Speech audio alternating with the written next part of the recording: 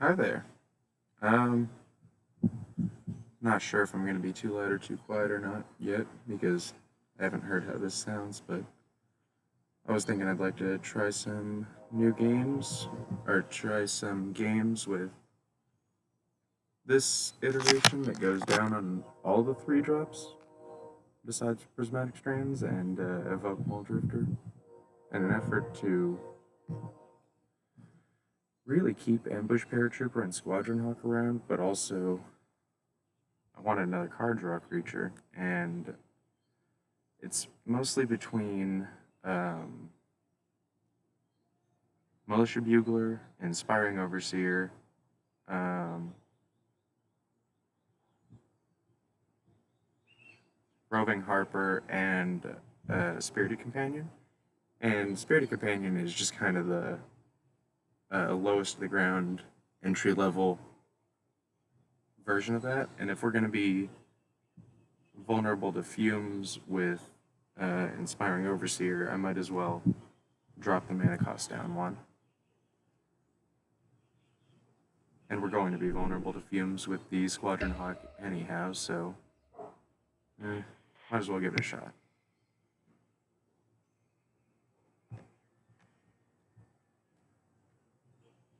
I'm gonna check real quick and see.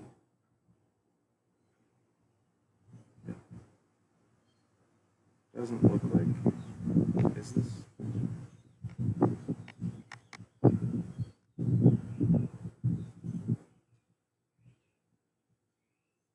Trying to see if this is. I think it is picking this up. I really don't know nothing about this. Like how to pick audio channels and stuff.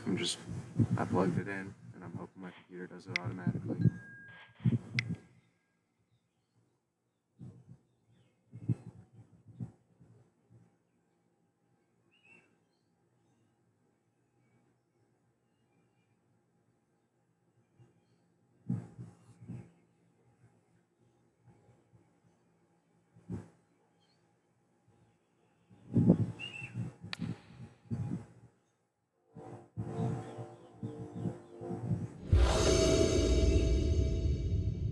The sound is definitely coming through my headset.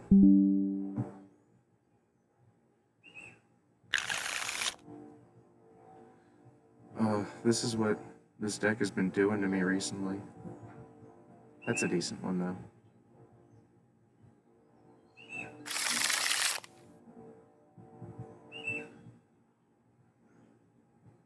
I think I tossed back the Squadron Hawk because I want to draw, and I don't want to draw a Squadron Hawk before I play the Squadron Hawk, but if this is blue, I'm gonna really regret that.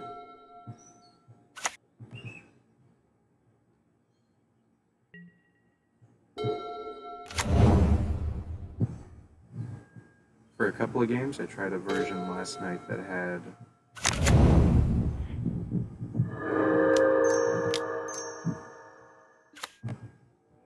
green as the splash instead of blue, with Jewel Thief and Nest Invader to act as like a one-time ramp button, and they were nice for getting out two 2-drops on turn 3, or like 3-drop and a 2-drop on turn 4, but I didn't really have the dream lineup of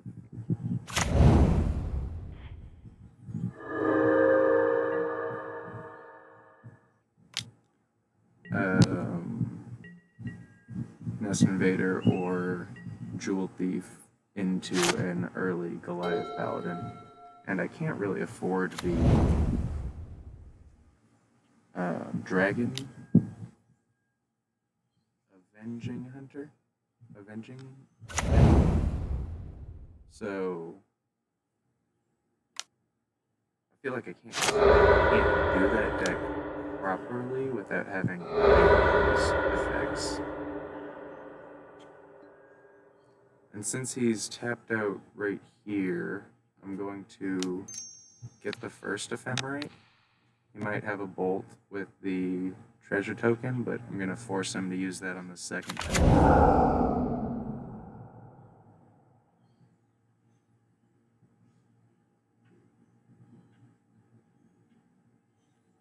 And if he does go for a bolt, I'm going to use Prismatic Strands.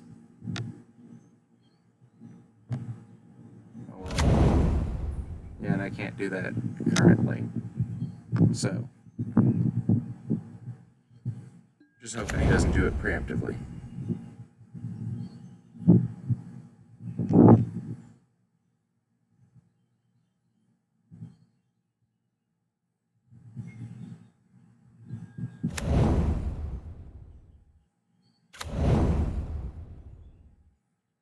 I've been fighting going the obvious route, obvious in my mind, of just kind of copy the Orzhov Ephemerate deck.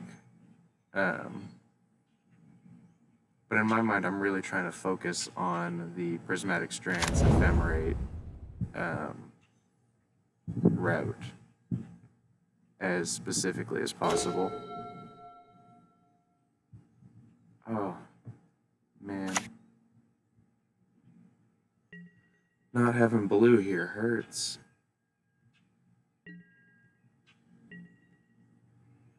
We will be able to get it with the Goliath Paladin. I'm worried about him setting up a 3/3 land.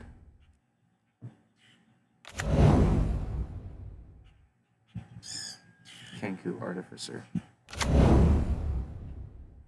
And I really wish he played that last turn. Because this coming turn, I really want to play Goliath Paladin, but he's got so much stuff to deal with it that he can probably take it out and steal the initiative. Sorry about that.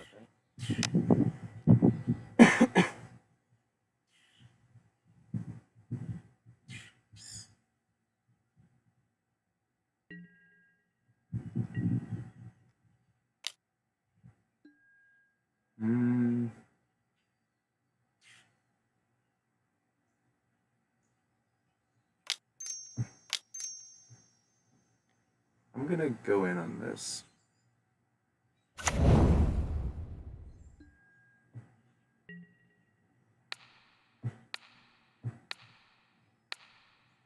Because he has to pick one of them, but we get to keep one. And yeah, I figured he'd let us keep the dog.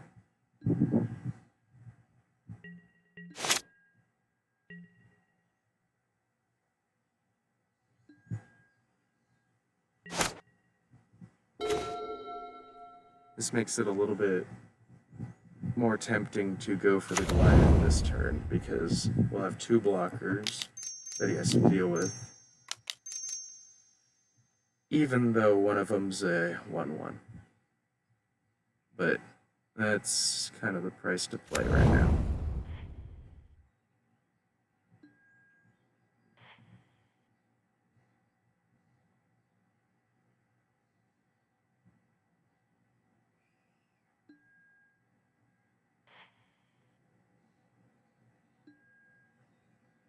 We're definitely grabbing the island. And definitely not attacking.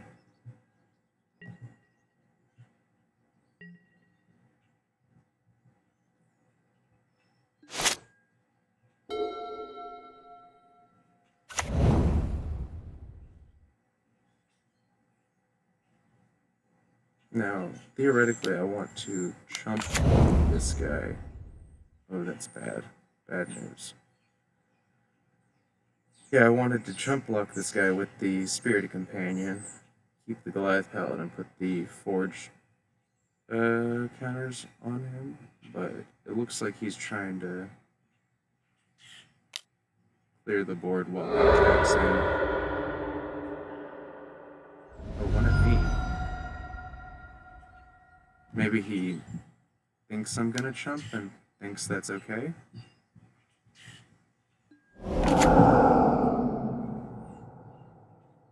Maybe he's got a cast down and he's just not worried about the big paladin.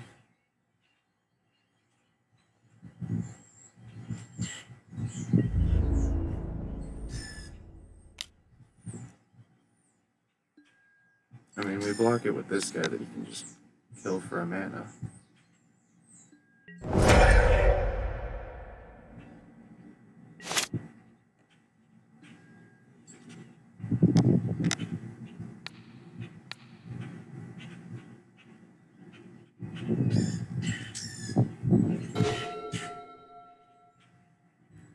And there we have a ton of blockers.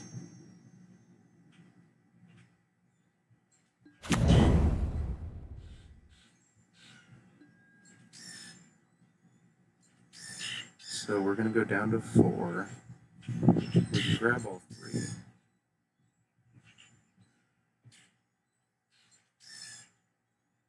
Another list I tried out that I might be willing to give a little bit more thought to was a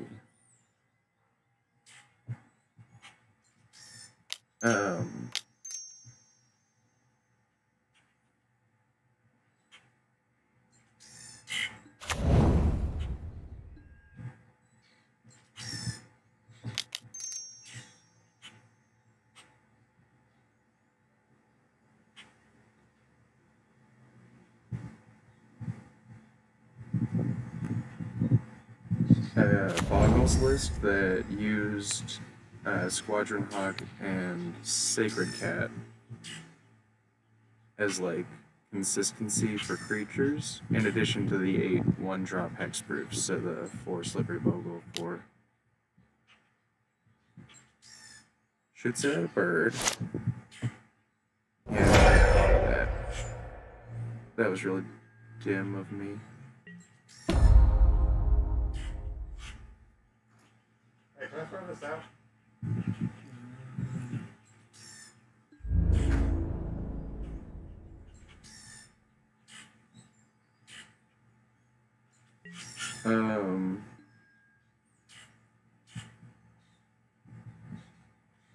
One second.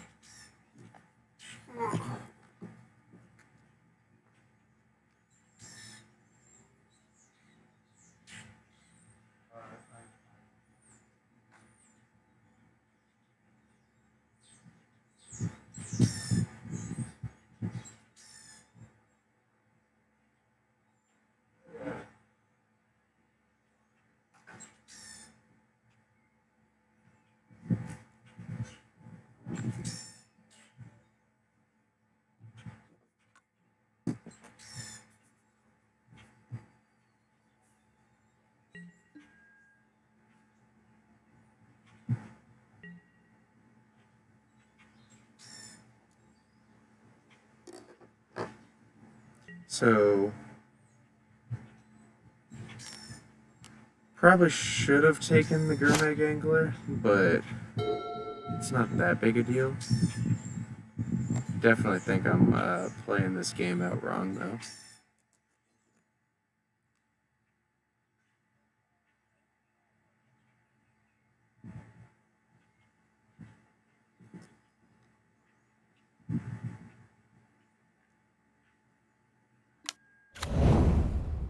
But I left him with the Gurmag because of that Prismatic Strands. And I was thinking if I can kill the Gurmag, it'll be way harder for him to cast it again, as opposed to Mirror Enforcer being real cheap.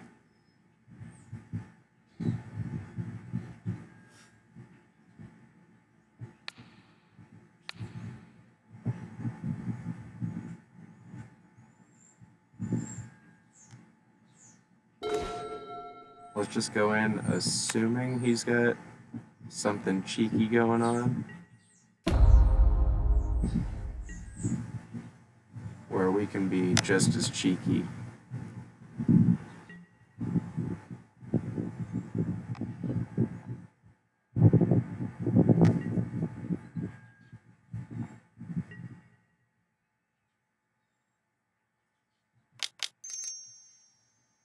I think we play it safe and hold up strands.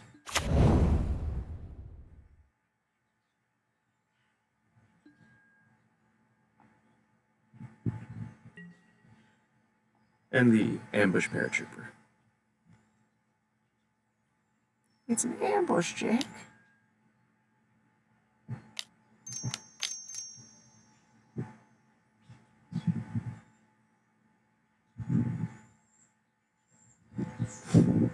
see what he's got.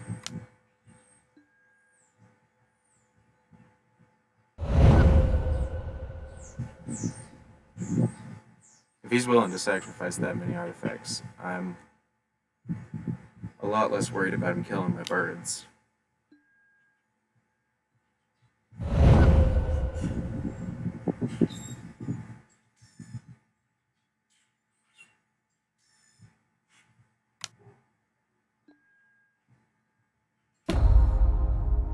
That's crazy to me.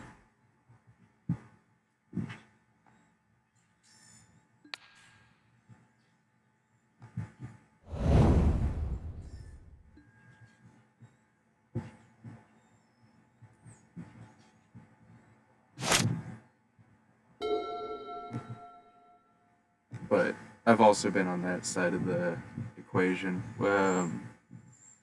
Makeshift munitions is kind of like a super intoxicating card where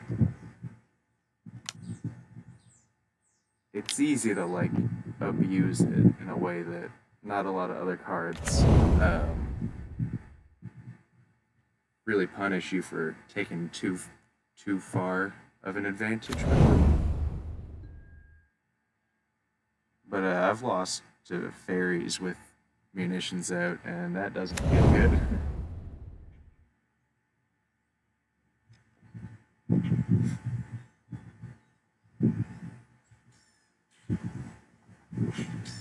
And so far, we're very far ahead in the race.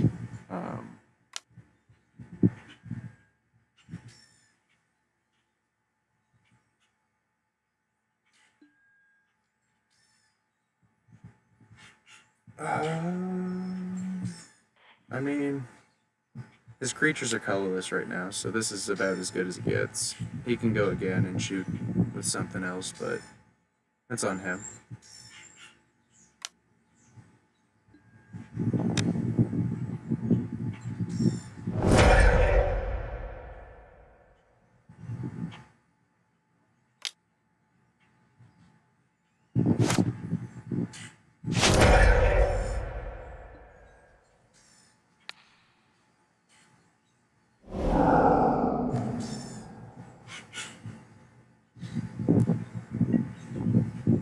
I see this as a very good position. I don't. This is weird to me. 1, 2, 3, 4, 5. 5 lands and 2 guys in play.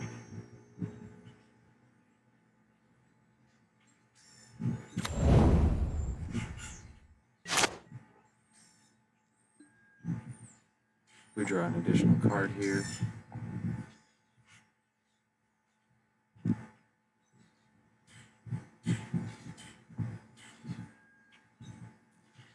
The additional one's not great. Oh, but that one is.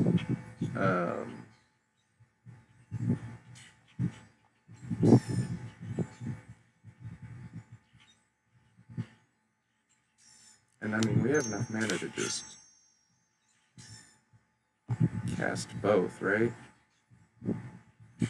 So might as well see if the 2 cards that Null Drifter gets are Plains and Ephemerate. But other than that,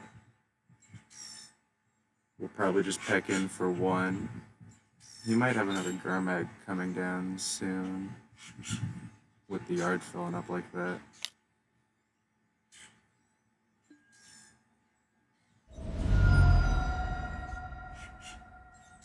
And if we don't find specifically Plains Ephemerate, Chancery's another 2 life.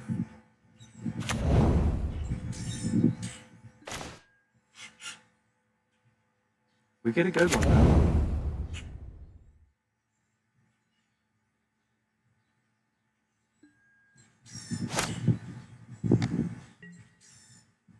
And I think I want to hold back so that we can try and guarantee go to the Throne of the Dead 3 as much as possible.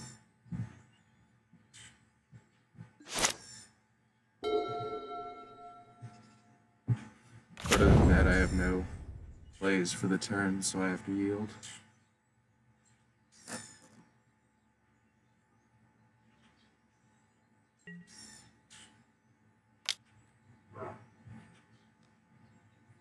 gonna go ahead and trade Mole Drifter if he'll let me.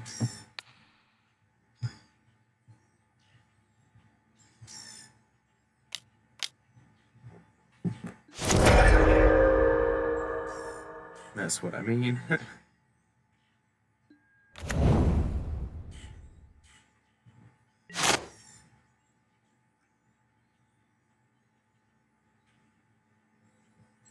And he might be regretting that if we try and forge up our Mole Drifter here. But there's no way I pass up on the throned Mole Drifter.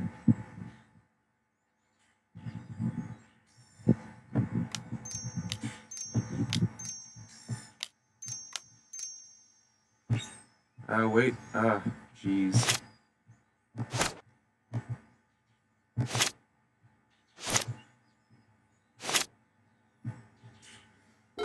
Still gotta draw another card.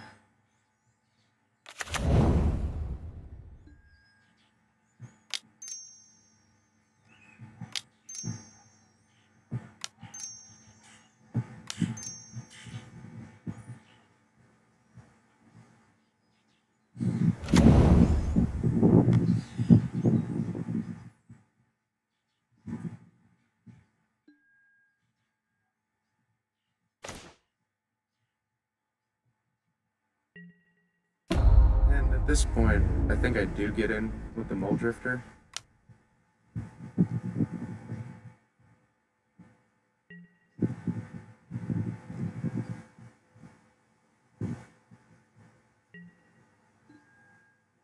And halfway through his deck, I'm not even sure if he has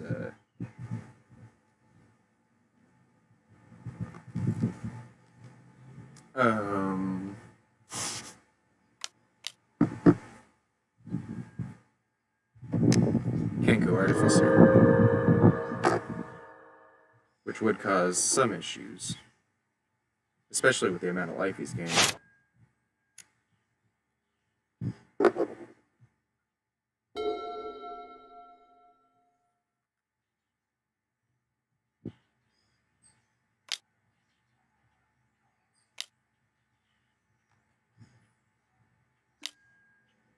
Hey, there he is.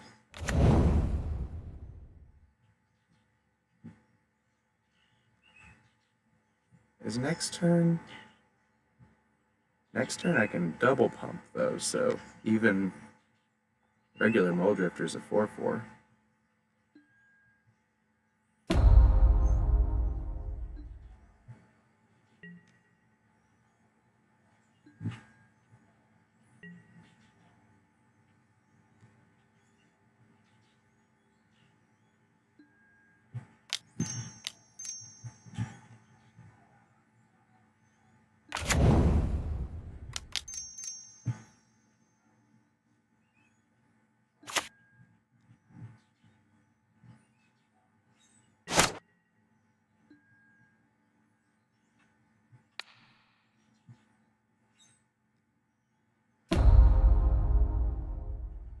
Let's just put it on this guy. He's as good as any. Yeah.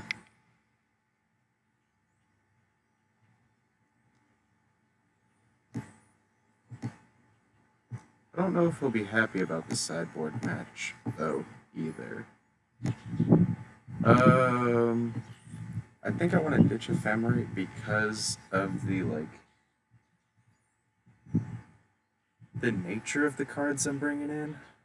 I'm trying to keep him, from being able to play. So, I shouldn't have pressed that. I still wanted to talk about that for a second.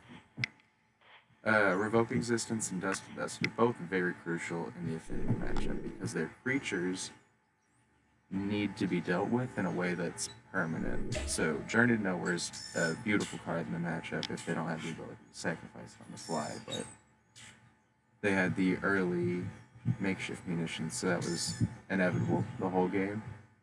And usually Deadly Dispute mana is what you watch for, but munitions makes it really hard. I'd consider Dawnbringer Cleric in the matchup, but then I'm citing too many things, and Dawnbringer doesn't always deal with something, whereas Revoke, Existence, and Dust does. They're basically always on in the matchup. They're like the meta deck that I kind of refuse to lose to, and then I've got blue lined up after, where that's why I've got the Ambush Paratroopers and Squadron Hawks, and combat decks like Koldotha, damage is kind of taken care of with the lands. Dimir Terror is usually a little bit too slow, and you can really slow them down with relics. Not really slow them down. I'm not totally sure if it's relevant, but it feels right, and I'd prefer to have relic in the matchup rather than, I think, Ambush Paratrooper, because he doesn't really, like, he might affect the board, but in the long run you're not getting bigger than their 5/5s, so they have effective walls that prevent ground attackers, so you have to get them through the air, or with the big Goliath, and you can make a Spirited Companion or a Thraben Inspector big, but it takes a while, and it's not reliable.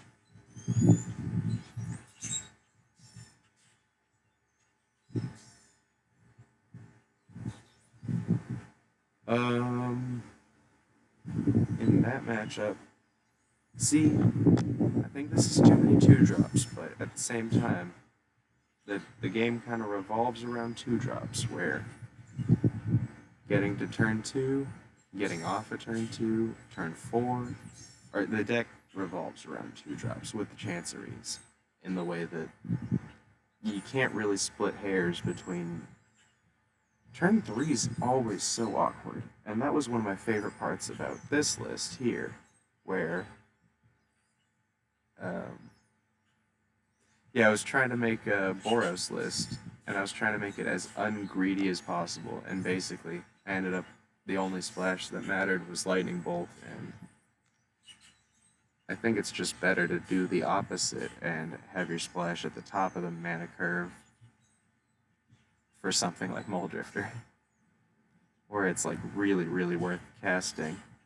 Whereas Lightning Bolt might be good, but I'm trying to imagine having enough mountains really knocks me off of casting white spells consistently. And if there were like some solid card advantage creatures in red, like maybe Ardent Elementalist is another good one, but I've considered in the blue list Mnemonic Wall and Archaeomancer, but what would Archaeomancer get back here but Ephemerate and Prismatic Strands? And like, those are good cards, but you don't usually want to cast Prismatic Strands out of your hand. It's more of a necessity of the card. And just repeatedly getting back Ephemerate might be nice with all the Enter the Battlefield effect cards that we're casting.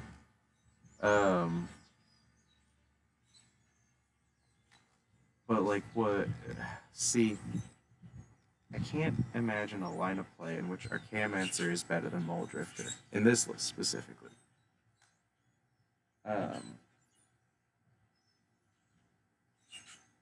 Sure, just taking the initiative every turn and juggling that is probably really good.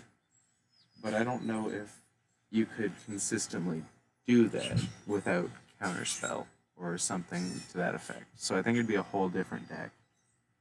Like maybe the deck that I really am aiming at being is some kind of familiars list that focuses on Strands and Ephemerate and Goliath Paladin, where the familiar stuff is all just mid-game counterplay and rebuff attacks kind of stuff. And they're pretty good at that. They're pretty decent at the mid-range in the middle game. I'm just not a familiars player, and I haven't investigated it fully, so I wouldn't even know where to start in building my own familiars list. I mean, I could copy one, but then I don't know how to play it, you know what I mean? I really play cards by feel, and that's why I kind of strictly stick to 4-ofs, because I've got this notion that either I want a card or I don't. Um, if a specific situation can't be solved with like a more generic card, maybe you need to find a more generic solution to that specific problem. And that's where I get this like 6 Kabir Crossroad, Radiant Fountain, and then Chancery setup. Because it's really hard for them to just outright deal with life gain lands when they're trying to kill you. And when they're not trying to kill you, this is a very minimal number of tapped lands. 6? 6 tapped lands? And I gain 20 auxiliary life if things go right.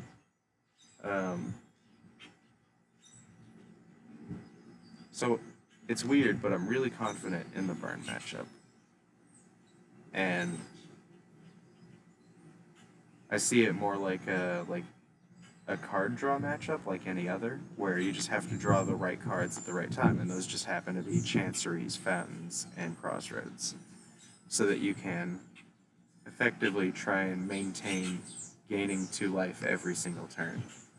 If you can gain 2 life every single turn until they run out of gas, you'll be sitting pretty at 16, and they'll be empty-handed and thinking like, what happened? He cast 1 Prismatic Strands to prevent 1 Lightning Bolt and then 1 Goblin Swing. Like, I used 1 card to prevent maybe 11 damage, but how am I still at 16?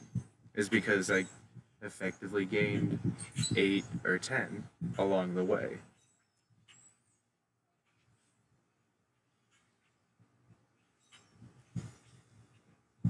Eight life is just 4 of these lands showing up in the right order. And seeing the first 6 is really the important part. I've never had to mulligan for them, but I would if I had to. I don't know why I'm just sitting here talking.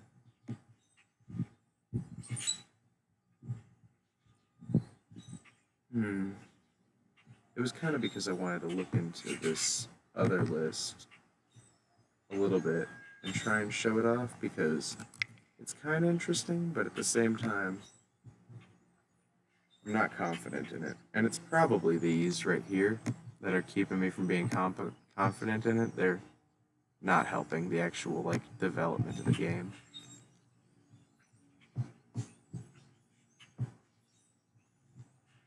Another card I'm super unconfident in is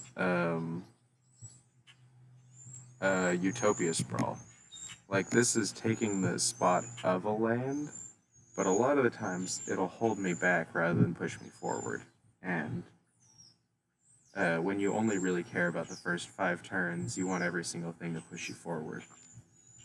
And the window of opportunity for it to actually do so is so slim that it's really hard to hit as a part of the main plan of just build a big guy.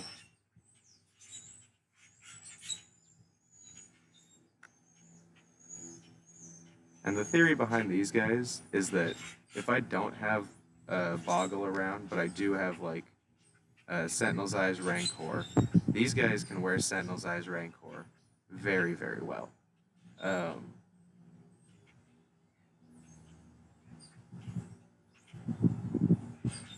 So what? They kill it. You just resummon it, or summon another one. You get the Sentinel's Eyes and the Rancor back. And that's why I was after the Cabaretti Courtyard and the Broker. What is it called? Broker something.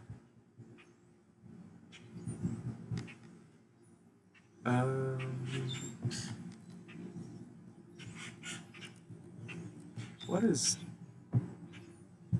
Why is this so weird? White, green, colorless lands.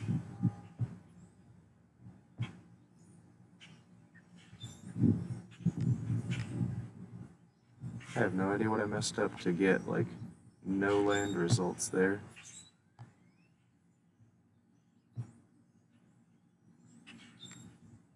I swear I do this exact search all the time. White, green, colorless. Is it the colorless?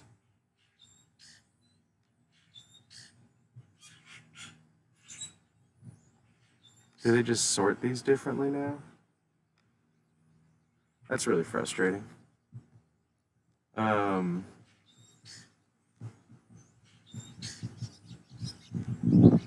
It's crazy frustrating.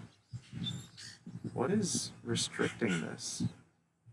To not be all in the same window? Do I have some kind of display setting? Wild. I was using these Broker's Hideout and Cabaret Courtyard to put stuff in the yard for Sentinel's Eyes. I'm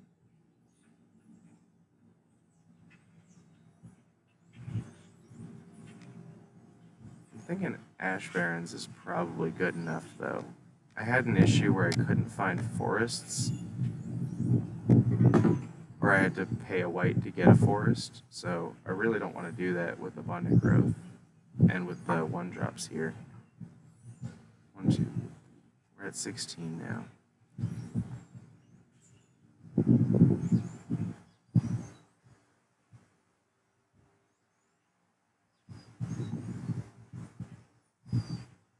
See, the traditional way to go for boggles is 16 lands and then the growth, or not growth, but Utopia Sprawl.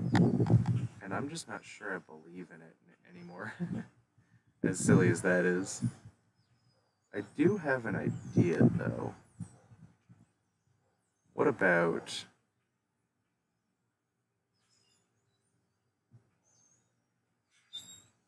Why is this... Green enchantments. Alright. It's going to take a minute to get used to that new sorting, if it is new sorting. So one idea that I've wanted to try out every once in a while is wild growth in tandem, so that it's more likely that you get the turn 1 acceleration that is an enchantment. And our expensive spells are all green, so wild growth on a plains is still pretty decent. And is basically the same as a Utopia Sprawl on a forest, in my mind. But, do you go down to 12 lands doing that? Because I don't think so. I'm very skeptical about that. But I'm willing to try it, just to see. And I'm definitely going down on the Ash Barrens. But now I'm really scared about finding a white source, because now that's Abundant Growth, Plains, Ash Barrens, and Utopia Sprawl. So that's 4, 8, 12 for the whole list. And no sideboard, because this is really just a see how it plays out kind of list in my mind. For now, I'm just toying with it. Like, the appropriate sideboards, like protection from red guy, protection from black guy, or the acolytes of the same variant. When I said guy, I meant the flyer, the bird.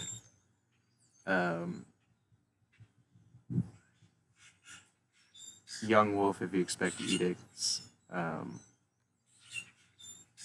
I like Vitality Charm, I think it's called, is the one for 1 mana. You can either give a creature +1/+1, create a creature, and I think the +1/+1 comes with trample. Or it's like you pick +1/+1 or trample. Which isn't usually a hard choice. If it'll save your guy, you pick the +1/+1. If it'll save your guy, you pick the creature token. And it's instant speed, so you can like hold it up. But you don't really want to hold up mana in this deck either. You want to kind of get everything going ASAP, like now, where we're gonna Glade Cover, Rancor, and Lumber next turn. And just kind of hope that's enough, really. That's my problem with Boggles, is that without an Armadillo Cloak, this doesn't beat Burn. And if it is Burn and I find a Sacred Cat, I'm going to want to save these things for it, right? So it's a kind of a weird matchup in my opinion. I do like predicting that it's burn right before it's burn. Totally meaningless, but I did do it. I did predict burn. This time, I really shouldn't have done that because he's going to have end the festivities for sure, but I'm looking for Sacred Cat just the same, or Armadillo Cloak, so it's kind of like if I knew it was burn, I would have mulliganed for it, but what can you do?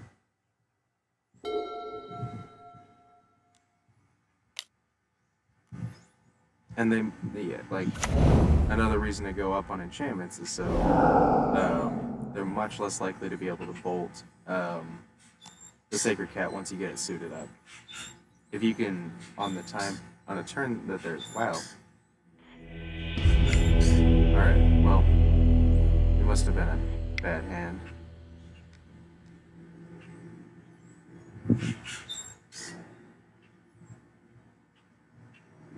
Ours wasn't great either, so I'm not worried about losing the match. Or losing out on playing it. This is... Yep, no lands. I knew this was gonna happen. But... this one at least has the tools, but putting 2 back is gonna be really hard. I'm thinking...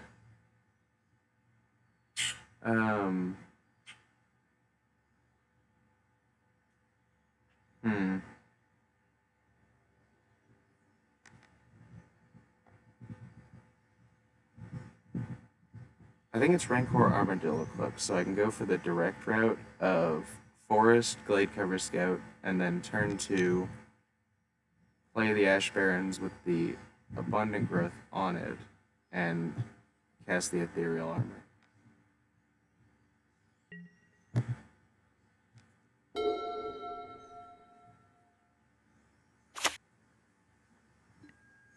And it's blue, so unless they have a Force Spike, getting the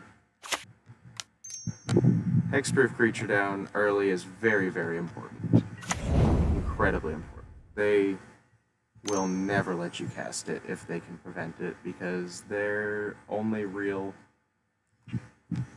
way to prevent you from growing this guy after you get it down is to counter it before it ever comes down. So, it's just a necessity on their part.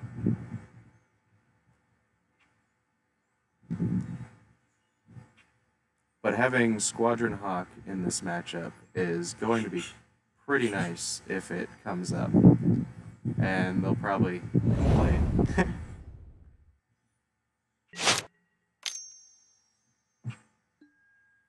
When in fact they're probably right. Oh, it's not fairies. Okay. It might still be fairies? Interesting.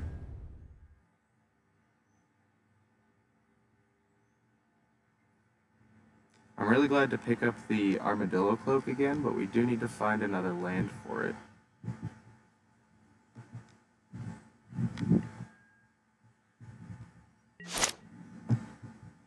If we could get that to resolve, we'd basically seal the game away.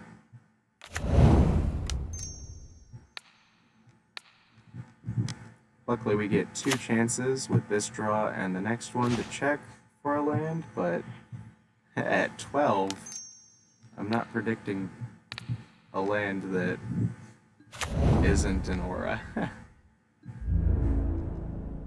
And Sentinel's Eyes would be really nice right now, but... or soon, I mean. So that we can attack and prevent the ninjas from getting in.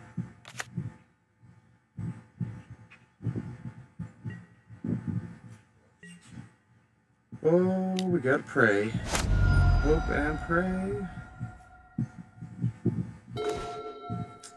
That's what I meant about a land we're gonna have to cast.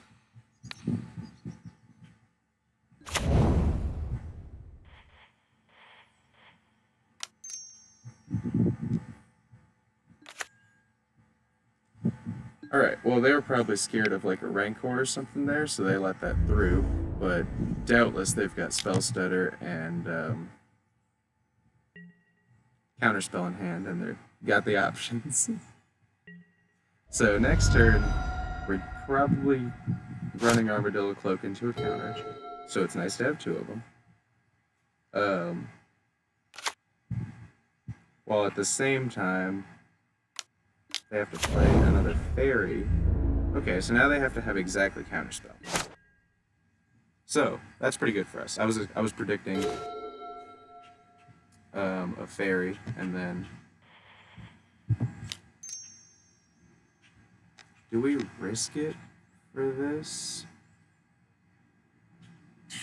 No, because then if he has Spell Stutter Sprite, he can use that. I want to make it so that he's got specifically Counterspell or Bust. That's fair.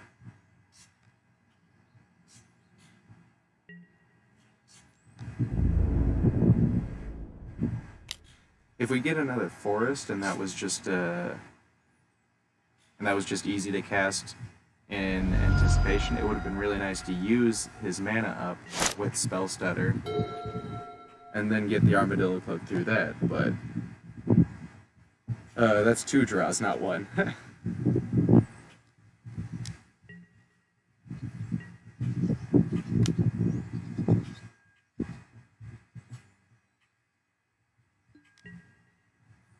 He doesn't play a ninja.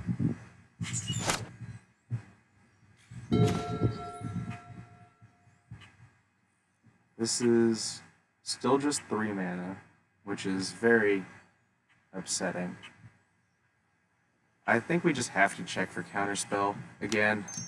If he doesn't have Counterspell, we're doing pretty good.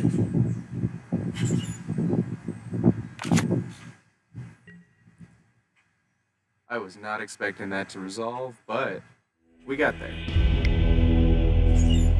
Even 2 Spell Stutter Sprites would have been worth it, like just throwing down 2 of them.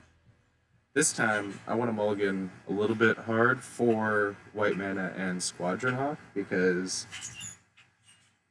that'll be incredibly aggravating. Although they can just snap the Squadron Hawks, so I'll have to restrict enchanting them with Sentinel's Eyes and Rancor. And if you're wondering, there's no sideboard, because this is totally just testing. If I were to build a sideboard, it'd have like Standard Bearer, Obsidian Acolyte, Crimson Acolyte. I mean, not Obsidian Acolyte. There's not really a two. Nobody's really playing Evankar's Justice. This hand has everything but creatures, and that's incredibly important in this matchup.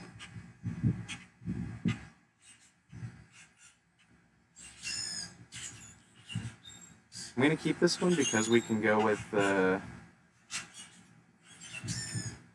Forest of Utopia Sprawl turn 1, and then get the Cats and Rancor going turn 2. So I think I ditch Sentinel's Eyes as much as I want to keep it around.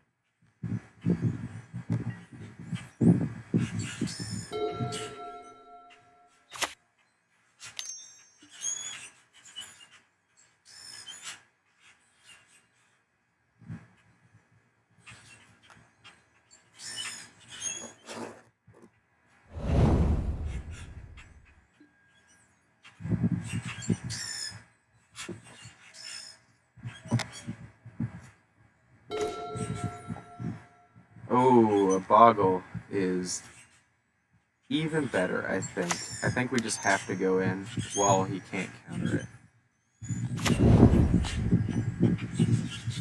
Because otherwise he's going to be trying to snap our cat, and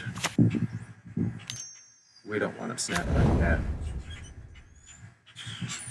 Land draw here would be incredible, but I cannot anticipate it being 11 out of 53 cards. I think I'm going to have to settle for Utopia Sprawl. But Ethereal Armor Rancor next turn is 2 spells, so... Oh. That's incredibly disappointing.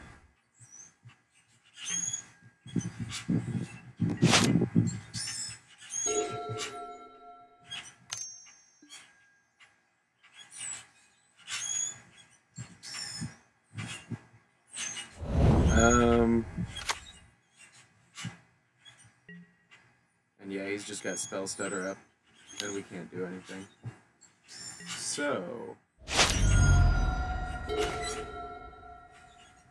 I'm leaning towards conceding.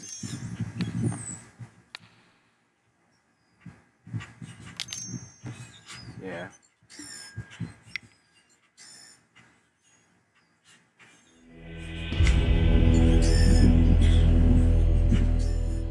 I'm not sure what kind of sideboard you would want for Mono Blue for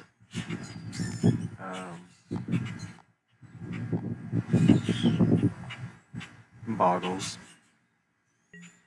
Maybe something like Phyrexian, Fenix's Insight. What's that? 3 mana, draw 3 enchantments. She probably just needs something high value. I'm gonna keep this one. This one's incredibly risky, but it does have a Glade Cover turn 1. And it does have 1 mana.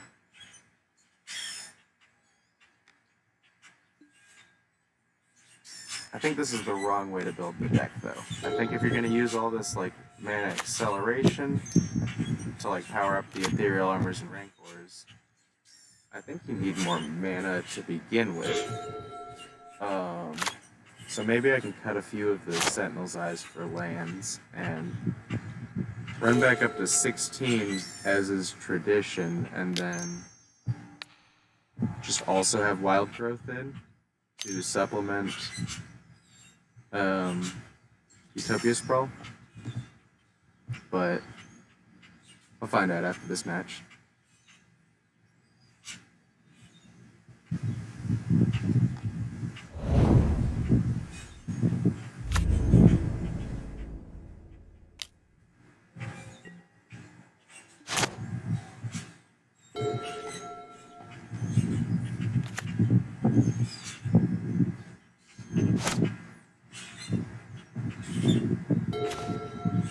Oh boy. Alright.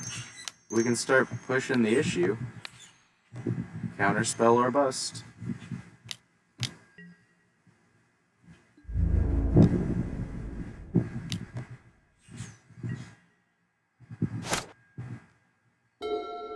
It's not even that big of a buff right now. He just can't let it resolve because it'll spiral out of control, probably. But not with my hand size and access to mana.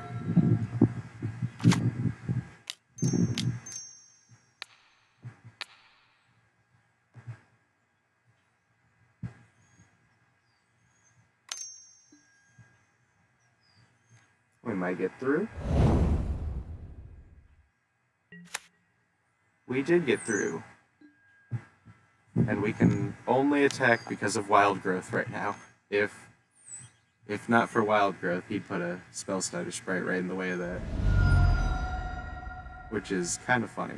But this is why I kind of want to lean into the Utopia Sprawl plan instead of lean out of it.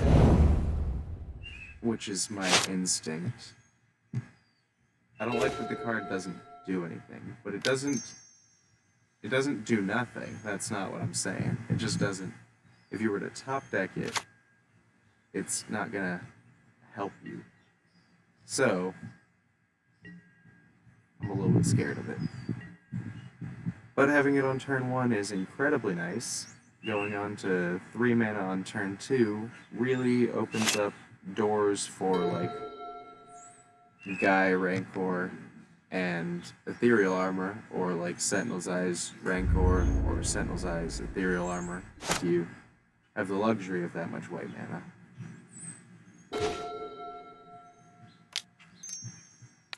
We now have the luxury of white mana if he allows this to resolve.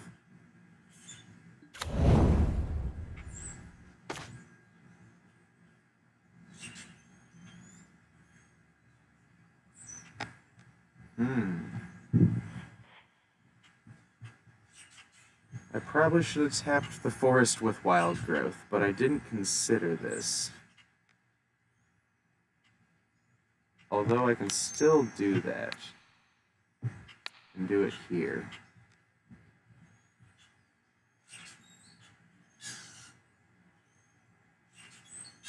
Because I want 2 mana, because I'm imagining he's going to counter Sentinel's Eyes.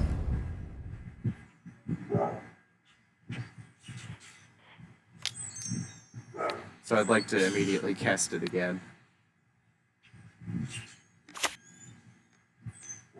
But it's not in the cards. What is in the cards is a Vigilance 8/6. That I can't imagine he has any way of interacting with. I think he just has to put up chump blockers every turn, which is a huge tax on his card draw abilities. Oh, Echoing Truth, though. So he killed it. Very impressive. I didn't consider that.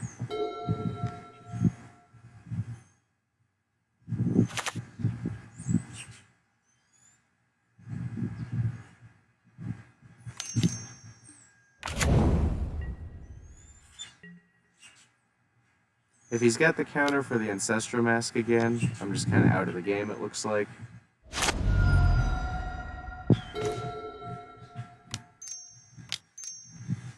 But if he doesn't, you know,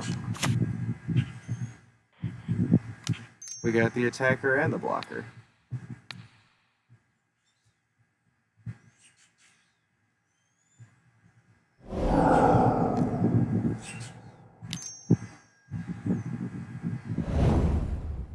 Now, what is the likelihood that he has another?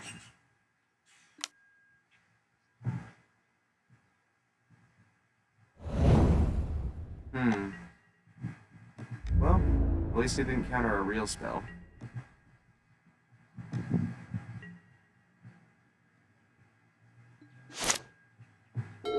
Yeah, if he had Frantic Inventoried, he could have countered the Ancestral Mask.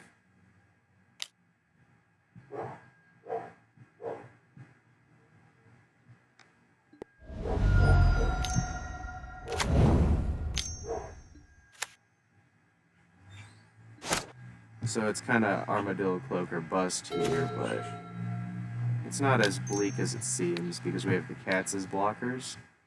So his chunks of 5 are going to be coming in a little bit slower. And we do see Armadillo Cloak. Crazy enough. I think I go for it. If his last card is Counterspell, he just wins, but this'll do pretty decent.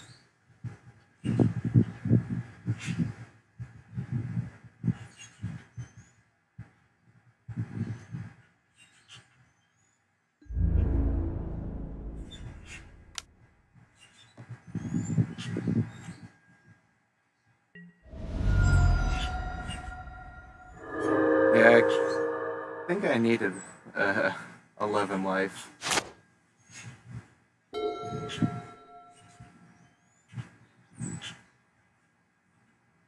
I'm guessing he'll counter the Squadron Hawk if we try and play that. So, hey! I was expecting to take 15, see what life looks like at 5 life, but so I really like the Squadron Hawks and the Sacred Cats, like as just another source of lifelink, because against Burn, throwing an Ancestral Mask on a Sacred Cat really it does it all. And Ancestral Mask was feeling very, very strong with the Wild Growths. Fairies matchup too, so maybe I don't need Squadron Hawk for Fairies, maybe just enough pressure will do it. And in the Fairies matchup, I much prefer Silhana Ledgewalker either way.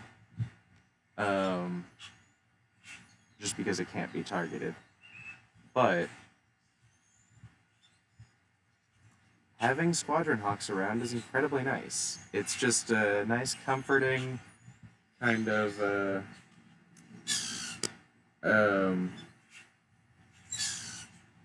almost like a planeswalker ability, where you just have the ability to be in the air when you need to, on time generally, and it's hard to discount Squadron Hawk.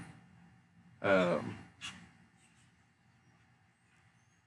but nobody's playing Squadron Hawk in Boggles, so there's obviously a reason to discount it. I do think Sentinel Cat, or Sacred Cat, has a lot of pushing power, though. In regular mid-range type of matchups, like Boros, for instance, they need to find a Journey. And not a lot of Boros runs Journey, in my opinion. I kind of think it's a little bit of a non-bow with Experimental Synthesizer, but I lost to somebody playing Experimental Synthesizer and Prismatic Strands last night, and I was boiling over because losing to decks that feel architecturally bad feels even worse, in my opinion. Like, it worked out perfect for him, don't get me wrong, but I just absolutely hate the idea of wanting to cast Prismatic Strands off of the top of the deck in order to do nothing but put it into the graveyard instead of in exile. Because it's a very valuable card, and having it in the graveyard is almost more valuable than having it in hand a lot of the time. So I can see merit to it, but it feels insane. I was thinking that I want to try swapping the Sentinel's Eyes out for just some straight up more lands. Like one more of these, one more of these, and then two more forests. Maybe something like 2 Ash Barrens, 4 plains would be better, but trying to get to the early forest is incredibly important. And even more so with wild growth now added to the list.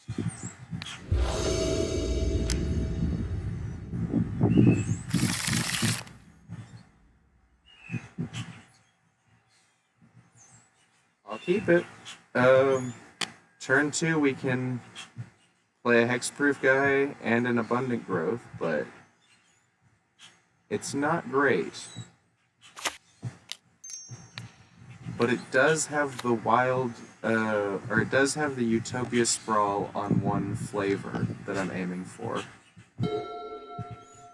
Where, even though I've only seen 1 land, I now have 2 mana. And it is as a result of an enchantment. So I need to cast Abundant Growth this turn, so that next turn when I tap it I can get white mana. But I'd really like to cast Rancor now. Because this is... I imagine this guy might have an Electrickery or something. So we need to get our guy big soon.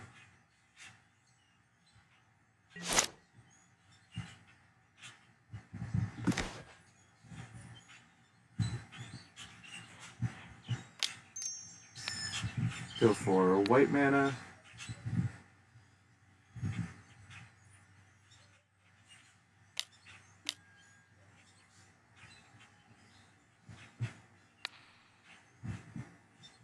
Yeah, see, next turn he's definitely gonna wipe it.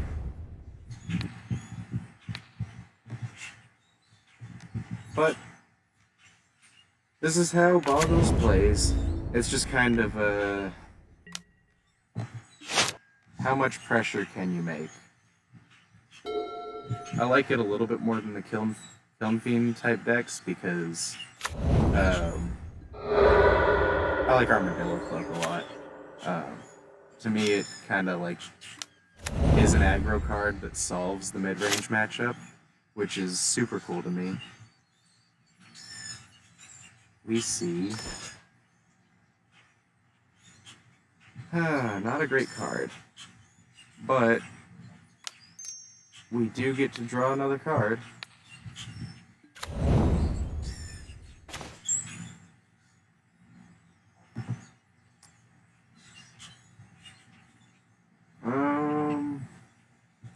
that's horrible. Alright, well. Still just waiting to die.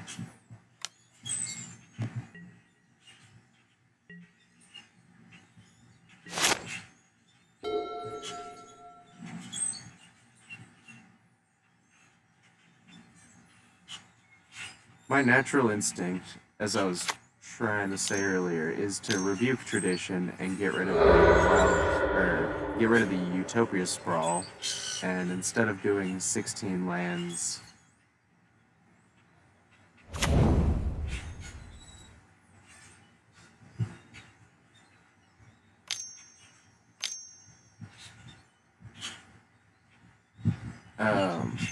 and a Utopia sprawl, try for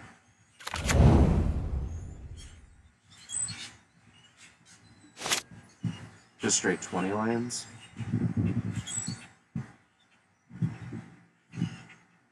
A mana here would be nice. Hey.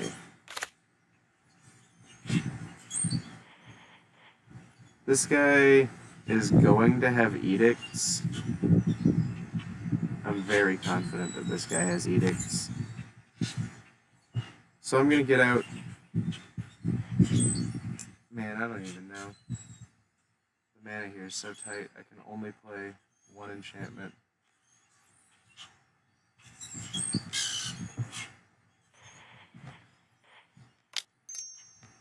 But I really want to play the 2 creatures, so I'm going to.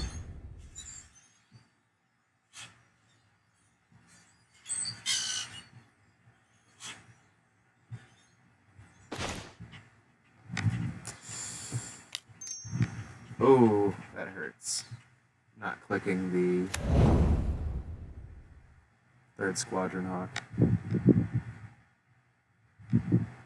Just saw a beautiful flock of birds.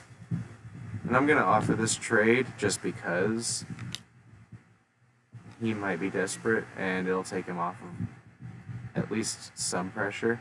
And we get the Rancor back. We still have another creature quality in play.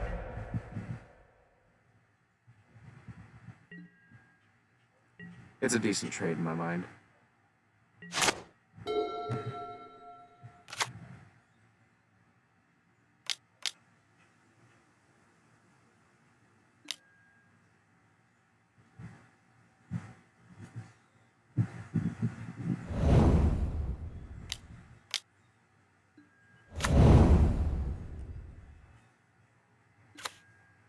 Once again, a mana would be nice, but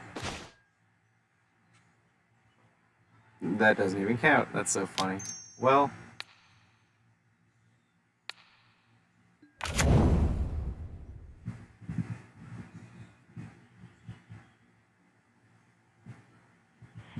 let's just go ahead and get big. But he's definitely got Lightning Bolt, Edict, and we're squished.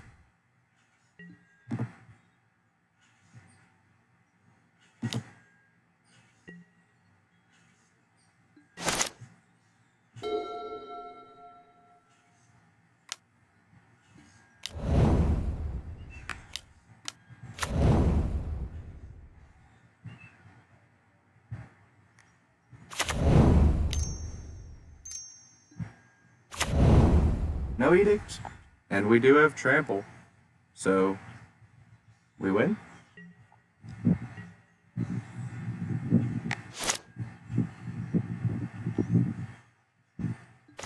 I was not expecting a win against the heavy control deck.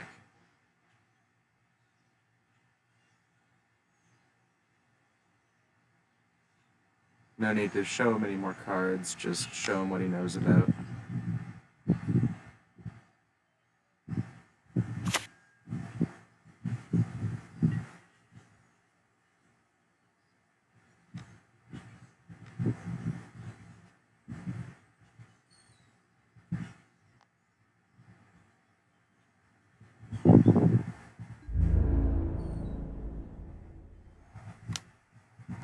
I like Boggles as like a...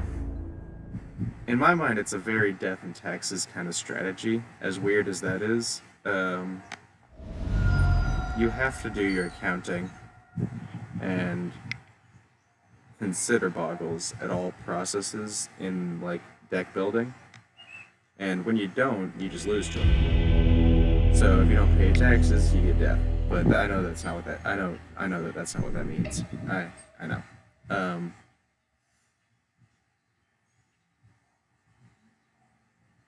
the way that the creatures are like hard to deal with is the way I see it as a taxing effect, and then you know they kill you.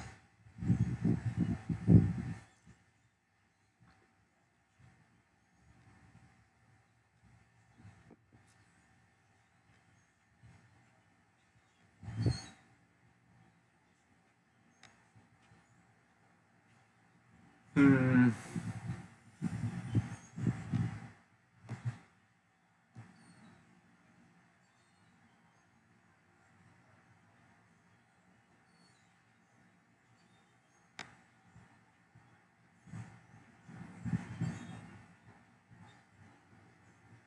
Felt like I had a bunch of ideas for decks the other day,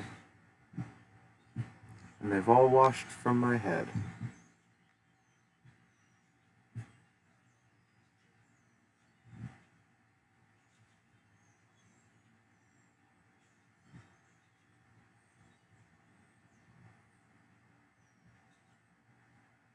See, I like this list, but it's also absolutely trash. There's no card draw here. Militia Bugler can miss. Thraben Inspector costs a lot. Cleansing Wildfire brings in Dust to Dust and Revoke Existence Hate against you.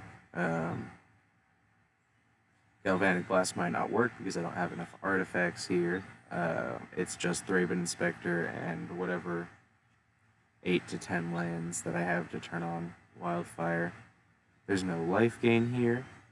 And it's not like I could squeeze it into the lands with the mana base being probably 8 tap lands already just to facilitate Cleansing Wildfire.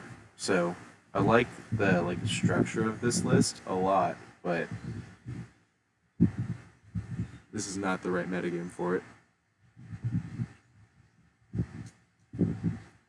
And then this one was just funny. This one might be doable. I was trying to like make soldier slivers, but I didn't realize that this lady was 3 whole mana. I thought she was 2 like these guys. So it's a little bit awkward. But I still think there's something here, as funny as it is, because you can use Core Skyfisher to make 2 soldier tokens, and if you've got a couple of these guys, like one of these guys and one of these guys around, that's a 2/2 token, come on. And it comes into play as a 3/3 with the Ancestral Blade.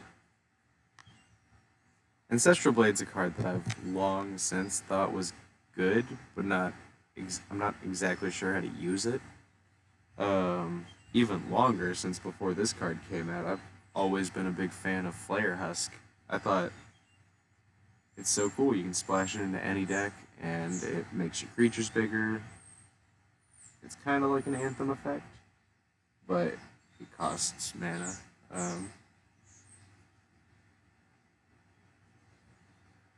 But Ancestral Blade's cheaper to move around after the fact, which is the majority of its lifespan. So I think it's better on that front. And the token that it creates is better because it can survive on its own without the equipment. So maybe I'll try and build a Ancestral Blade deck. Like very much trying to utilize Ancestral Blade as much as possible, because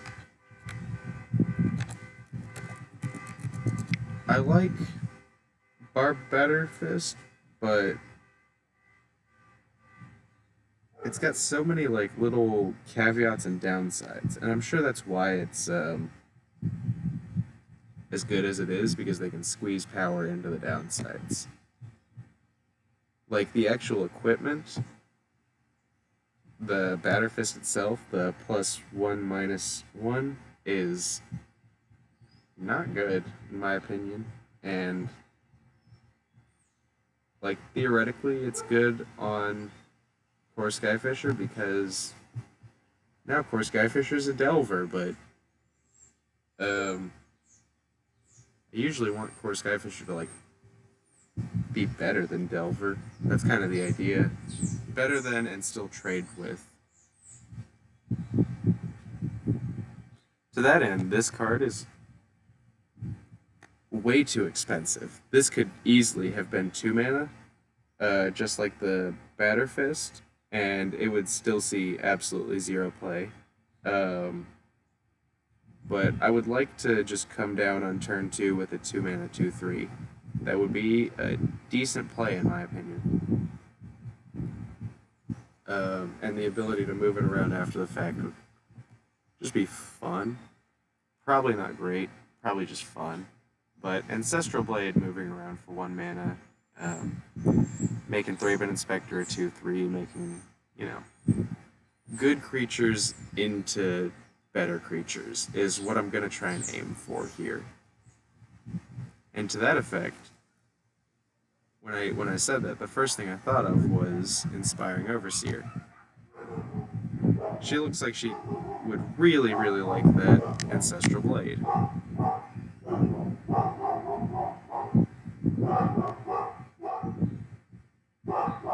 I don't know if I can go with Core Skyfisher yet. I'm gonna let the list flesh out a little bit more first and see. There's also that great sort of tier, the when a creature attacks it gets +1/+1. And I'm also very interested in that card, but I don't own it, so testing is a little bit um, I don't own it, do I? Yeah, no. Let's see how much it is. Of tier. Of tier.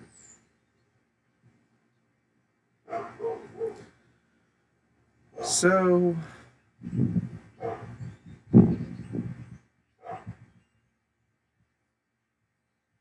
I want to try that.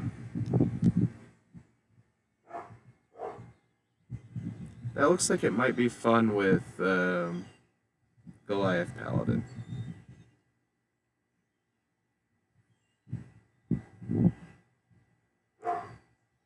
It might be straight better than Ambush Paratrooper.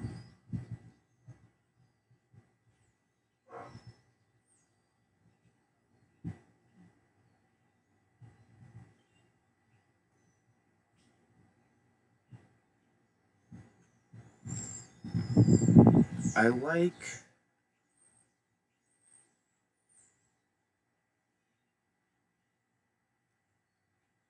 Militia Bugler a lot with Great Sword of Tyr as well.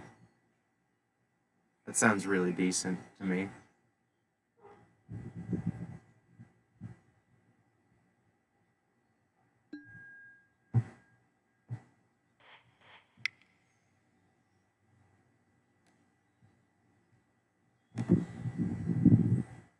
I swear, if I've got 8 of this, right after this, I'm going to be very upset. But there it is.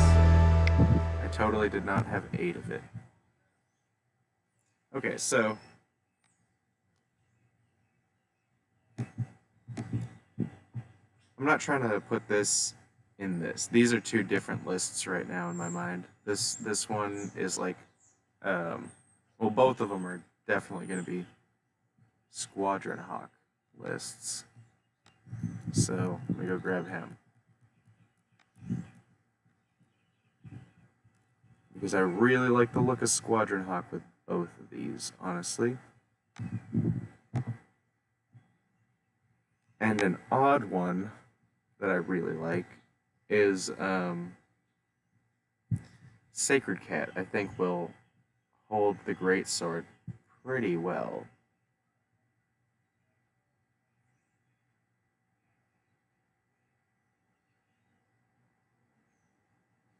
like as a 2/2, you can attack into a single core Skyfisher, block it down, or tap it down. Go up to being a 2/2. And then next turn it threatens to grow again.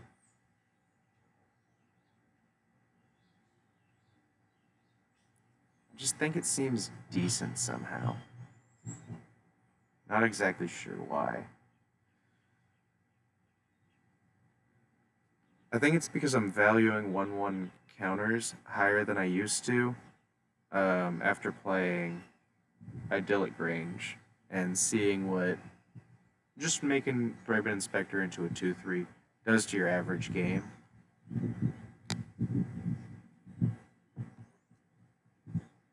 It's not a crazy amount, but it really does change everything about Thraben Inspector. Also another like auto include. So these are automatically in the list. These guys are hanging out in their own list. We're going with Goliath Paladin as well because it's probably the best card in the meta. Prismatic Strands. But do we want Ephemerate? Just put that over there.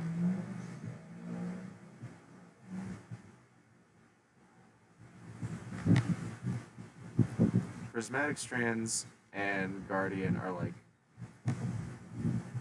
best buds for life, in my opinion. They're almost reliant on each other in the way that I play them. And the way you can like just get out of trouble real quick is very useful. So, oh wait, you go here. Okay, so our automatic 100% in this like core white deck that I like playing is right here. And then I'm thinking Great Sword of Tyr. Honestly, it feels like Christmas Land and a little bit too like a little bit too Winmore to say, man, it would be nice to have a Great Sword of Tyr on Goliath Paladin. While at the same time, I'm not even sure if it's that good. In like a stalemate type situation, picking one of their guys that cannot block doesn't stop them from chump blocking in most cases. Though it very well could. Especially if they're trying to take the monarchy or the initiative. If they're trying to take the initiative, then they're going to be tapping a couple other guys. So I'm imagining a board of like 5 guys. 5 guys. Great Sword of Tyr does not. It doesn't deal with 5 guys. But Great Sword of Tyr, a Squadron Hawk, and a Goliath Paladin kind of does deal with 2 to 3 guys because first off they gotta attack with probably 2 guys unless they've got 2 flyers. Then they can, yeah, they have to attack with 2 flyers because they have to get around the Squadron Hawk. Then if they've only got 1 blocker left, you can take the initiative right back. I'm also trying to imagine Great Sword of Tyr with Prismatic Strands, and I'm liking it a lot because you get a lot of control over who is blocking and when, and your creatures get bigger, so you can use Thraben Inspector to trade with something that's a 2/3 or a 3/4 potentially. Once it's a 2/3 or a 3/4.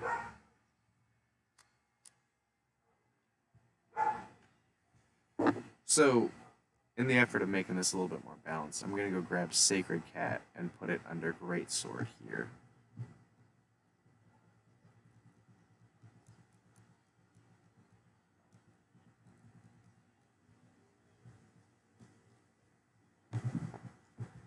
And That's not to say that Sacred Cat would be bad in the Ancestral Blade version, but I'm not sure about Sacred Cat being an auto include in the regular list.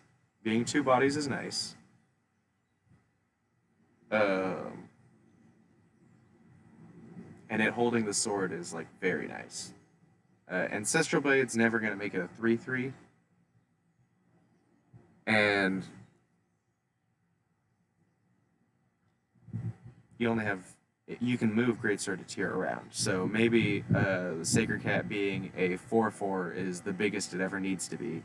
So I move the Greatsword to tier over to another one or something. But Ancestral Blade doesn't really have that much versatility. I'm also imagining I get a few turns in with the Greatsword of tier, and I don't know if I have the right creature count for that yet.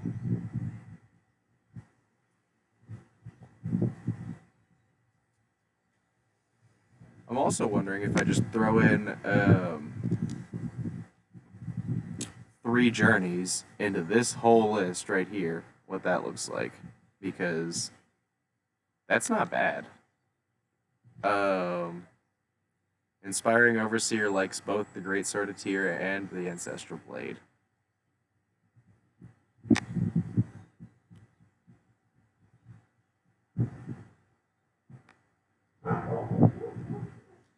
And I've been really regretting how much I like Militia Bugler. Because when Militia Bugler misses on Goliath Paladin, or misses in general, there's a lot of situations where you'll reveal 2 Goliath Paladins and you're not allowed to take anything. And it feels very bad. Whereas Inspiring Overseer always hits, usually trades with Delver, usually trades with ninjas. It kind of just does its thing. So I like Overseer a lot.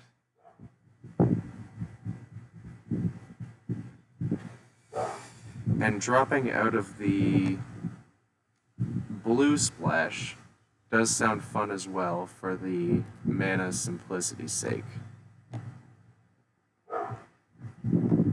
And this mono white list looks very different than my previous ones. But these guys are long-term value. Not exactly card draw, but Squadron Hawk is sort of card draw. Sacred Cat is sort of card draw. Inspiring Overseer and Flavor Inspector are card draw. Goliath Paladin results in card draw. It kind of looks like there's enough.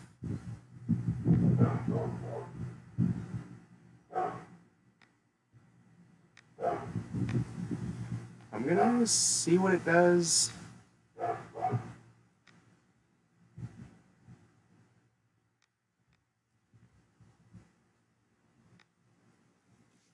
The mono white mana base is very different in my mind than the Azorius one, because it's pretty easy to just throw in a Chancery and cut down on your other tap lands so that, you know, Chancery's not picking up tap lands. You don't really want Chancery to be picking up tap lands. But if it has to happen, it has to happen. And then playing something on 2 next turn isn't the worst. But I'm thinking 2 Idyllic Range could be fun.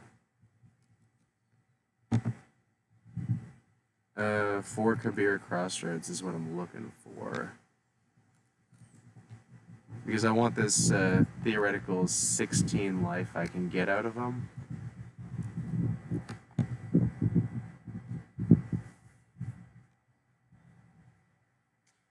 Although without running the Chancery,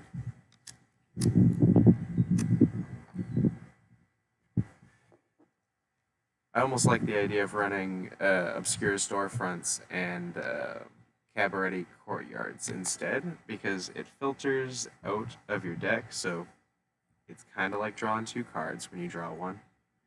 It's not a good card, but it's kind of like drawing 2 cards. And you gain a life, so it's similar to Kabir Crossroads. The only downside is that you can only, or you can't pick them up with crew lands, but without playing a Chancery, I don't have to worry about that as much.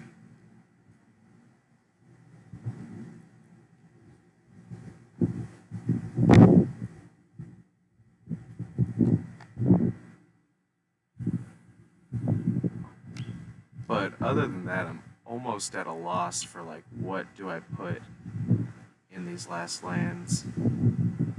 I don't want a bunch of colorless sources. I've run into that problem too many times.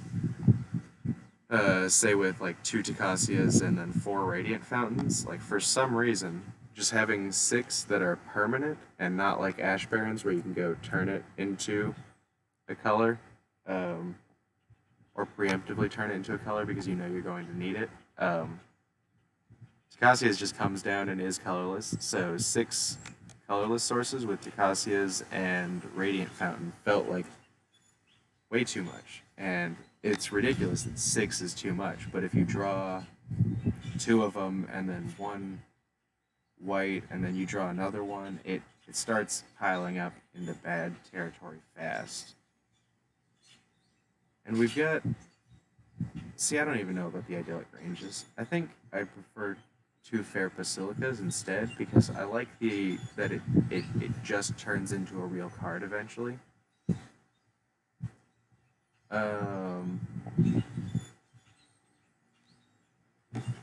And then like, let's see here, 14 planes. 14 planes. We need some relics.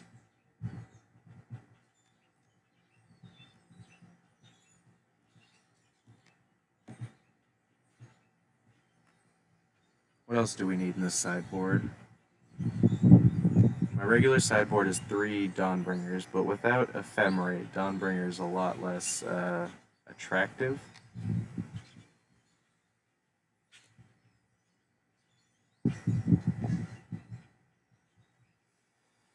A card I like a lot from the sideboard in matchups where enchantments matter is Aura Fracture, because you can turn their land destructions, or you can turn their enchantments into land destruction spells against their will. And they'd usually prefer an ethereal armor to popping a radiant fountain. So, even though it's 3 mana, just the fact that it continually shuts down artifacts or enchantments is very nice, and that's how I imagine Dawnbringer playing out with Ephemerate traditionally. And then I want something for the 14th card that kind of goes hand in hand with everything else.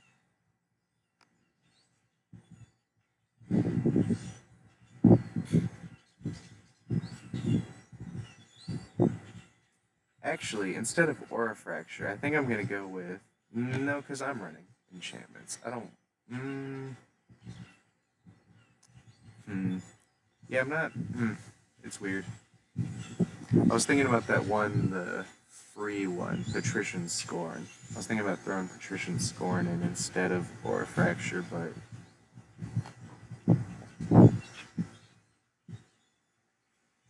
I'm thinking about, like, Boros and Mill with their just one-off enchantment, and Mono Blue running Modern Age and Moon Circuit Hacker, and you just kind of want to have the ability to actively remove enchantments as the game goes on, more than destroy all enchantments. Even against Boggles, you usually want to target them. You don't really care about every single one of them, but either way, I'm bringing in 6 cards for the Revoke Existence and Aura Fractures, so I'll have play against Boggles. And Prismatic Strands does a lot of what is essentially drawing cards, since it buys whole turns, but I think in the right situation, a turn is better than a card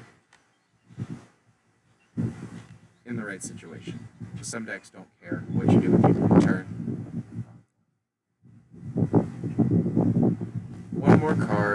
Um,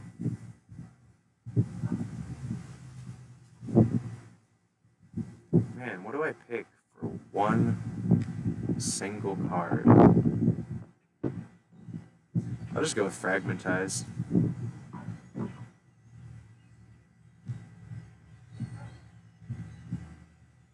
Just stop thinking about it. Maybe an Oblivion Ring or something would be like, oh, I need to bring in more removal, but bringing in one more piece of removal's not going to do anything.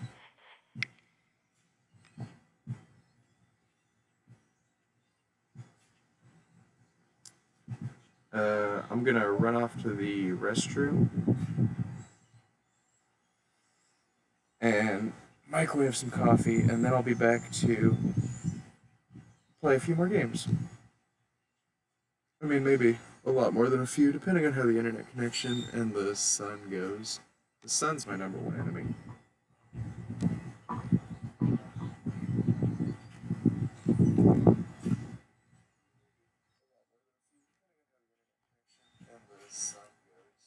Sun's my number one enemy.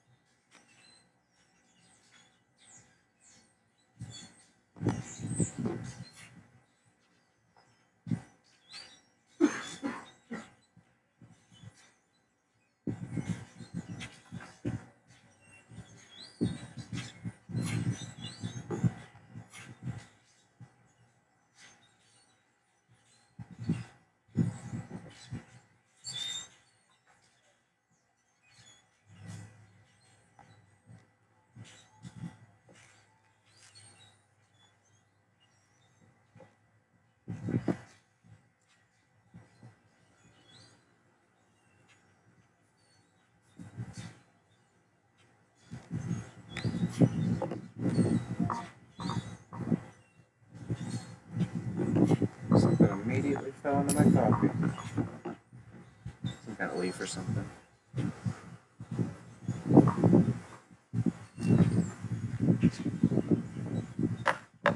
It is pretty windy. I checked the audio, and it's not bad. It's still tinny in a weird way that I don't understand, but it is picking up a lot more clearly. So this headset's definitely doing a lot, but clearly I'm still an idiot.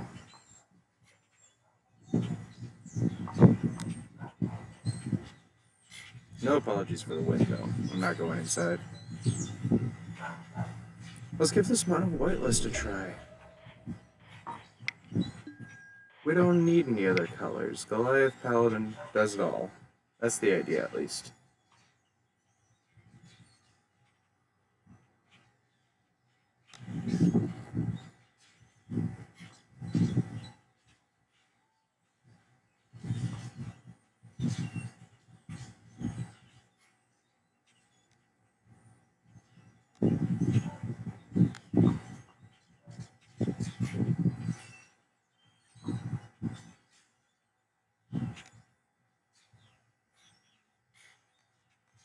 I had a viewer a little while ago for a good long while. I'm sure talking about it's a little bit cringe, but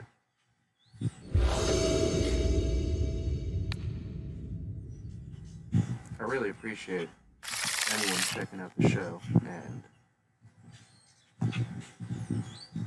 I just like to hear from people.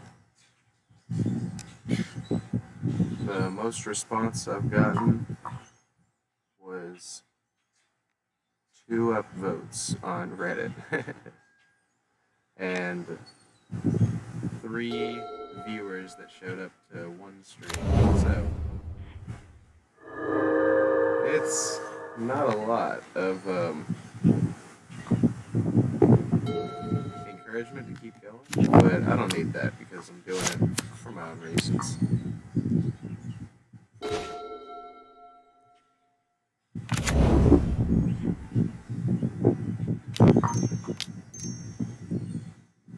I like the Ancestral Blade on 2 better than I like the idea of Greatsword of Tyr on 2. Spell Pierces. An interesting card.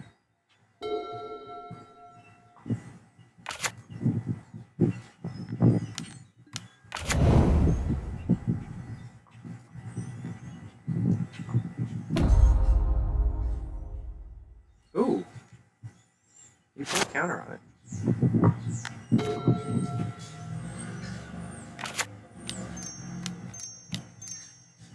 The list feels super anemic without counterspell. Really hope I don't draw another Squadron Hawk next turn.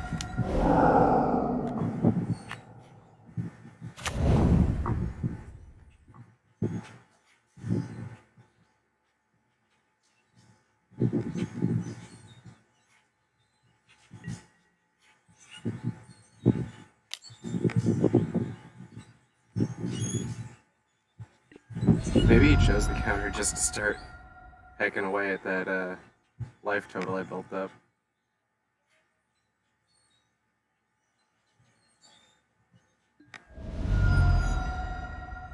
Or probably more accurately, he just wanted to leave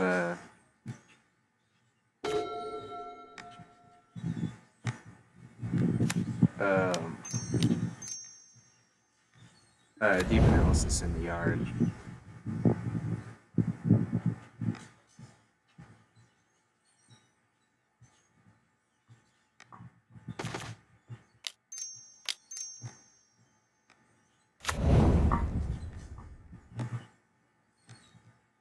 So next turn, a land would be very nice. And it's very likely to be untapped if we get one. But if we don't, it's not the end of the world. I'm missing Ambush Paratrooper because he's such a nice, like, hold up 2 mana, do something on the end of their turn.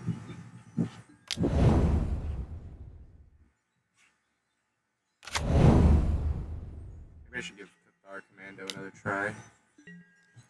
He's probably expecting a Battle Screech here.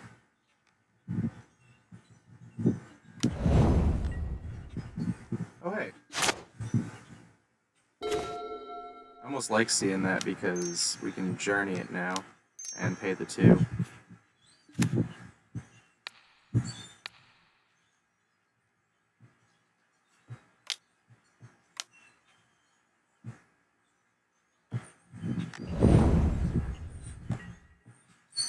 And that's not that big a deal. It would have been very nice to hit a land, but with journeying there, it wouldn't have done much, so.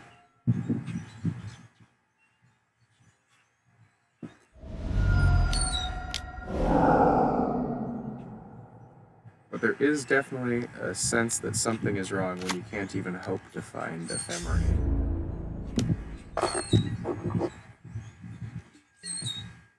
Just feels a little bit off.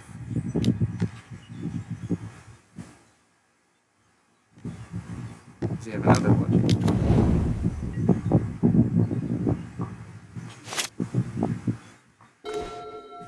Well, we can play our biggest guy, because he's not going to be able to spell pierce this.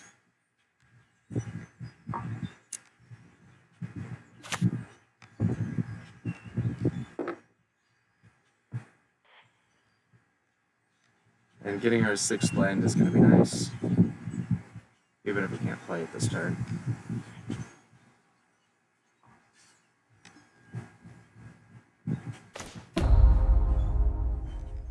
And we leave them both back as blockers because he's doubtless got removal spells.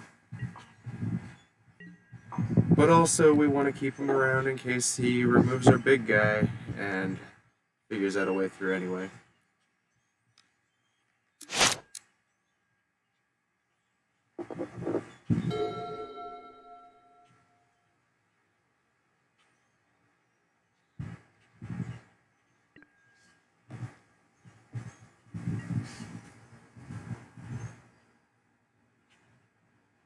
What I really don't want to see is Unexpected Fangs. Unexpected Fangs would make this a much longer game. But I don't think they have it if they've got Snuff Out there.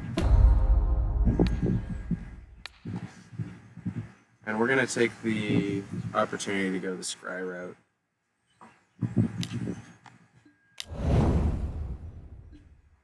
See, I don't know why he wouldn't just do that. But it's not going to help him with Strands coming around.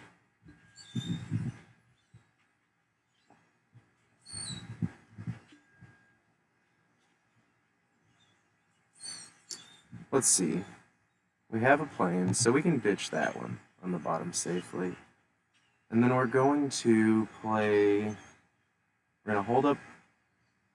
Yeah, I want Thraben Inspector.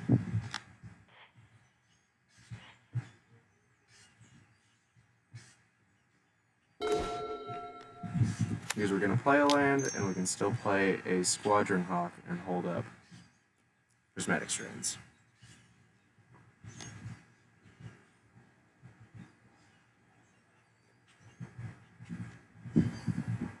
And having a white creature is really important here because we're going to want to hold it up through Counterspell as well.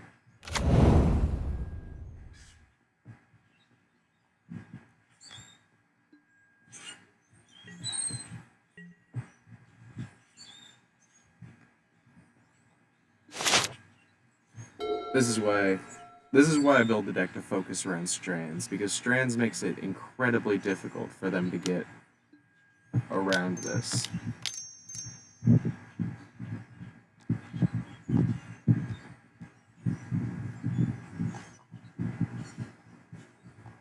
If he counters it, it's good. If he lets it resolve, it's good. Either way.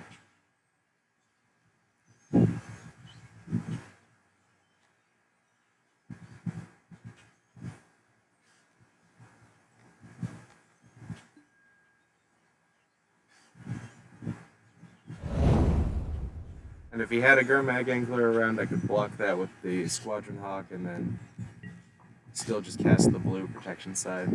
Most people can't diversify their colors as well as Slivers can. Slivers really does not care about Strands. Now Strands and Crypt Rats, Slivers might care about. Maybe that's what I need to be working on. Oh no, why'd I choose Arena? Because I'm going towards the card draw. I'm gonna make it up as I go.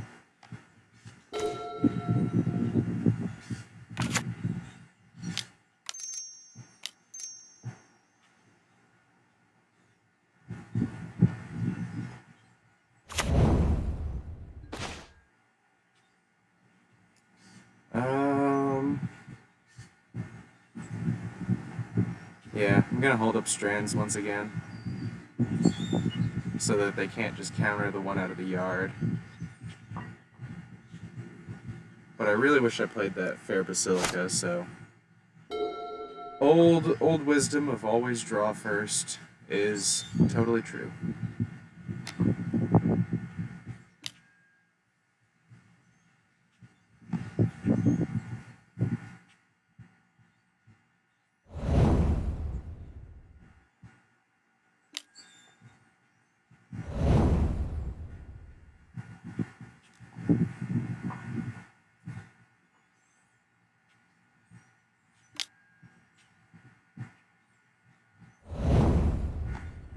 You won't be doing that at us.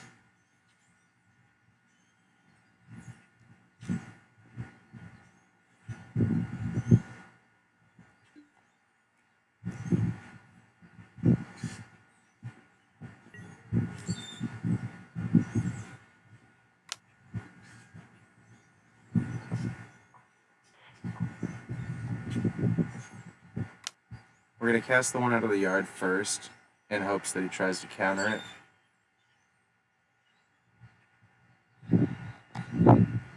If he has Spell Pierce, though, we just let that resolve and then cast another one.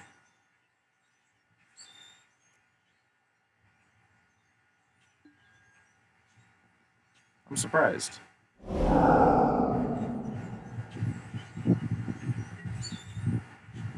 I would have,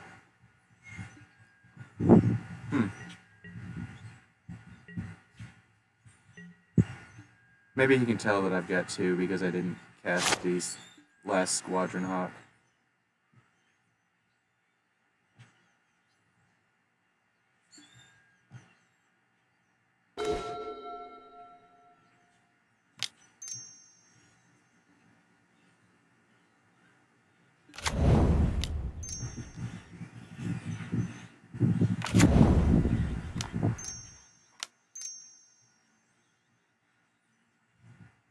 If he's got fumes, I just like have to cry, huh? I'm all the way past fumes mattering to me.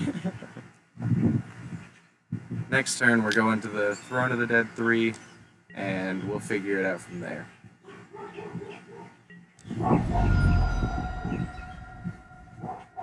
That is, hopefully, he might have 2 counter spells and fumes. He does have 7 mana. 2 counter spells and fumes would do it, and then I wouldn't have a way across the board either to get back the initiative.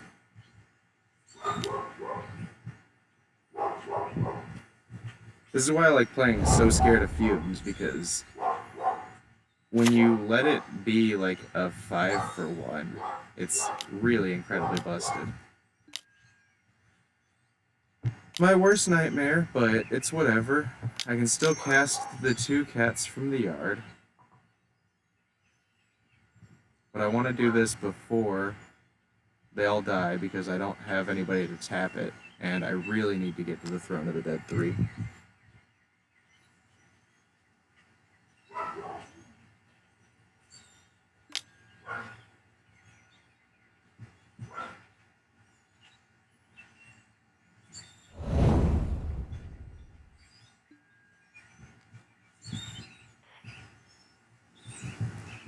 If he has counterspell here, I just have to concede.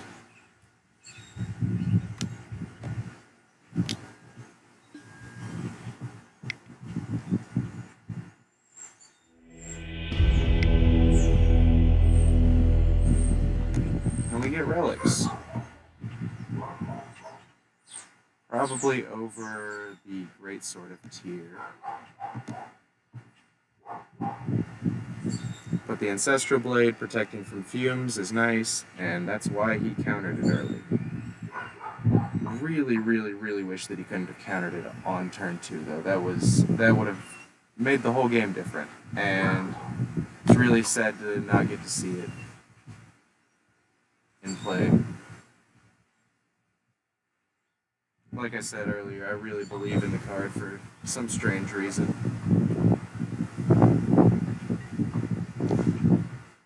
It probably comes from how much I believed in Player Husk.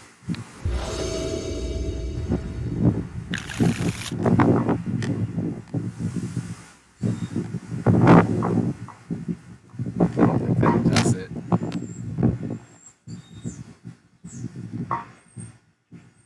I'm gonna try, though, just in an effort to keep 7 cards. And we're going cat on 1.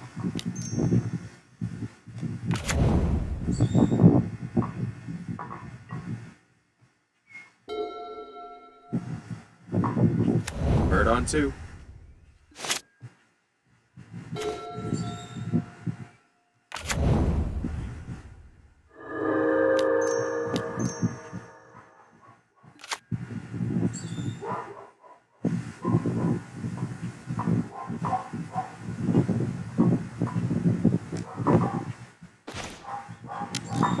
Cat on 1 is nice in that you don't have to discard after you cast the Squadron Hawk on 2.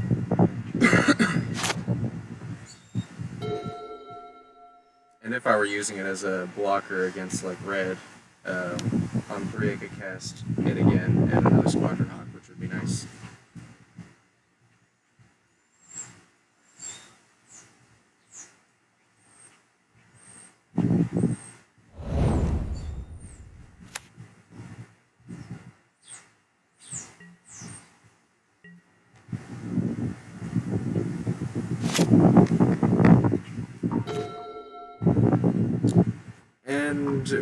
And we can go up to a couple more creatures. I want to not overextend the Squadron Hawks, assuming that he brought in more fumes, so that we can restrict it to a 2-for-1, where he gets half of the cats and half of the Squadron Hawks.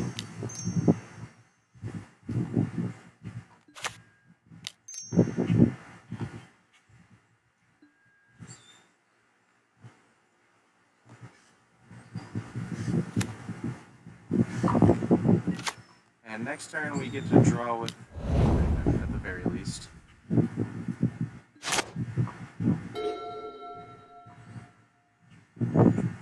What am I looking for, though? It's pretty much only Goliath Paladin. But he's probably going to have Counterspell mana up on turn 5. Anticipating that that's my only real way to win.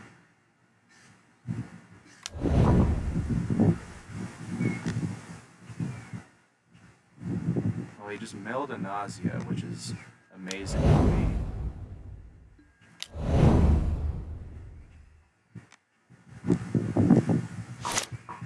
I didn't bring out the journeys, but I don't see a journey anyway. Ooh, I should have played the tap land.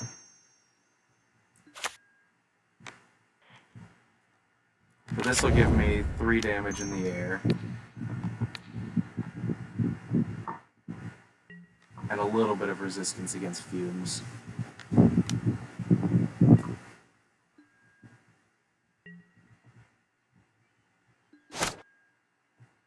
So I think I'm winning the race until he does something, but as is, Ancestral Blade's pretty nice. It's kinda unkillable.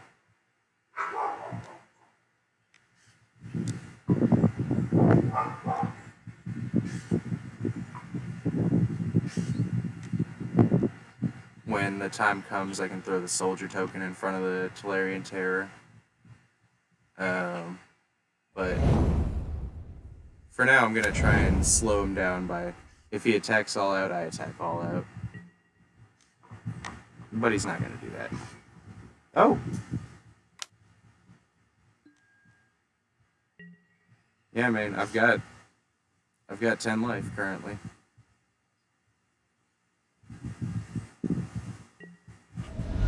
Unexpected fangs would suck, but it would also mean he's off counterspell mana, which he's not gonna do.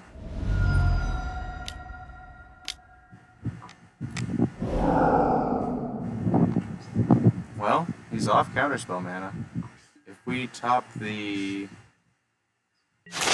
Paladin, we're in a pretty good shape, but yeah, that wasn't gonna happen. So let's move this over here. Swing with everybody.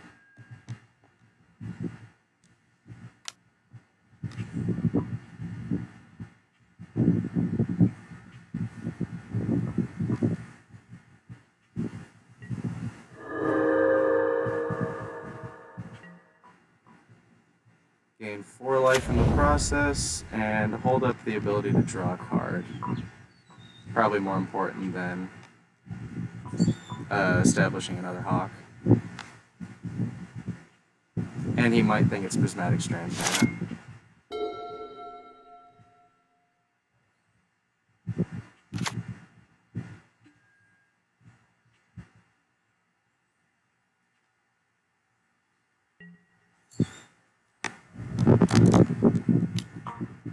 Still going in for the 10 damage.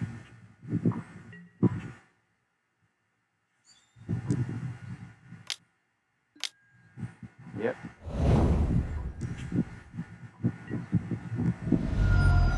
So that changes the parameters of the race by a lot. And he's definitely got counterspell. So we kind of have no avenue of beating him.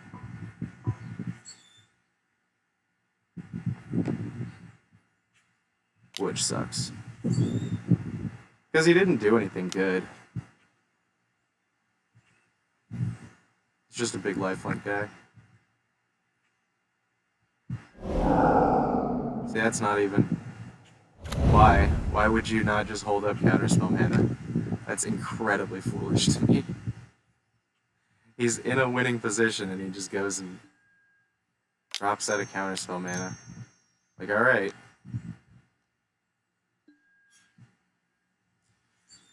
He gave me the window.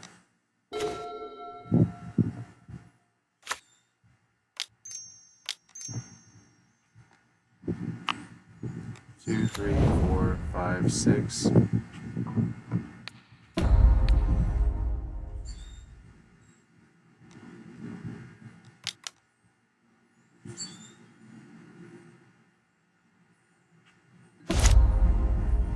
We're going to put the sword on a bird, swing with the 2 birds, and then put the sword back on the cat and block with the cat.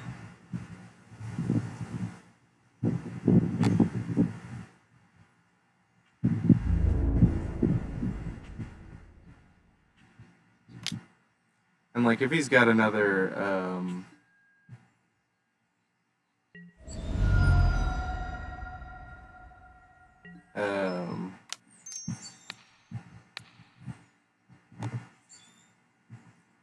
even something as simple as the suffocating fumes right now kind of puts us too far behind. If he's got another unexpected fangs, we're just out of the game entirely.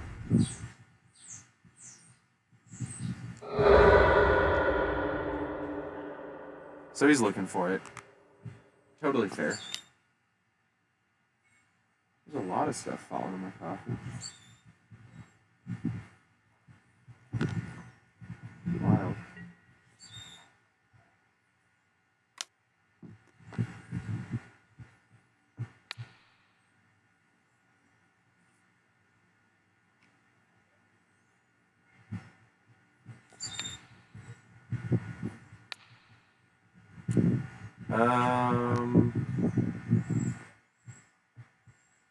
Yeah, I think I just blocked with the 1.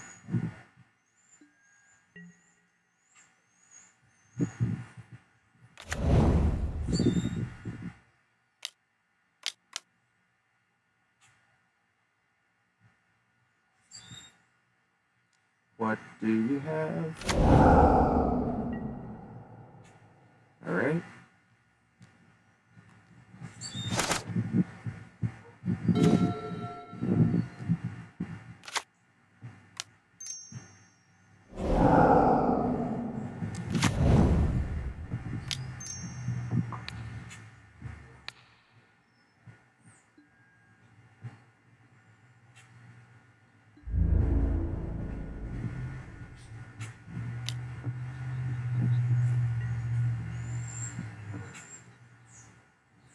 This is a really silly game. I think I should cycle this relic.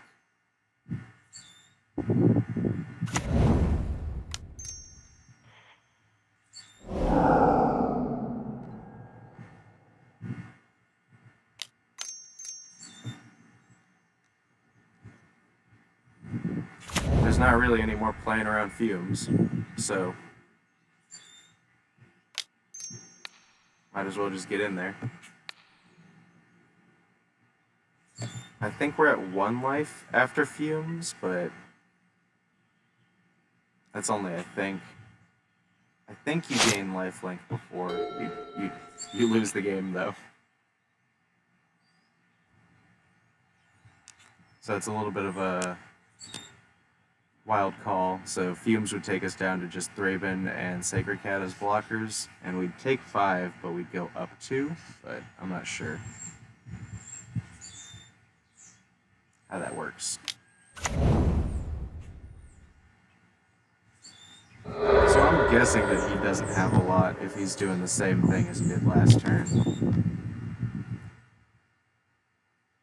And not doing much with it either.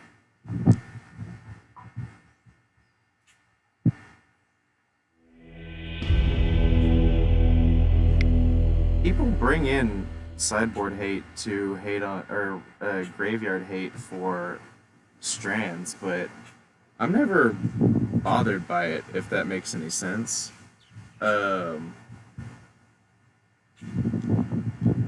It's always like,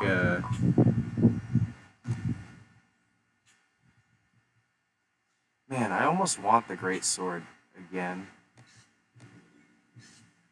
I'm gonna side out the relics, make him play scared of relic, because he saw it, but I don't know if we need it. We won that game without it. Where a Great Sword might have made us win a turn earlier.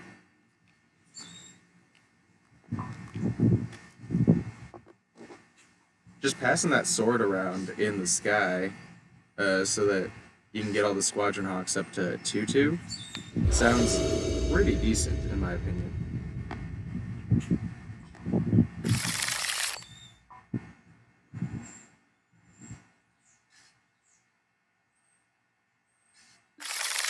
We're going to keep this one and toss back a land. I'm going to be worried about Spell Pierce on 2 again. But I also need to go to 2 mana, so it's cool. Gotta play Squadron Hawk early.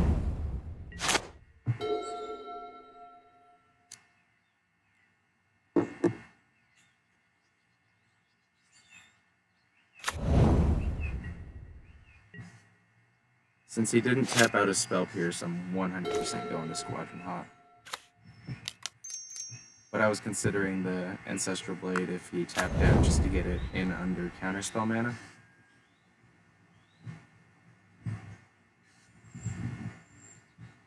Because getting it on this cat early and just around for these birds was really, really nice last game. Like, surprisingly, got there. I'm trying to replace Ambush Paratrooper with something,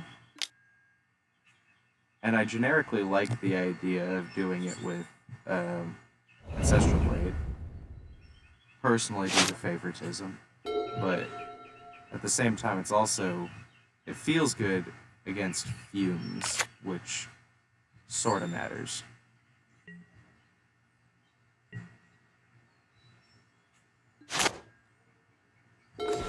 I imagine this is fumes here, so let's just get in what we can. And then just develop another bird. We're trying really hard not to give him a good fumes turn, while also trying to get him to hold up fumes as often as possible so that he's not doing other stuff.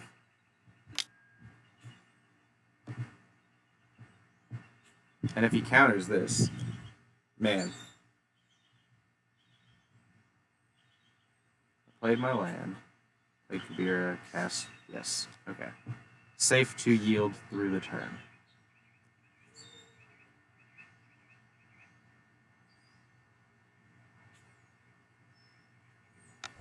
Brainstorm and Squadron Hawk together at last.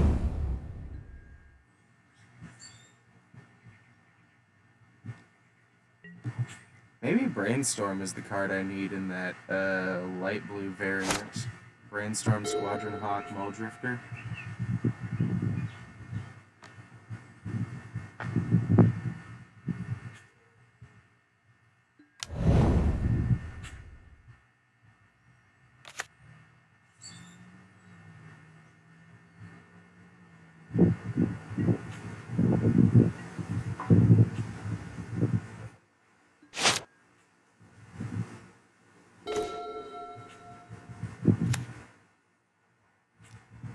It would be nice to get the Greatsword down, but since I'm still expecting fumes, I'm just gonna run this out.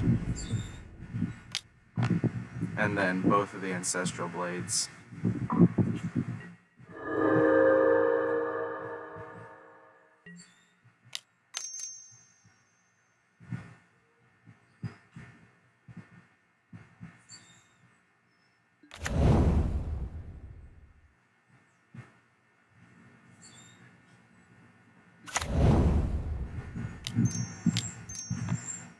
I'll probably counter this one just because it's my last spell, and it's pretty decent.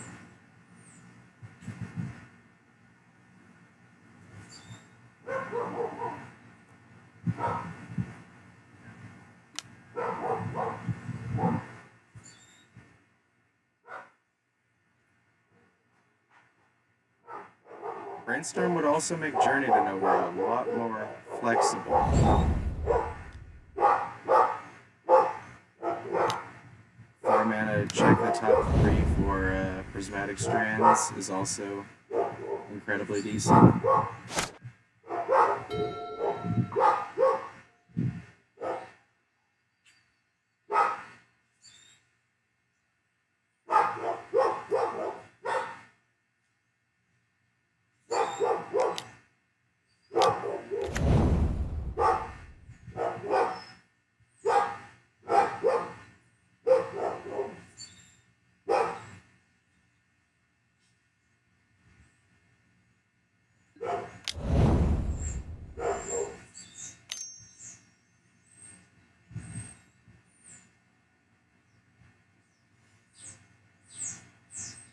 I like seeing him tap down because it means we can get the Great Sword of Tyr going. And since he's got big guys, this is why I wanted to side it back in, because tapping down one of those guys a turn slows down the damage he's going to be bringing at us. And there's our 5th land, so next turn is going to be pretty hot if we can get there. But for now, we're just going to Great Sword of Tyr onto a Squadron Hawk and move the Ancestral Blade over to a Squadron Hawk.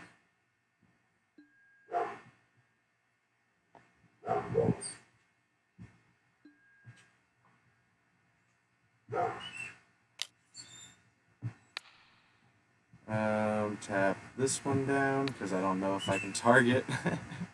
Solarian Terror.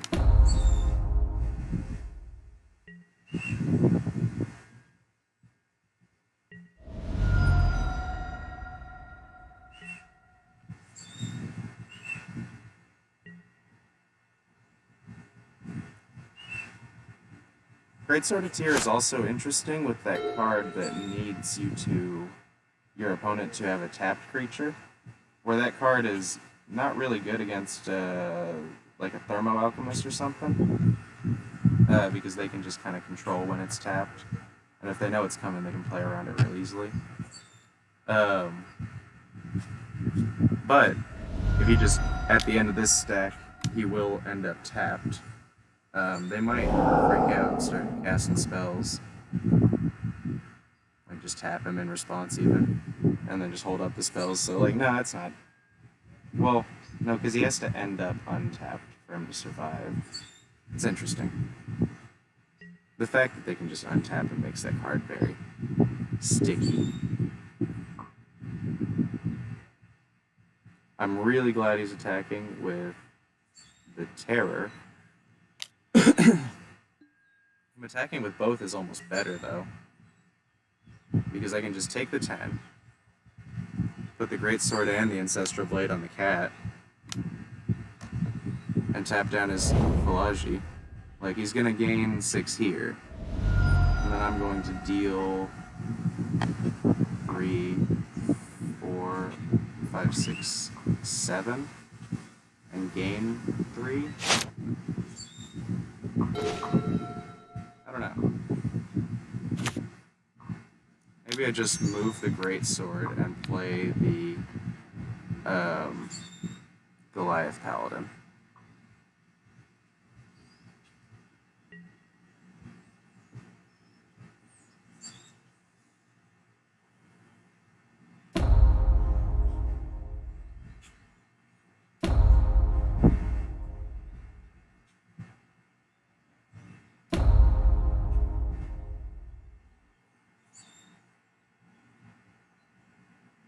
How many blockers am I going to want? With an Unexpected Fangs, he could have 3 attackers, but that would only get him a land. So I can go safely down to 2 blockers.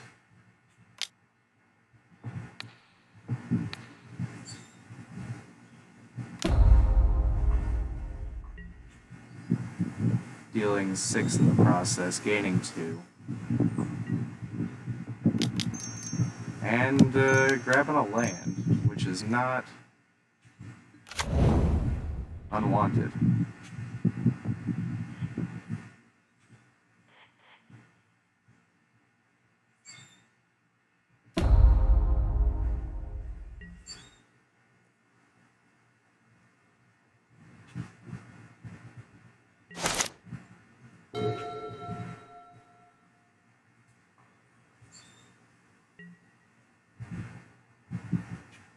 So that's exactly what I wanted to see. If he has an Unexpected Fangs for the Angler, though, we're in a lot of trouble. And really, really need to see a Journey to Nowhere.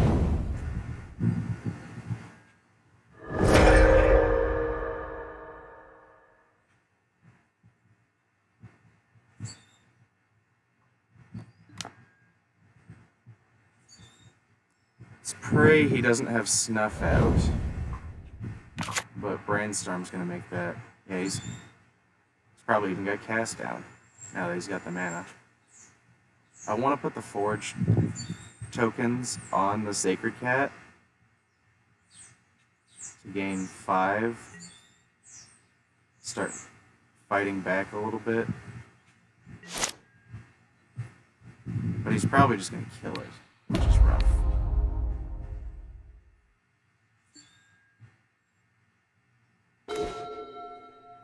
At any point, he can still just kill it, which is rough.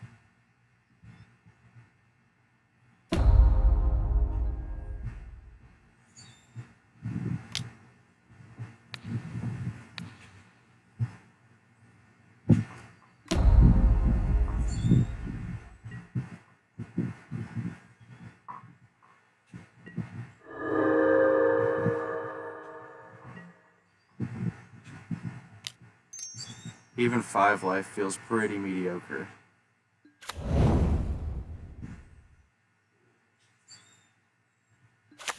So we've got 4 mana left over after the clue. I'm gonna crack it.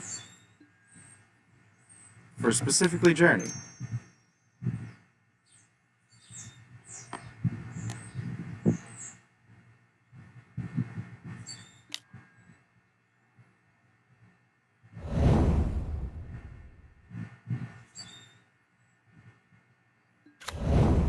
Oh, thank goodness.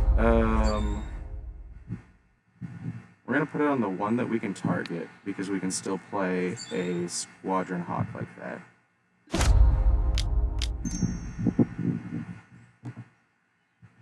And currently I'm not worried about fumes. So, Evancar's Justice, on the other hand, would... Or Tendrils. He might have Tendrils from sideboard.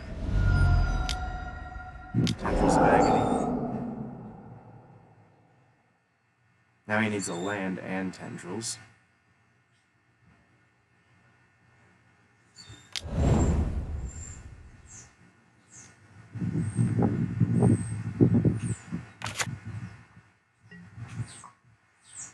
And I'm chump blocking to preserve the initiative.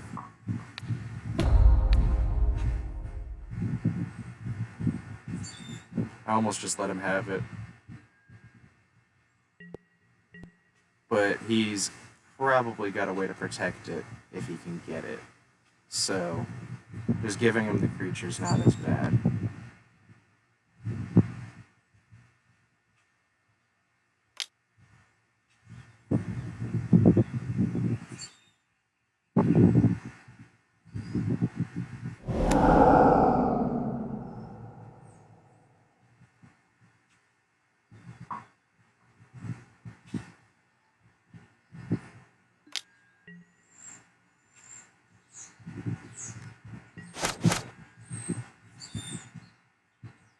Taking him down 5 life here.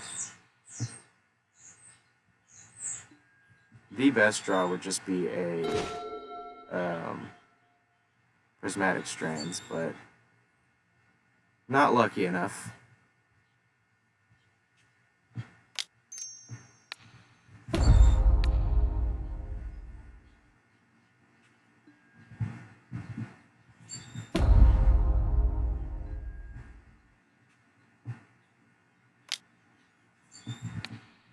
Make it so that he cannot chump block with this.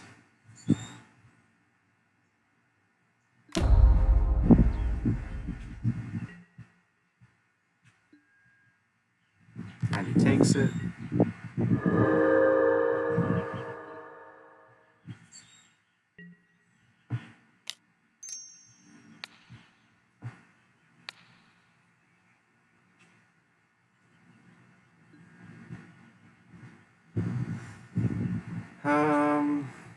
At what point do I move the Greatsword over?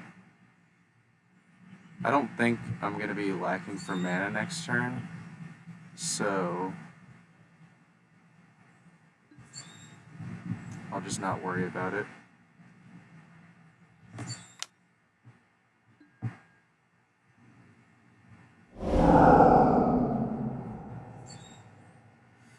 But maybe next turn I move the Greatsword over before attacking to start buffing up some birds a little bit.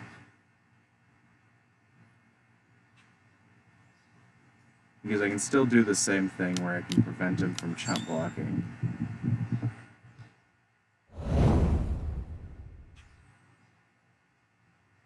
Greatsword and Cat is a pretty decent combo. I'm so lucky he hasn't found a single Snuff Out or Cast Down, though. It is wild. Maybe he's not running Cast Down, maybe he's just strictly Snuff Out, like Affinity is just Galvanic Blast. And I'm just Journey. It's wild how Pauper used to be the format for removal, and these days removal's not good enough in the funniest way.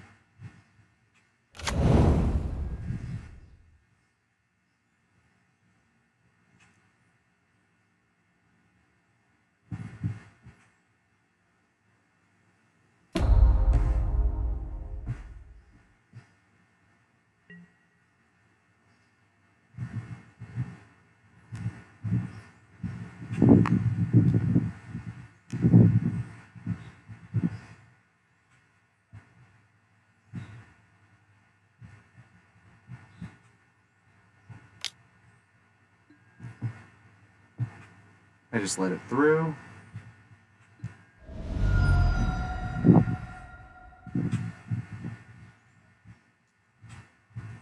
He can have a land this turn. One of our birds can be a ninja.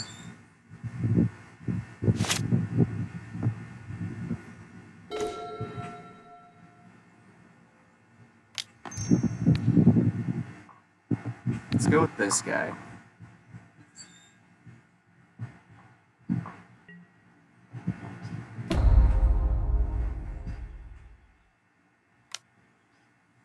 And we're gonna tap down the one without the counter.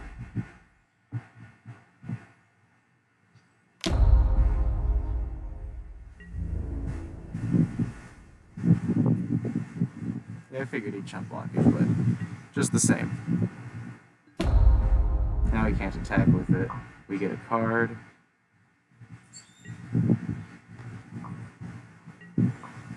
And we're just going to play one of these and move the Ancestral Blade to it. Although we could play two.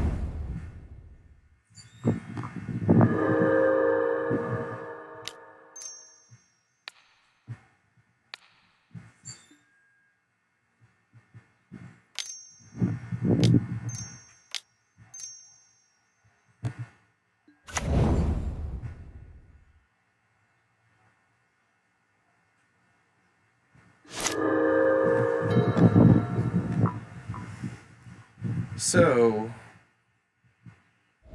without Ephemerate, the initiative is like a whole different thing, where you're not exactly worried about keeping the Goliath Paladin around as like a perfect target for Ephemerate.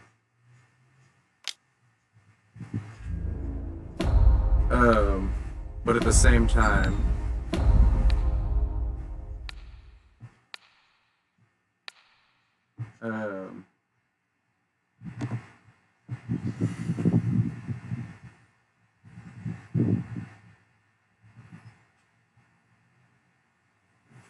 I don't know what's at the same time.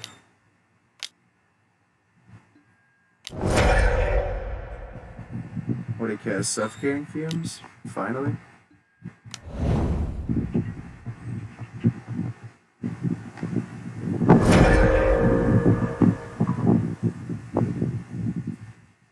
Well, I still go to the Throne of the Dead 3.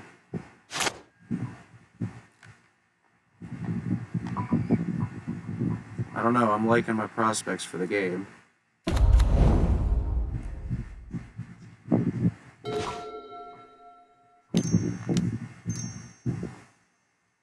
Another greatsword is nice.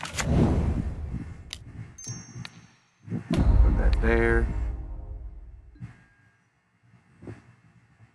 And that there. Throw this down.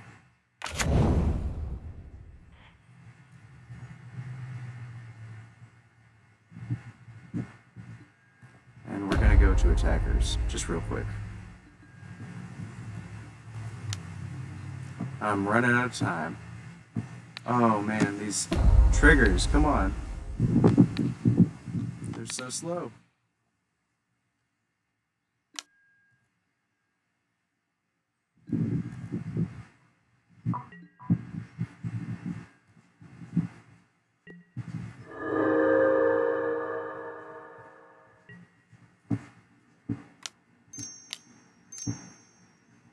Oh man, I could have got him down to 1. And I could have swing. Ah, I had lethal. If only I just thought it through a little bit more.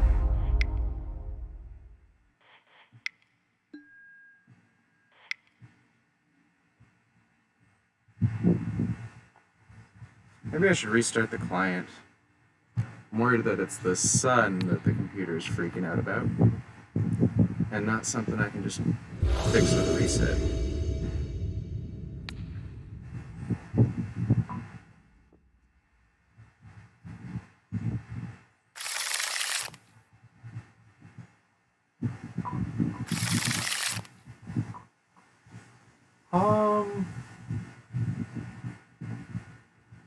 What is the likelihood that I draw running lands?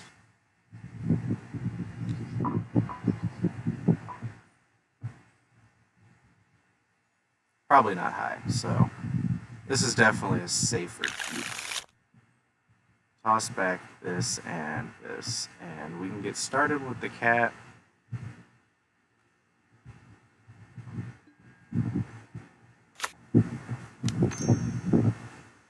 And we don't have to pray for a land. So, that's decent, I guess.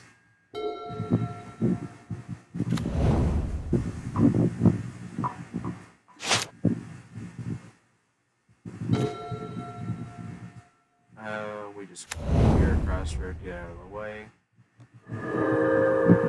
But yeah, this is not looking good. Mulligan to 5 really hurts when you don't have active card draw in hand.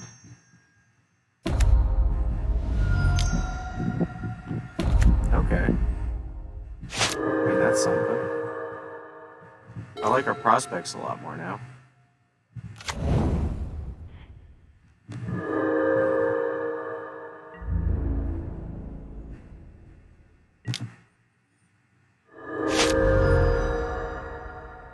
Sacred Cat's doing some good work.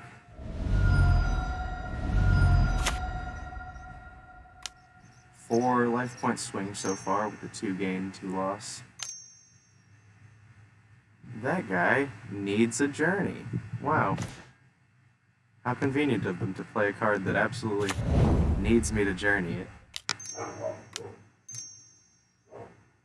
When I was just gonna waste the journey on one of these Akiba guys. Well, that guy is audacious, so gotta give him the proper courtesy.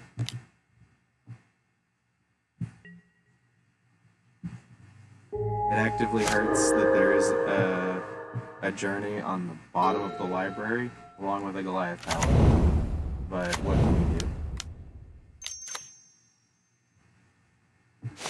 And without shuffle effects, the answer is nothing.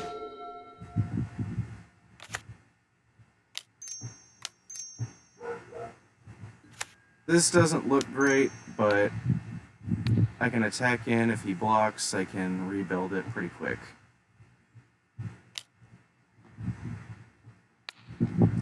Tap that guy down.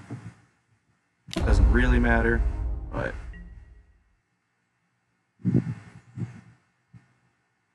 I also can't really break this up.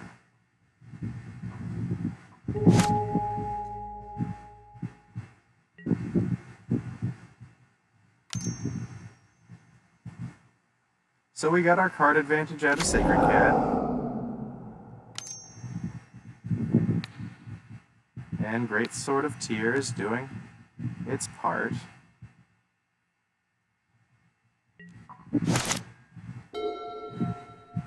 Audacious Thief, though. That's wild.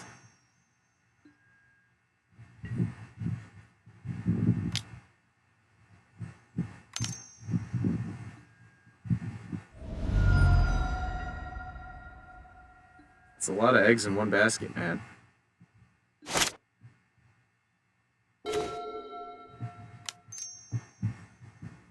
But I feel it, I guess. It looks like pretty decent value.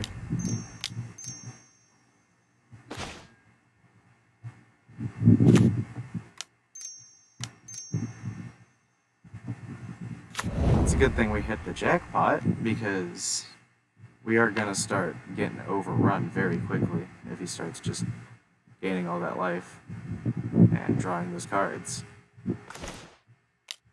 He's got the guy's downside neutralized already. That's a pretty good combo, actually. If it weren't for the fact that it's slow. Currently, he still needs to get another card out of it to get neutral card value, but he's going to get that this turn. I'm not going to be able to block.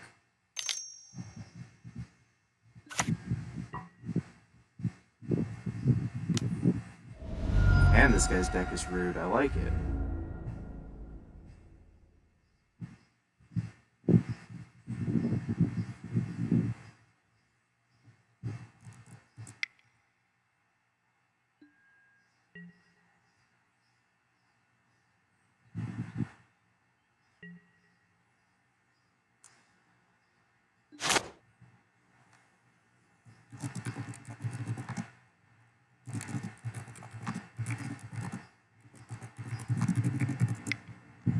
I thought you were doing pretty good.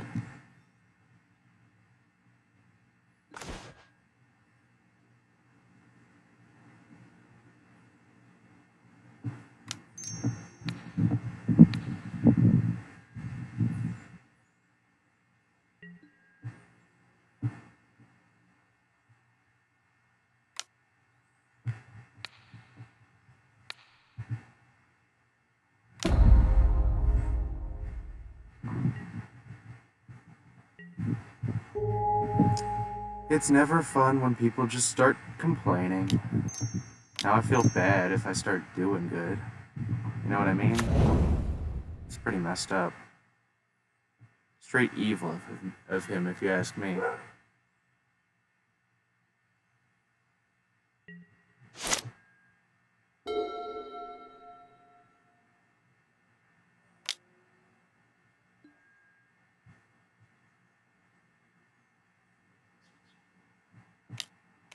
I mean, I cast Prismatic Strands here to get him to do it again. Yeah. That at least gets rid of the Nezumi Road Captain, and hopefully the rest of his turn. And he doesn't get to draw the card. Oh wait, yeah he does, because he doesn't have to connect. That's an interesting card. Prevent all red damage.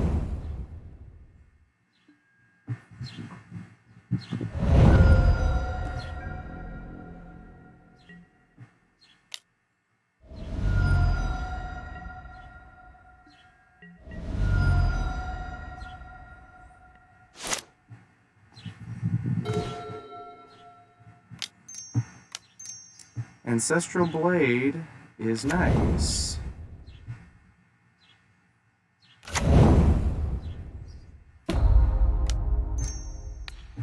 It will make Craven Inspector bigger on this attack, and then I can move him over, I guess.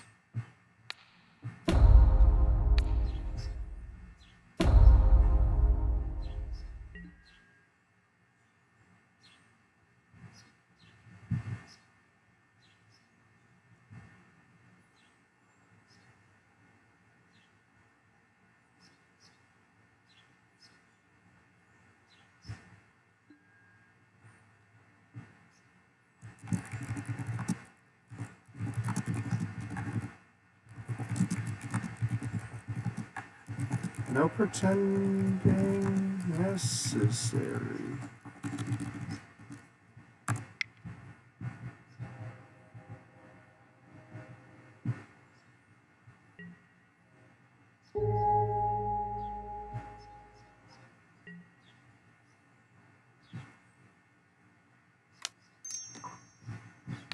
Move Ancestral Blade over and play a Squadron Hawk.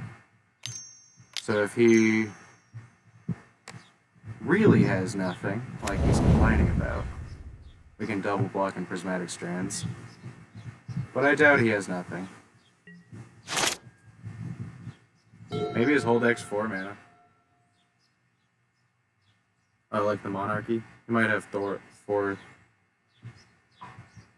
Thorns in hand.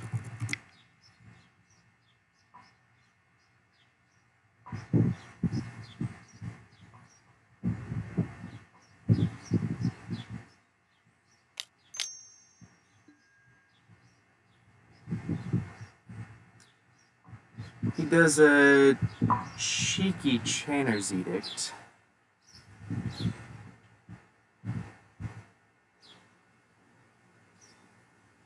And I think I ditched Raven Inspector.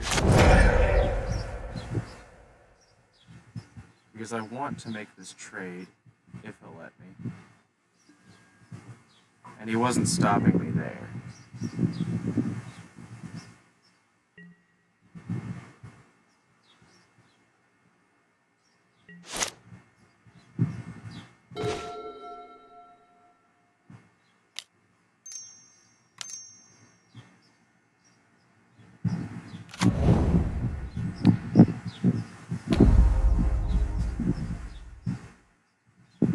See, like, how am I supposed to feel good when this guy's already complained about that, like, exact thing, basically?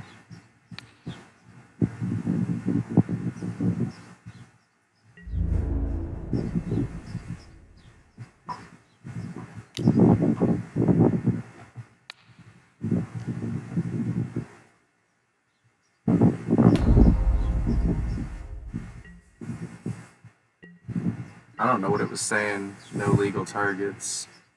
And still letting me target. That was weird.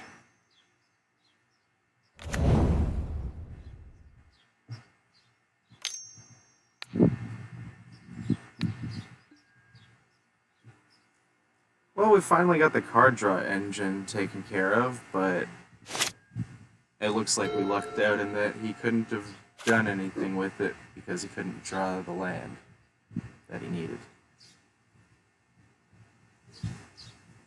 I mean, like, I missed 3 land drops, but...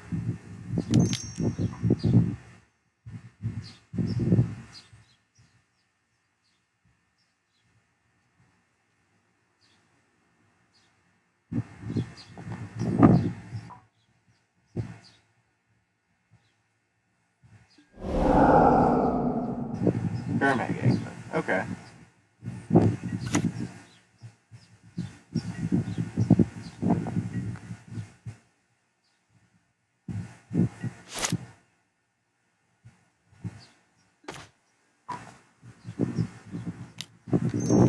Three, 4, 5. And we just get the best card.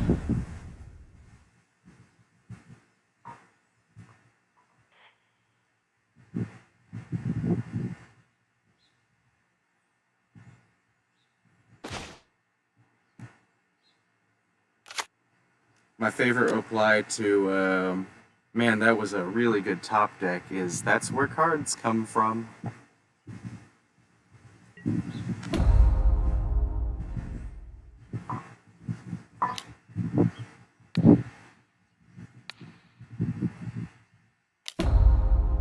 Greatsword's pretty good at just pushing damage. Probably better than Ambush Paratrooper.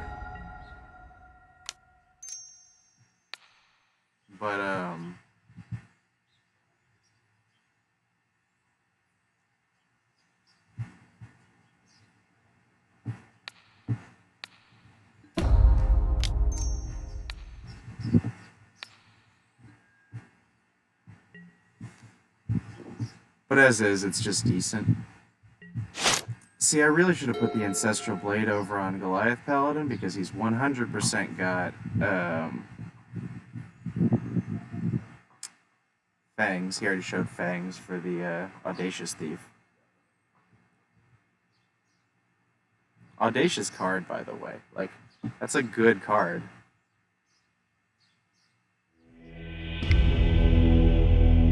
The only reason I can guess that it doesn't see play is because you have to attack with it. It's not quite a ninja where you get the fairy back, and it's not quite a Phyrexian Rager where you only have to play it in order to get the value. It's got some in-between merit.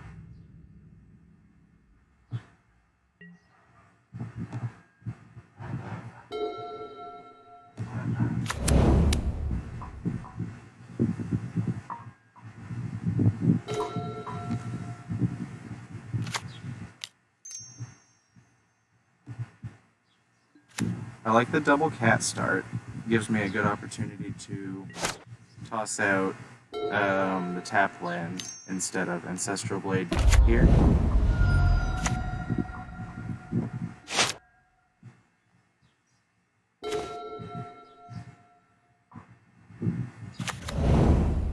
And now that I know about the Audacious Thief slash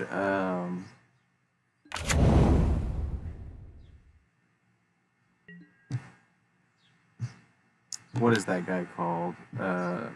Surprise Fangs? Unexpected Fangs.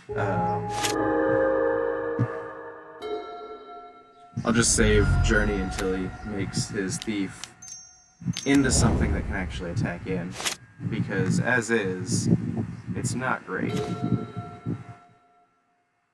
Oh, I love the Great Sword. The Great Sword is great.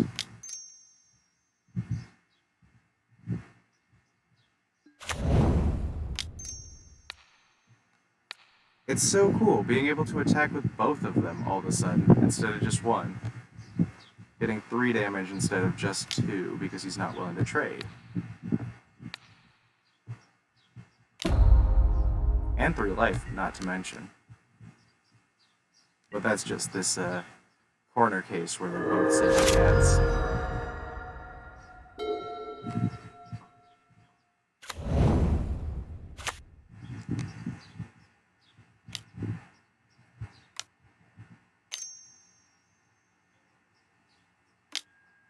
Oh, he does have the thorn.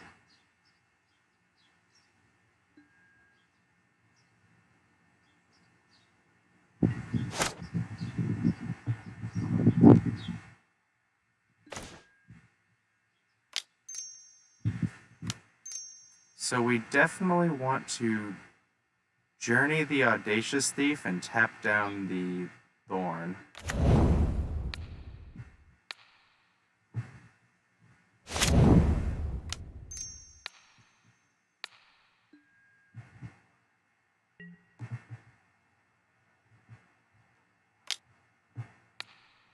This way we can take the monarchy and protect our guys. And take away the Audacious Thief. Just while we're at it. And yeah, I was hoping for that trade.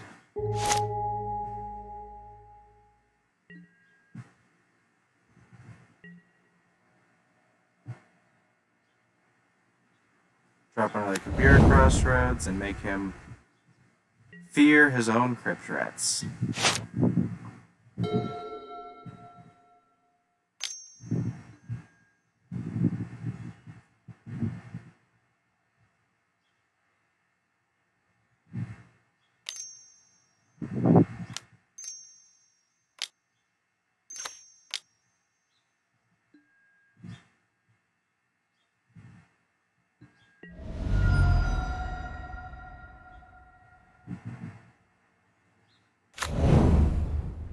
Oh no, my cat! I wanted that.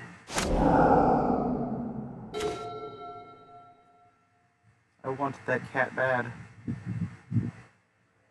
Ooh, okay. What do we do here? We definitely take the monarchy. And since I've got 5 mana, I'm gonna go ahead and use 5 mana. So, once again, we're gonna journey the Audacious Thief.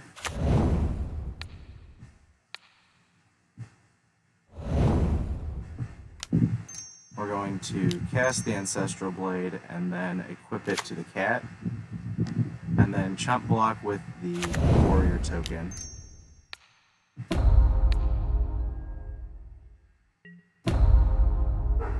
Meanwhile,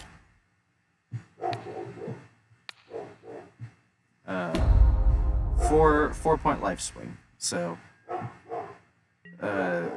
this cat can really hold swords.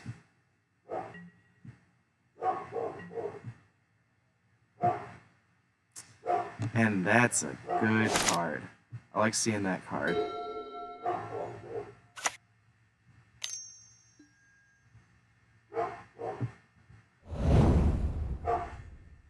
So he wants the monarchy.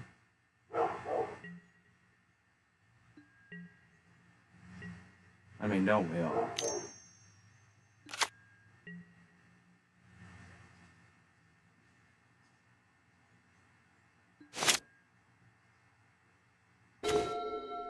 It is fun that his death touch doesn't matter.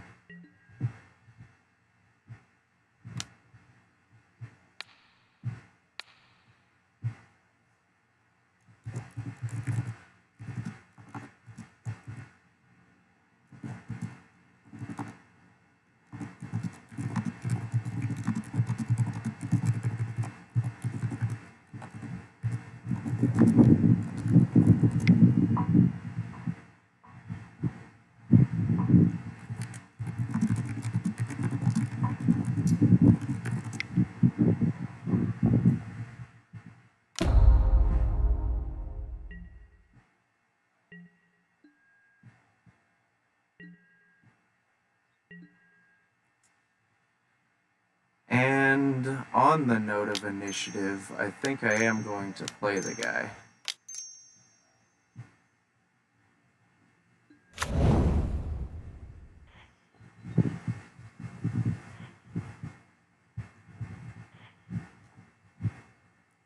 This guy's almost making me want to try and play the monarchy in there as well, too.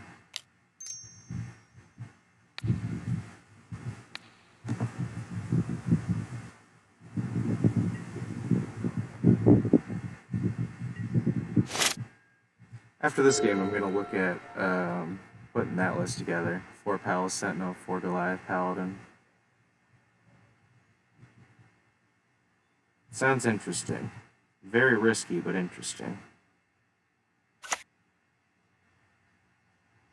I used to think of Palace Sentinels a lot like Muldrifter in Orzhov. Because you draw a lot of cards, but you have to be very careful about it. And that's kind of where this list is at as well.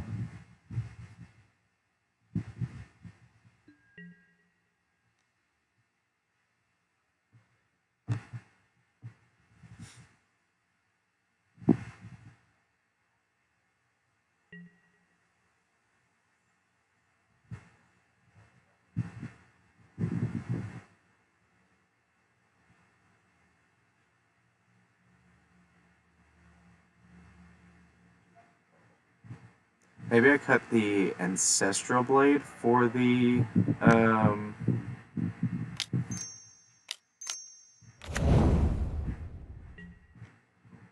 Palace Sentinels.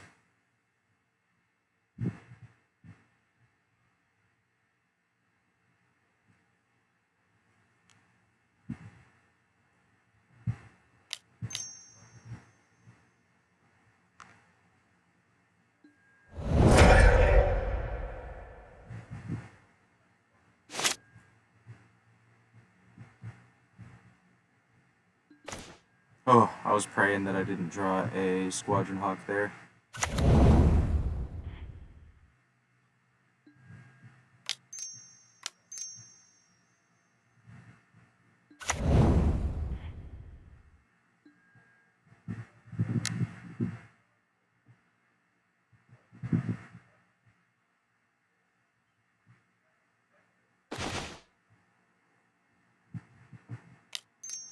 Put the great sword on the cat. Swing with the cat.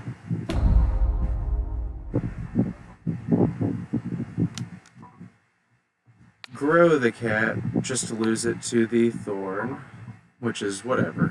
I can just replay it.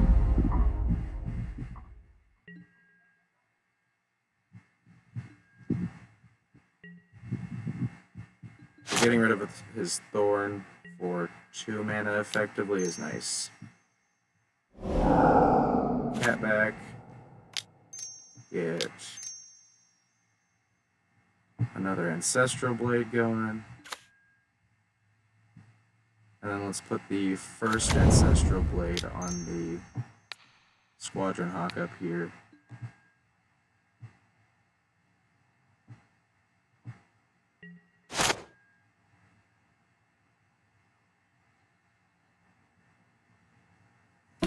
He forges up his guy. If he swings with it, though, we're still safe.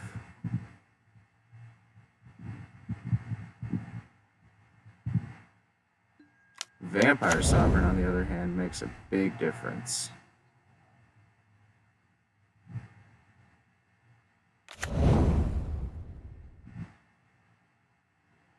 I think I can get the Squadron Hawk up to 4 power, though. So, if he attacks with the Bone Picker, we're still good. And if he doesn't, we can tap down the Bone Picker.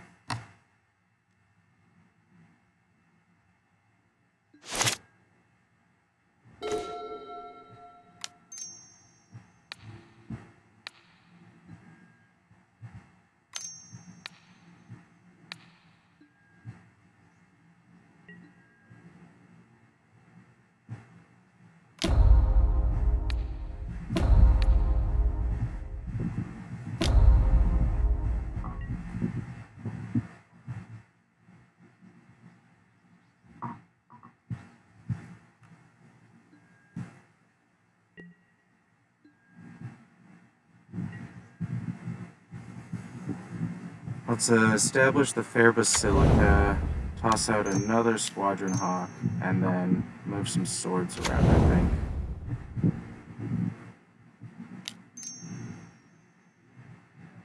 Oh, he has 3 damage on him. I can only move the Great Sword over to here and play another Squadron Hawk.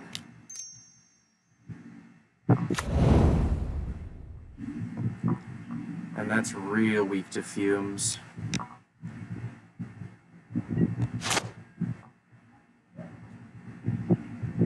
He traps us. And he needs to find another Bone Picker or another Vampire Sovereign. I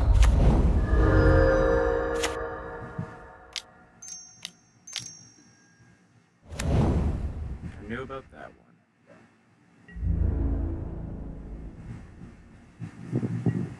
No secondary Bone Picker.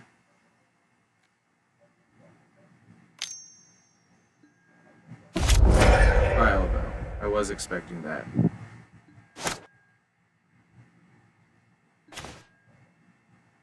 I do very conveniently have 2 birds in the air attacking though, so I'm pretty well off.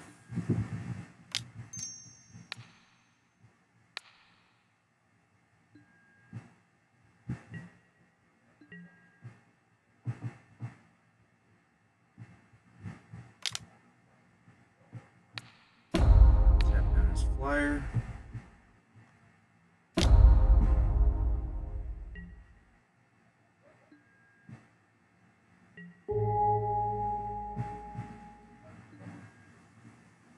We're going to go into the forge and put the counters on the cat, and then move the swords over so that it trades with Gurmag Angler.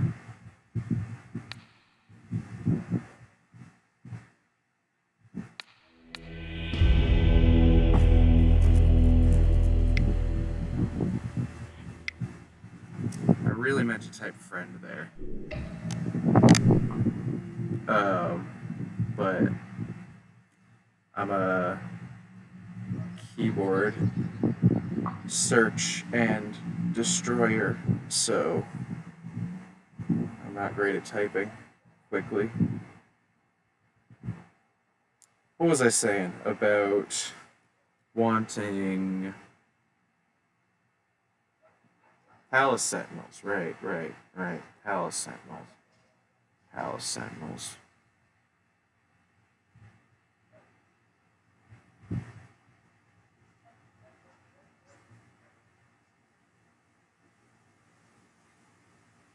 I do want just another big body like Goliath Paladin, and Palace Sentinel does draw a lot of cards in the right circumstance, without Ephemerate as well, so it's kind of like a side route that doesn't require Ephemerate, like I was aiming at with this list in general. I think I could easily toss the Ancestral Blade for it. I would take my creatures theoretically down 0, because Ancestral Blade is a creature, but it's also not a creature spell, and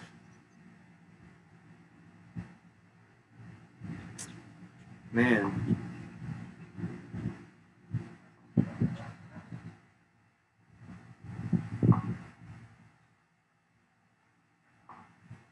let me try it out. Let's toss Ancestral Blade. As much as I like it, I like the card a whole lot. Let's just try Palace Sentinel.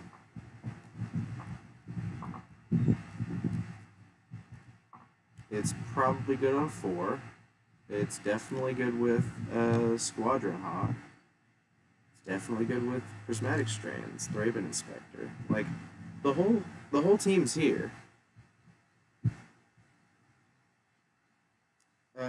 My worry is I'm used to playing Orzhov Initiative, where they have tons and tons and tons of removal options to, block and cast removal. Or, basically Snuff Out. Snuff Out's really good.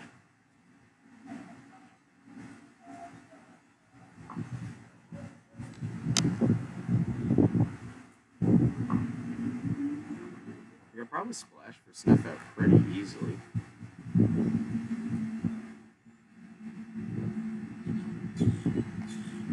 The problem then would be all the tap lands that are island or plains and swamps. The ice tunnel, I think it's called, and the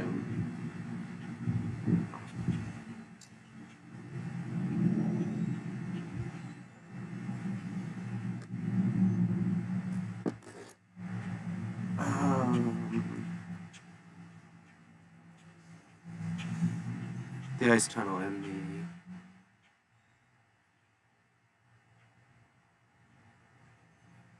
it has something to do with springtime, doesn't it?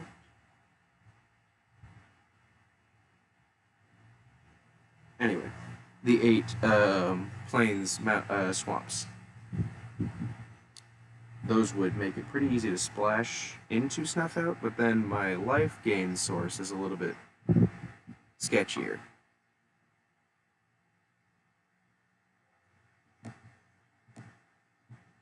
And what would I cut for? Let me just undo that. I don't even know what I'd cut for Snuff Out.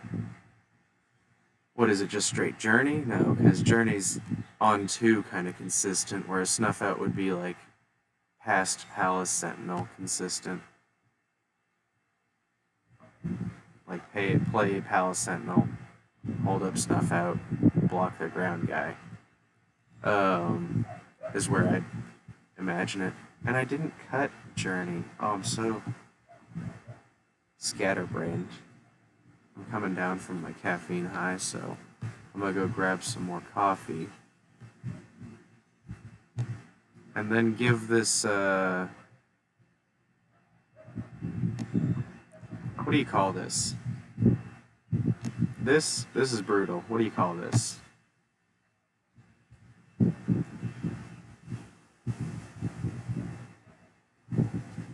I think. So this is incredibly similar to the Sky Blue list, where the Sky Blue is, instead of running Sacred Cat, running Ephemerate, and instead of Great Sword of Tyr, I've got, what do you call it? Ambush Paratrooper. And I like both of those cards a whole lot, Ephemerate especially with Goliath Paladin, but Ephemerate's lower on the priority list with Palace Sentinel, and same with Sacred Cat, where Sacred Cat's not gonna gel well with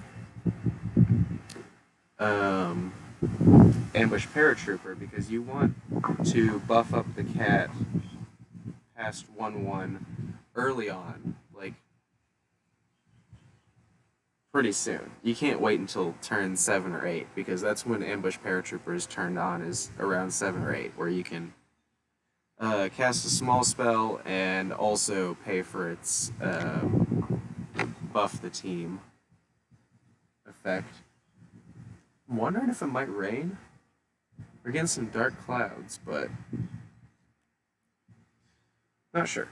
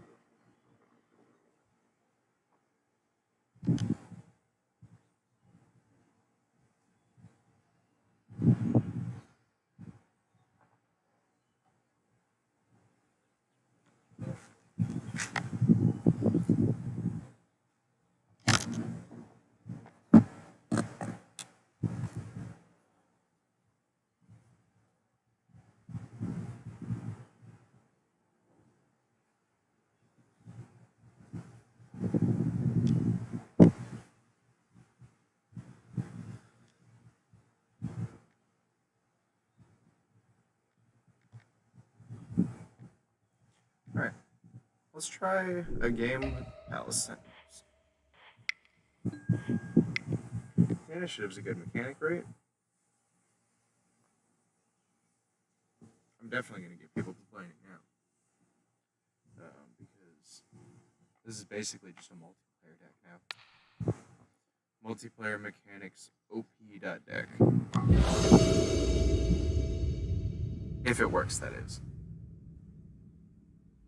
I'm under the suspicion that I'm gonna like Muldrifter better than Palace Sentinel as just a here we go kind of Mario ready card. Just dump it, don't care. Simply casting it is the value in Muldrifter, and that's not hard, or that's not easy to square in other cards. That's a bad looking hand. That hand doesn't look much better. But if I can cast an early turn 3 Prismatic Strands, I could drop a Palace Sentinels, and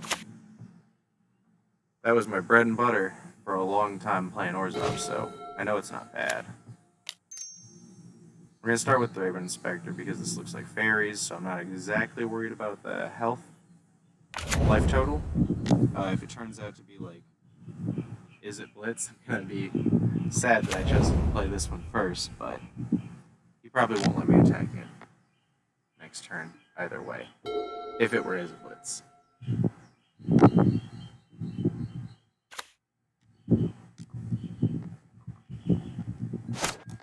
glad he's holding up mana, because I get to waste his by activating the clue.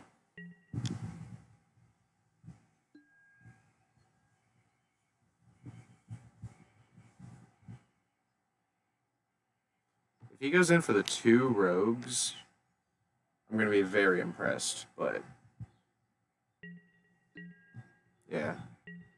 Brine Barrow, not Drog Skull. Brine Barrow. Brine Barrow is incredibly decent. And it looks like we're getting ninja'd.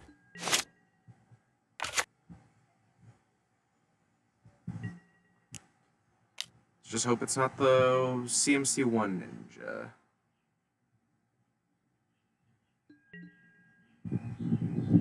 No ninja. That's pretty nice.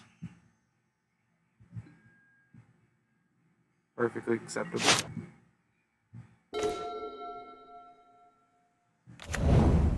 Now,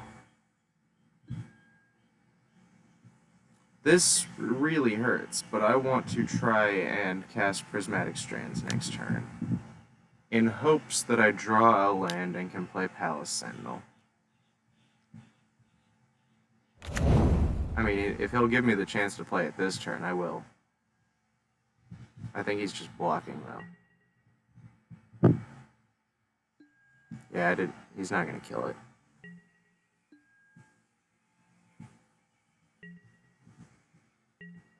So this turn, I want to get Strands in the yard. If he doesn't play anything, that hurts. But after that, he should play something.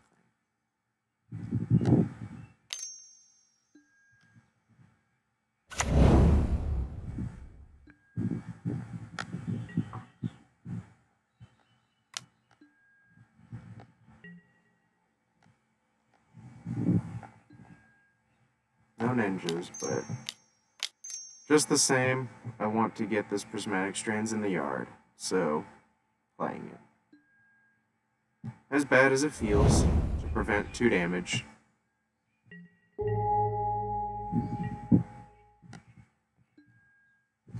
I want to use it in the future, and it is way harder to use when it costs 3 mana. All is in vain, though, as Journey to Nowhere is our best option.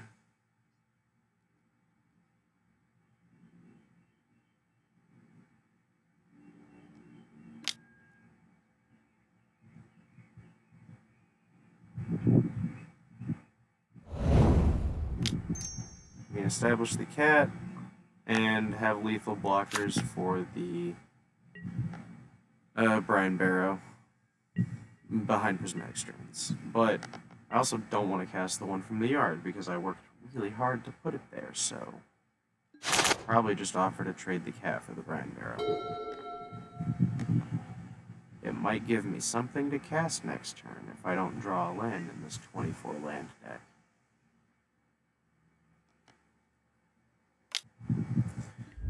Guess I'm going to try and trade the cat for the Drug Skull. Brian Barrow.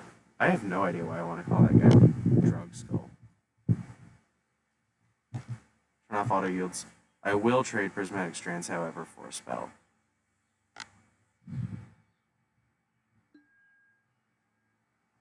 Like that one.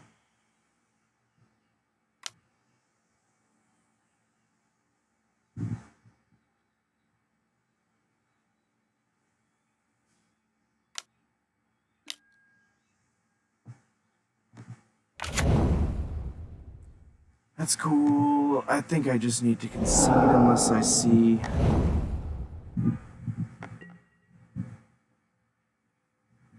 No clue. I need to draw both a land and Squadron Hawk. Can't do that. I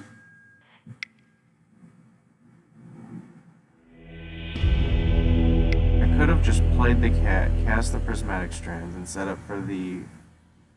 That game wasn't over. I'm a little baby.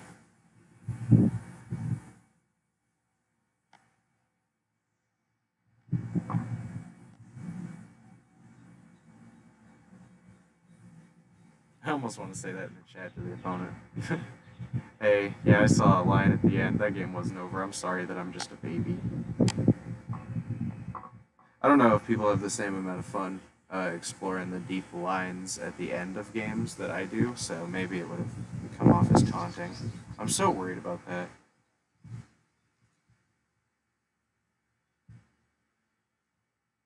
I've got another one where, like, I'm either too mean when I'm sarcastic, or people can't tell my sarcasm over the internet. And I know that's a common problem for people, so I don't want to say it's just me, but...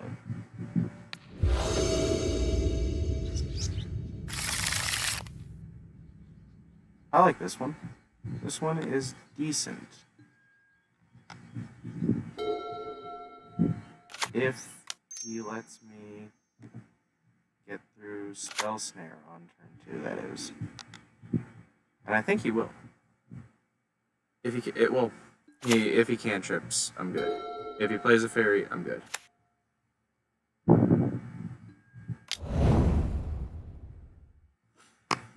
Amazing. I can try and get the Great Sword of Tyr operational against Mono Blue. That sounds like fun.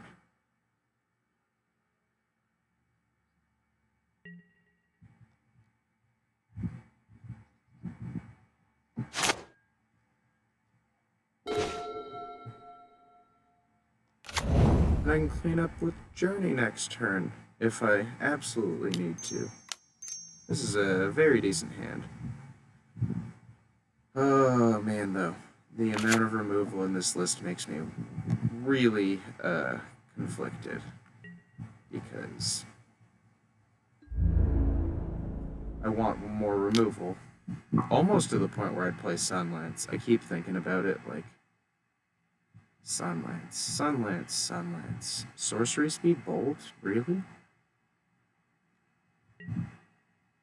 It's one white mana. Sunlance. Sunlance, right? Sunlance. Like, I would have loved to play Tapland Sunlance the Fairy Seer, you know? The target non-white creature is a little bit weird.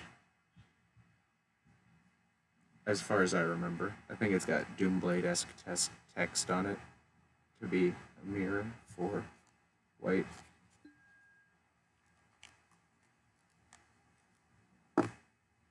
There's another one. 1 mana, 2 damage to an attacking or blocking creature. Scry 1 that I got. I purchased that card. Never once tried it. I do not have the confidence in it. It is weird.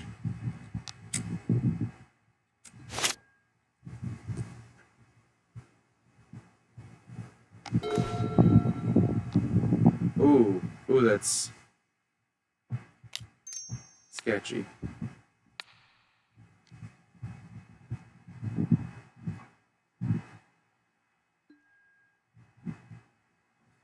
This is rough.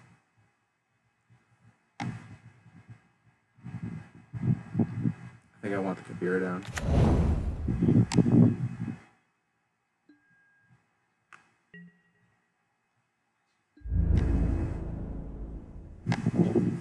But I can attack and grow and not worry about Brine Barrow, Drogskull without mutagenic growth as well. And using both of those to get rid of Thraben Inspector, I'd be more than happy with. And the 1/1 counter, I guess, but it's free, right? And that's just a good result for me. That really makes me wish I played the Radiant Fountain and drew a card instead to get the clues churning, but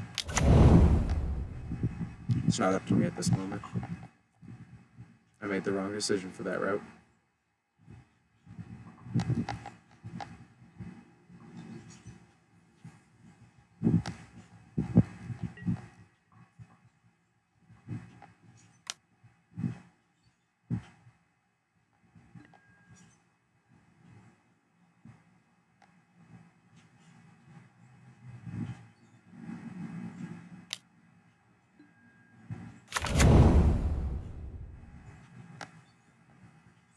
That guy's decent.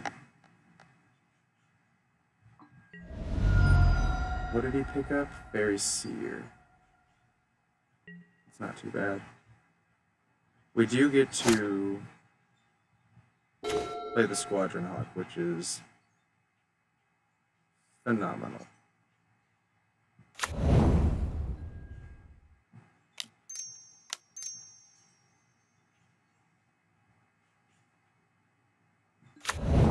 And I think we just play both of them, offer to trade both of them. He just has to have mutagenic growth or Drogskull guy, but that's what Squadron Hawk's for, so it works out.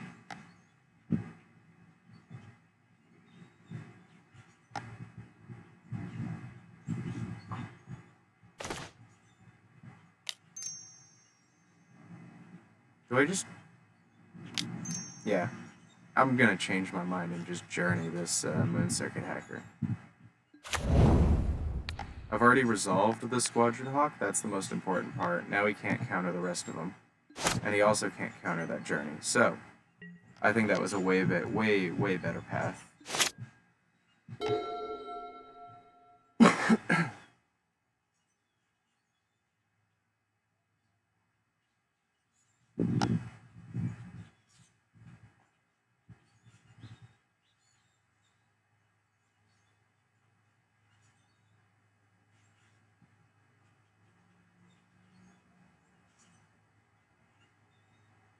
I shouldn't have put good on the title of this. I should have just wrote better.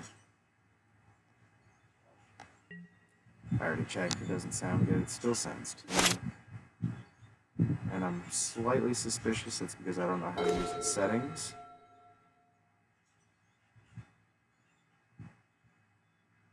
But who can say? Not me, the fool.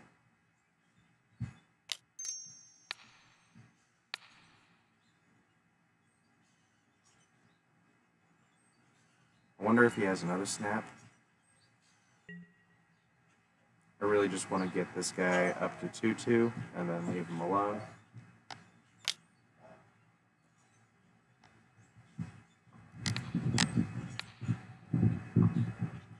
Start playing out more Squadron Hawks, I think, is the route.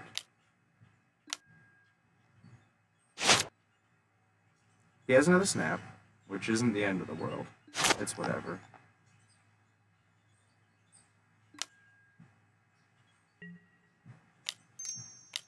And I'm wondering if he has a Spell Stutter sprite here, so I'm going to play the 3-mana creature.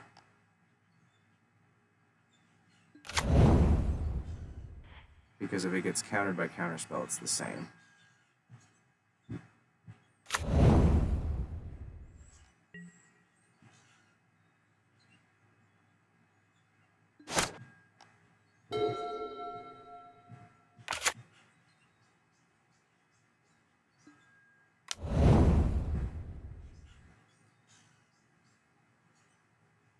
Next turn I have 3 white mana, so I can drop down 2 Squadron Hawks and a Sacred Cat. Or I can equip the Greatsword of Tyr and swing in if he doesn't attack, because I will trade. Yeah, for sure. It being a 2-1 in this matchup specifically does not make a big difference. It trades with Ninja, but basically trading with anything is good. And this means I don't have to play the Greatsword of Tyr next turn. He's probably got a Spell Stutter lined up.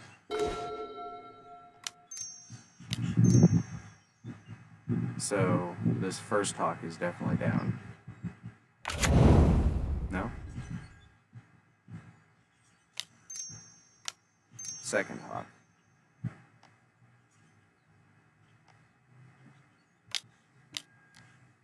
Okay.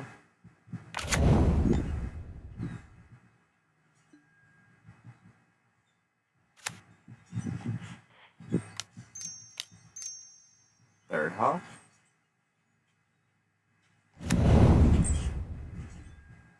Nope. All good.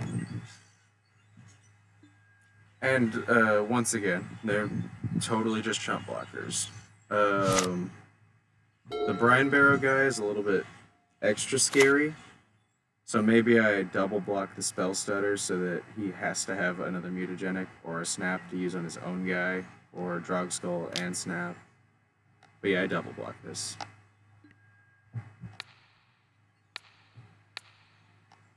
I don't want the Drogskull to be the difference. Brine Barrow, why can't they get that right?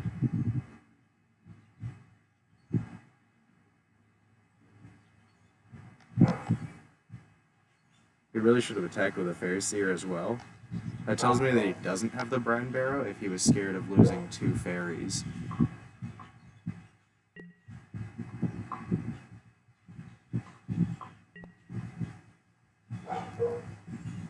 Mutagenic is good for him.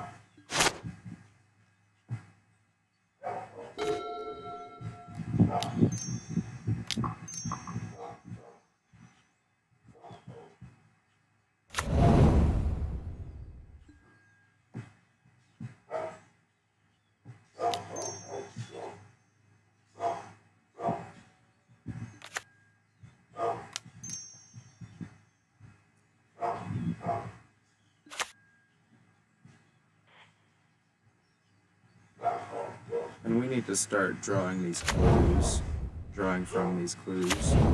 So,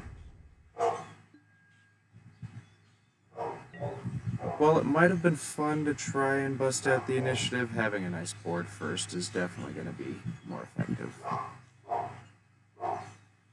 Especially if we can start getting the cat to grow with the Greatsword. That being our last Squadron Hawk, I kind of want to just throw him under the bus and try and find a new solution, because he has effectively dealt with all the Squadron Hawks. Yeah, you can pick up a Fairy Seer for a ninja. That's okay, but not the Spell Stutter.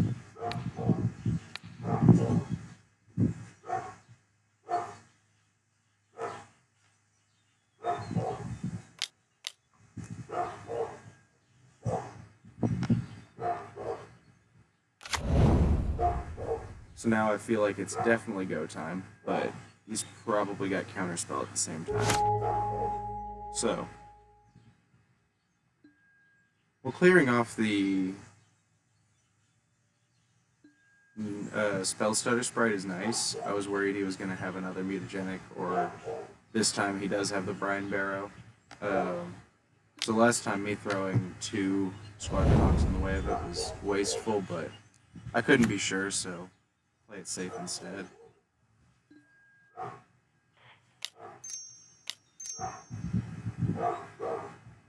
As is, we're catching up to him on value with the clues.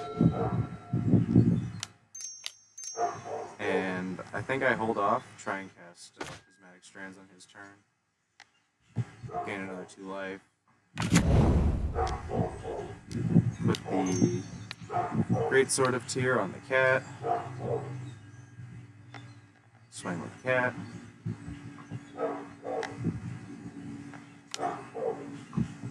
Tap down the Fairy Seer.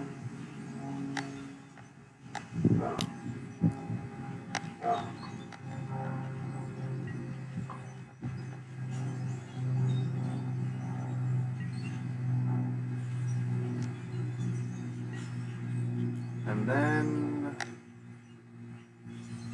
yeah, I think that's it. I hope I played an untapped land there. Yeah, I played the Radiant Fountain. Just can't possibly crack the Fair Basilica and cast Prismatic Strands. And there's no real use in moving the Greatsword over to Thraben Inspector just yet. I want to get the cat to... I mean, I guess there is, because if he's going to be bouncing them, I should be growing them while they're small, and not investing in one guy. I just like the lifelink, because it means that his cards actually have to do something, and 1 power, 1 toughness doesn't do much, but here he draws cards, so it's a little bit different. And if he's got a... well, Relic is pretty decent.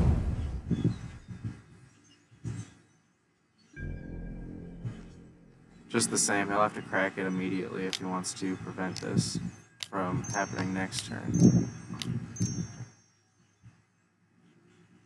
This is the first time Relic's been, like, effective against me.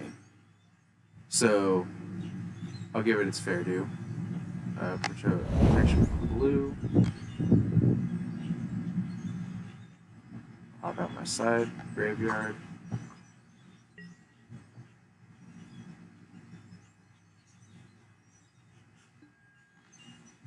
Maybe he thinks I'm just getting rid of it because he's got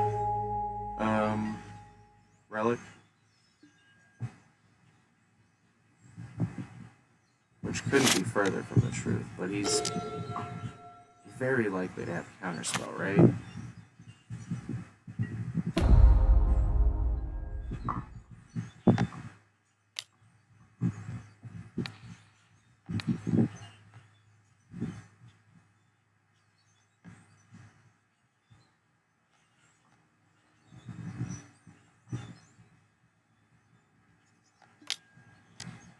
Greatsword of Tyr is not great in the ninja matchup.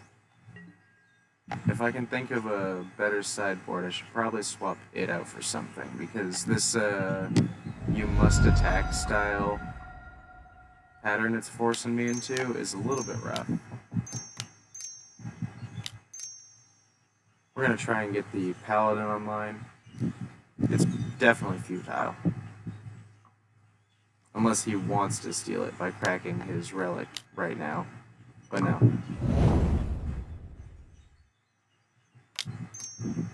Let's go ahead and crack this just in case. There's a 1-mana creature on top. But, yeah.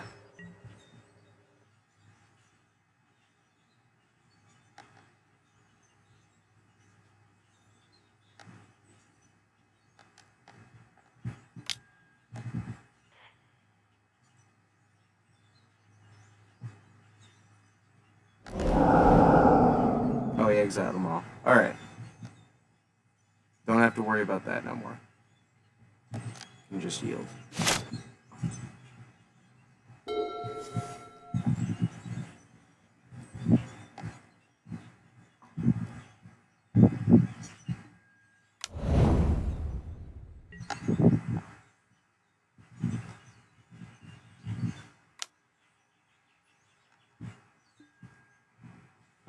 I'm gonna take the card away from him.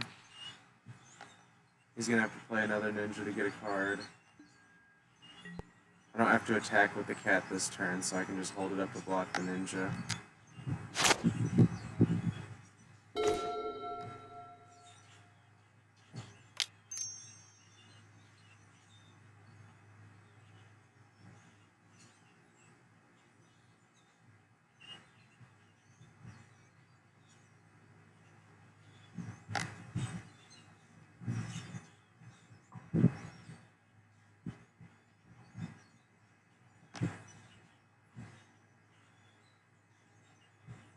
I don't know what's going on here. I'm really hoping he wants to counter it for some reason. Maybe because he can't counter the embalm, but...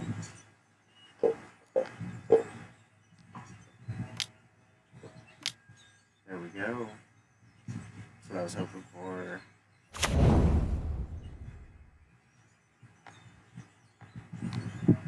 Now what is the likelihood that he has proper counterspell as his very last card?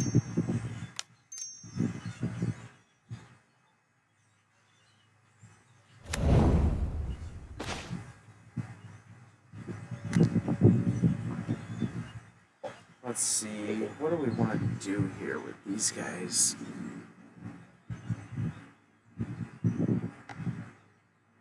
Four damage is a lot. I am pushing for lethal every turn with this Sacred Cat. He's got to figure it out, elsewise he dies. And he can't use... Well, I should have clicked the Fairy Seer.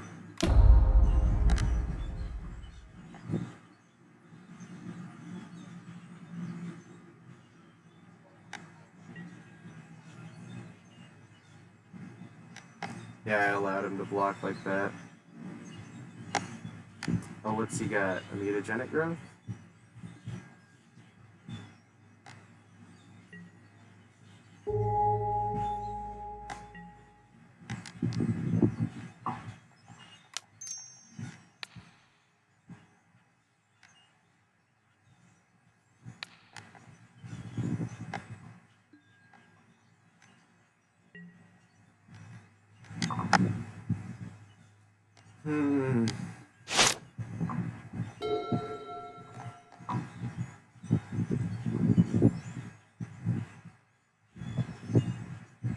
I want to block the Spell Stutter Sprite, but at the same time,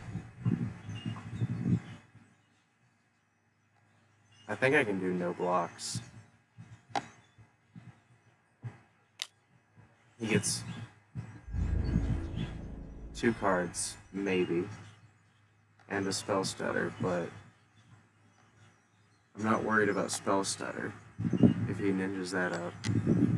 But he doesn't, he just draws the 1 card.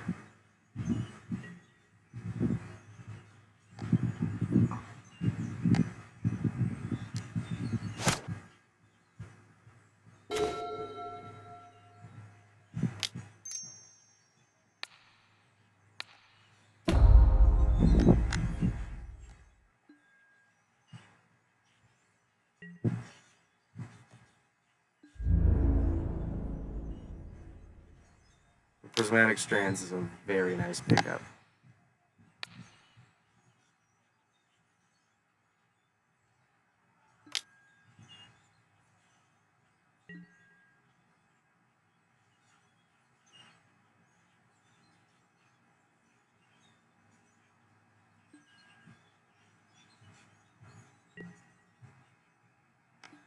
Maybe I should have left the Sacred Cat back to be the secondary casting of Prismatic Strands.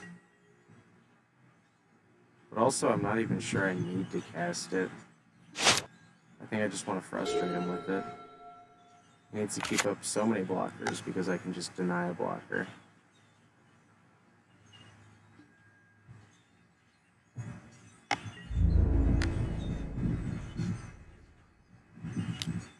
I like casting it on the attack step here because you can't declare that Spell Stutter is unblocked to pick it up with a ninja.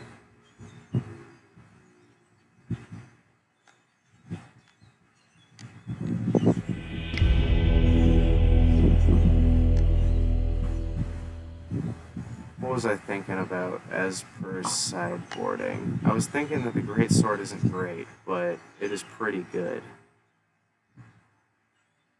I think I was just wrong. It it really is also filling a similar role to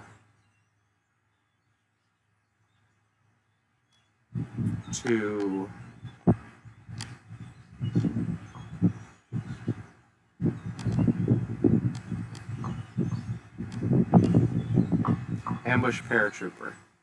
Except the fact that when it combos with Sacred Cat,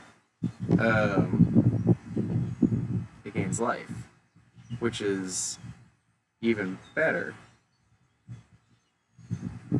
Whereas before it would be, or in the Sky Blue list, it would be Ephemerate and Ambush Paratrooper in their place. And I kept thinking about how Ambush Paratrooper would be really good in the match, but Squadron Hawk was a lot of blockers. I think it was enough.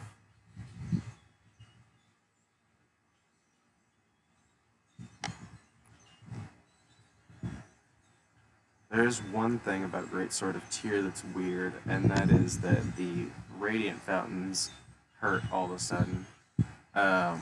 The colorless is a major issue. It's acting like it's a real spell. It needs a color. And that's fair because it's got a good effect, so, you know. Oh, I couldn't imagine equipping the Great Sword of Tyr to Guardian of the Guild Pact. That'd be amazing. It's a shame.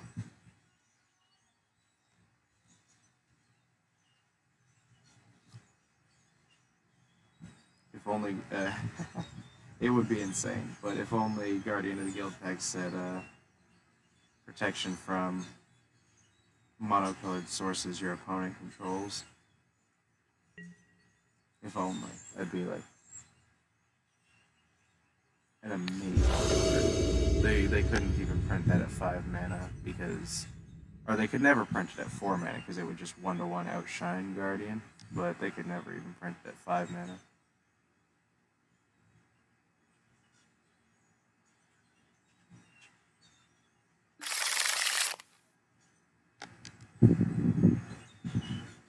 So the turn 1 Thraben, turn 2 Thraben looks pretty decent.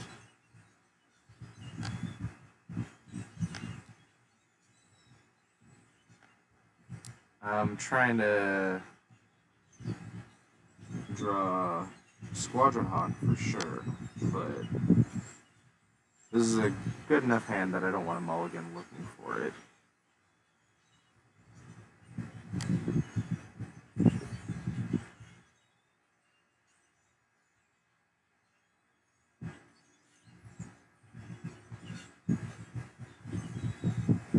Yeah, and with the opponent mulliganing to 5 cards, all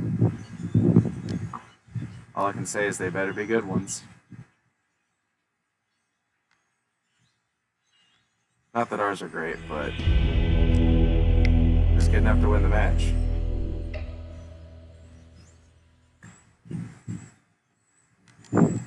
Mole Drifter, right? Like, I didn't get a chance to play Palace Sentinel. I didn't get a chance to try it out, so it was totally superfluous to the deck.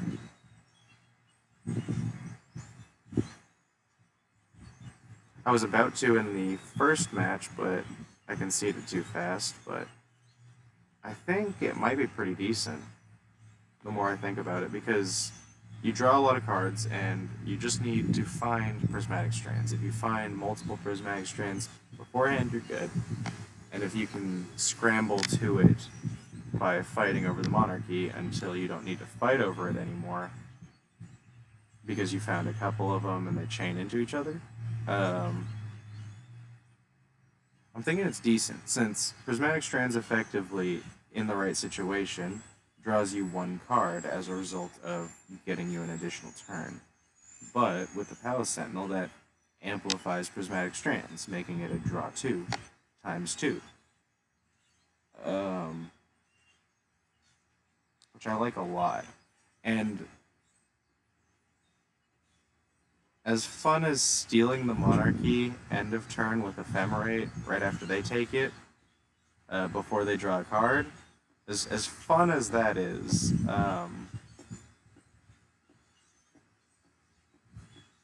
I don't think Ephemerate is the right card for the deck now that Sacred Cat, Greatsword, and Squadron Hawk are a large part of it. And that's what I was trying to back away from with my last iteration of the Sky Blue, where I went up to Spirited Companion, Roving Bard, or Roving Harper even, because it never misses, and Inspiring Overseer. And that list made me very sad. It was, oh, these creatures are bad without backup, kind of a realization. Whereas Militia Bugler is pretty decent. So I think I still like Militia Bugler in this Sky Blue over Spirit Companion, because grabbing Muldrifter is dope, grabbing Ambush Paratrooper is decent, grabbing another one of him is dope, and the Chancery makes it a little bit easier to not worry about hitting lands, whereas when I was initially playing Mono White, it was very important to keep drawing cards every turn in order to make sure that you have the highest chance of seeing the right number of lands.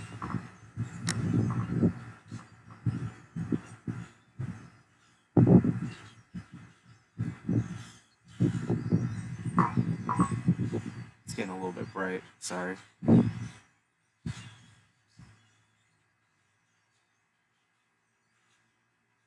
What was it, New Deck 4? No? Blade Skill, right.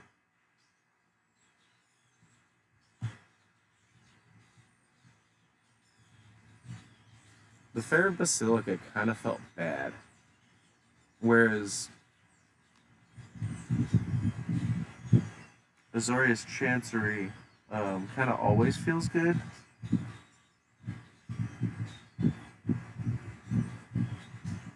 The only reason I don't want to play Chancery in this list, though, or like Selesnya or something, is Greatsword being 1 mana to activate, and it's just a little bit awkward if I were to want the 1 white mana from the Chancery and not have a single thing to spend the blue on. But it's also not the end of the world. There's probably colorless mana around to be spent. I am looking at a lot of it, like it's not impossible. So I'm going to give that a try over the Fair Basilica. I don't know if it won me that game against Mono Blue, though, where it was just 1 additional card I had over them. It might have. It might have been the difference. Chancery might help me get off the ground earlier, though, safer.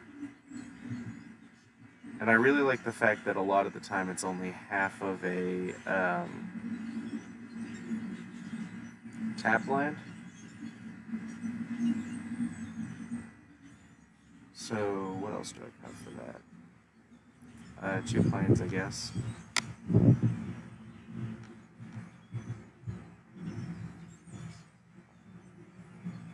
Oh, no, I don't. Add those back in.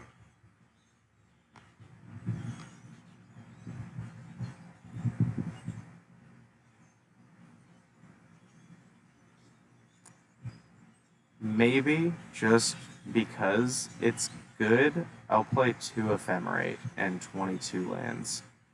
I was thinking, like, of all the cards that I could play just a couple of and they'd be worth it, it's probably Ephemerate. So, we'll see how that goes. I'm going to leave this match, actually. Not going to join that one. I'm going to walk around and stretch a bit. Get these off my ears, they do hurt after a while. I was kind of hoping this little headband would hold them. Oh, it really does. I just had to push it down onto it. Pull these up a bit.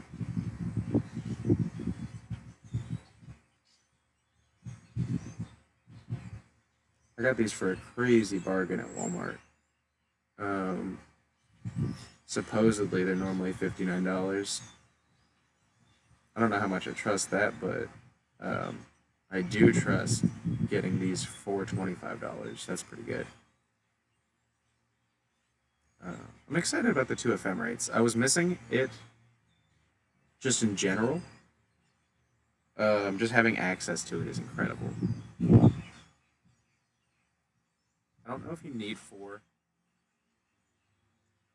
I like having four just because having more than necessary is very nice, um, especially in the early game when you're juggling something small like a spirited companion.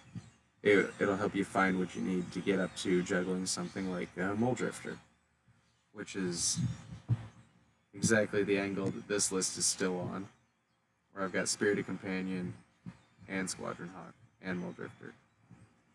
So I believe in this one a lot. It's just so stressful to play because Mole Drifter is like peaks and valleys. Either you cast it and it feels amazing, or they're like hating on it to a crazy specific degree. Um, and the more I think about it, even this list could do for cutting a couple ephemerates. And I think I like Great Sword of Tyr way more than Ambush Paratrooper.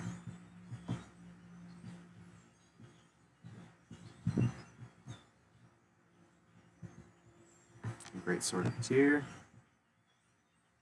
That's going down on creatures, but it was already playing 20 creatures. So, I mean, that's a lot.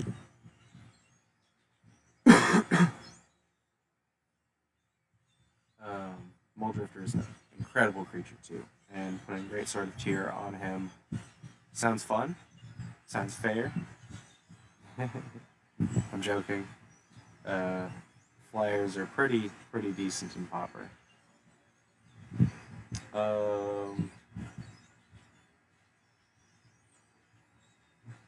If I cut 2 lands as well, I think I can afford Inspiring Overseer again.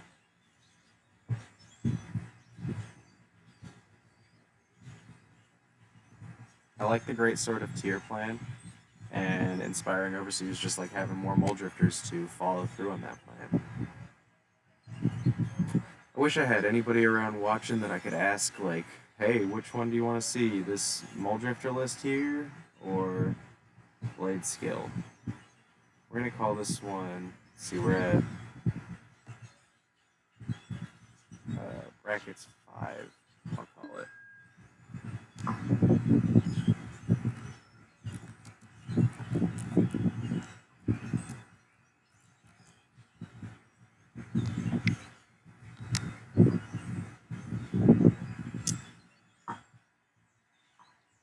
I'm going to pull up the break screen and I'll be right back.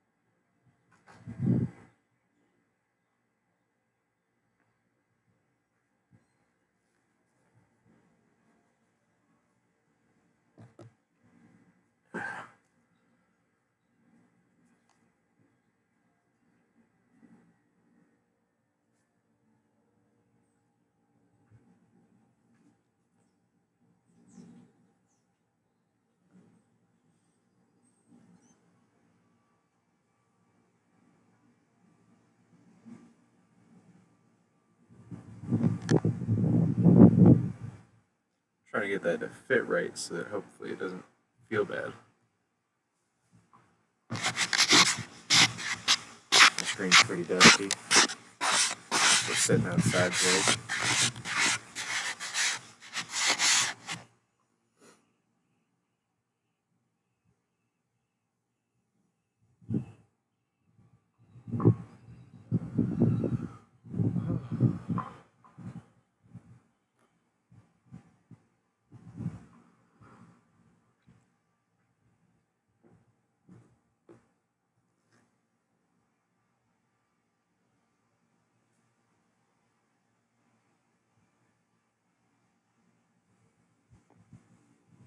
Let's see.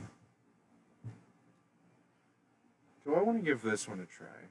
Or do I want to give the mono or the sky blue one a try? Pal Sentinels is just a really scary card to me these days. Like with that mono black deck, I was really having trouble fighting over the monarchy.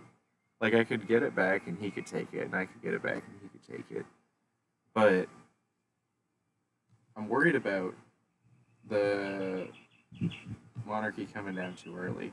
I guess I shouldn't worry about that too much since I'm in control in the majority of when it comes down. Like there are times when you just have to play it because it's your only card in hand and it's turn 4 and you might draw something. Like drawing strands off of the Palace Sentinel seems pretty decent.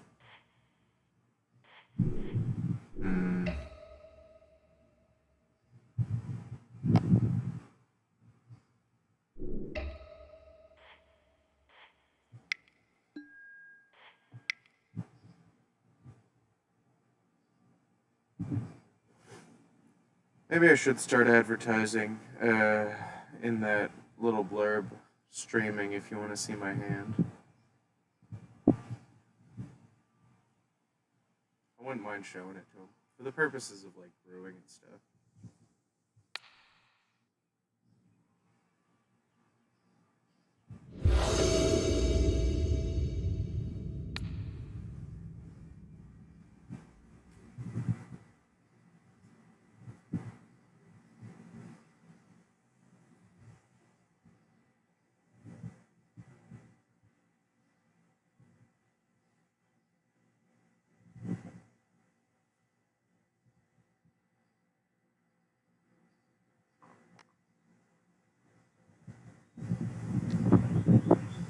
I think I'm gonna retitle this episode like Pauper Official Brew Session 1. Pauper Brew Session 1. Like the past couple of streams have been brew sessions, but should get a proper title for what I'm doing because it's not quite what anybody else is doing, and I'm not worried about that. I'm not trying to replicate nobody. I'm just trying to have a chill hangout where I do my thing and I don't just do it all in my head. It's actually nice because normally when I'm just sitting here all in my head, I'm thinking about like all the million possible cards, and I'm sitting here shaking, and my thing tells me my heart rate's up crazy high.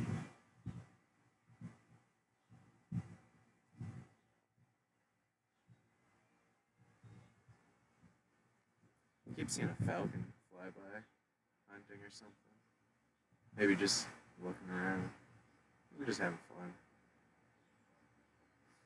I love watching the birds play.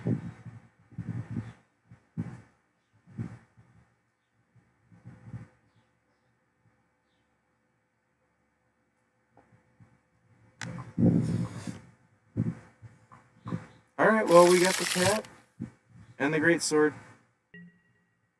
That's the reason I wanted to play this one.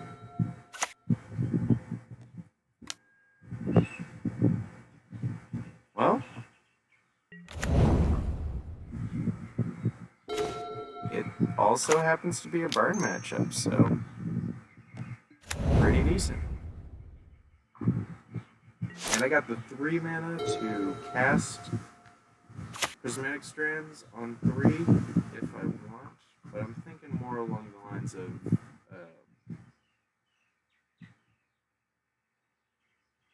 after Palace Sentinels, due to it being well, now it might be on 3.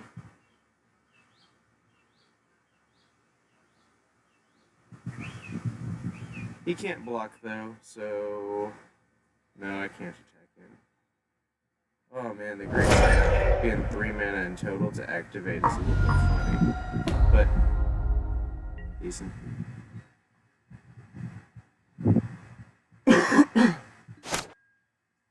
What's funny is now I can attack him. And there was no real way I was blocking anyhow, I don't think.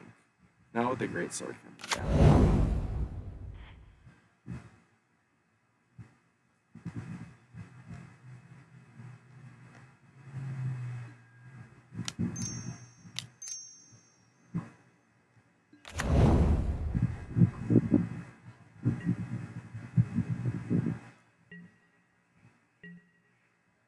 Oh, what am I doing?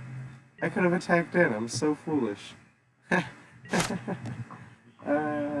Don't do drugs, kids.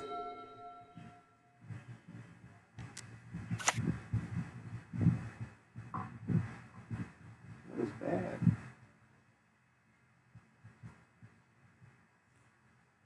Well,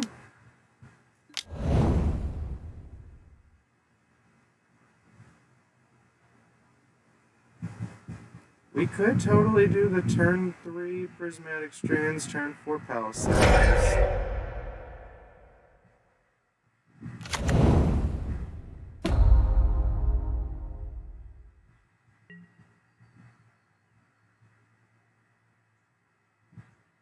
I mean, I'm 100% attacking the cats. Like, he's got to play another 2 power, 2 toughness. I mean, just 2 power. Just to take it down. And this greatsword feels like a really powerful card, honestly. Is it powerful enough to skip out on playing that this turn? I think it is, honestly. Honestly. It's pretty wild.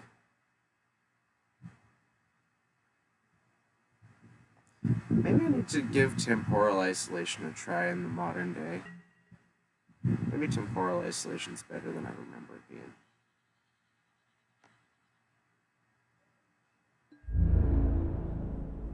I'm trying to think about, like, what would be... I mean, Core Skyfisher, but everything's bad against Core Skyfisher in white. It's weird, he's got protection from his own color.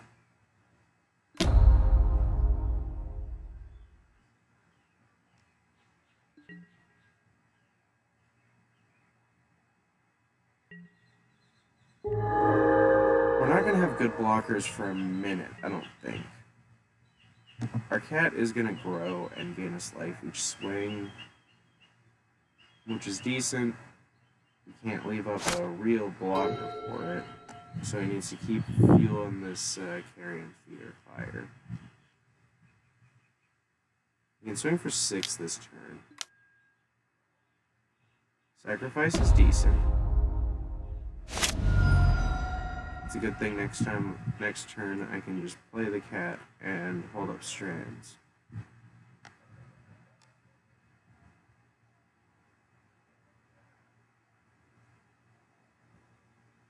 I'm down to 11. Yeah, I'm glad I can do it next turn.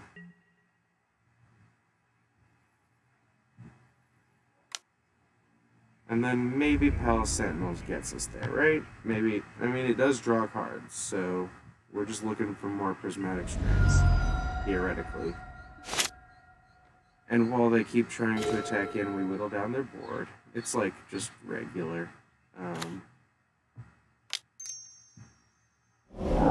Regular game plan. I don't know if this is an archetype. Maybe it's the Orzhov Ephemerate archetype. I don't know, actually. I haven't paid too much attention to the development on that list. I haven't seen it too much around anymore either.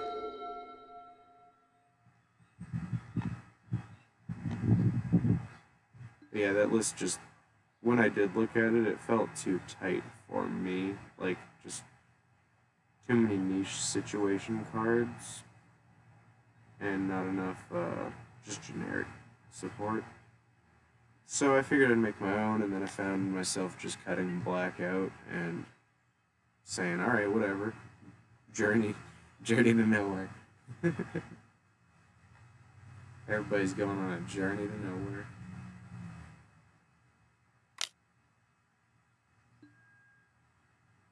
So I can't prevent the manifest, but that's okay, because I can block it with Palace Sentinels next turn. And if I draw a land, I can gain 2 life from the cat, and basically have blocked it this turn as well.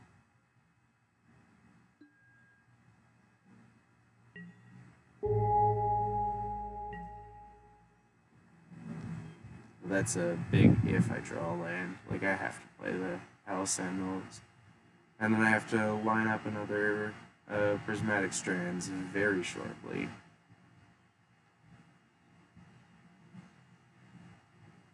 But maybe this is the ticket to stay in mono white, is Palace Sentinels for card draw, because like this one guy said on Reddit about Holy Strands in white, it's the best we got.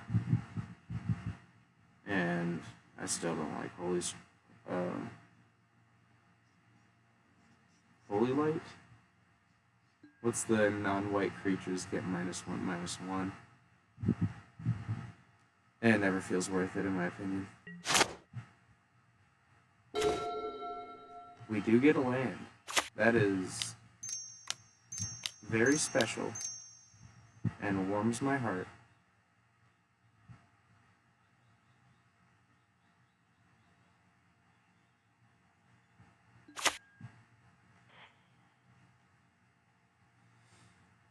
We are now the monarch. Inspiring Overseer is 100% Dr. Girlfriend.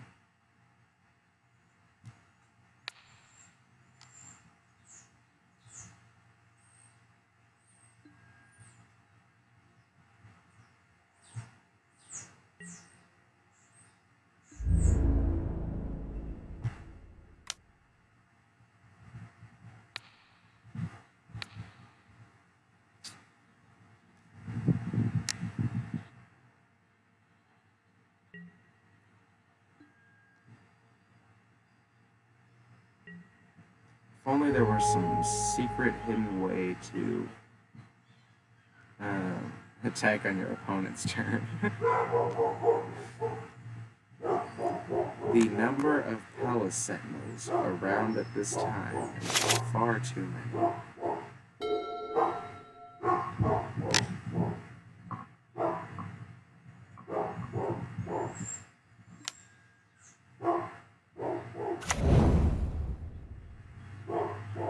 I really need to see another Strands very shortly, like to an extent where I'd probably... next turn's turn 6, so I'll cast Overseer to go, and if I don't find mana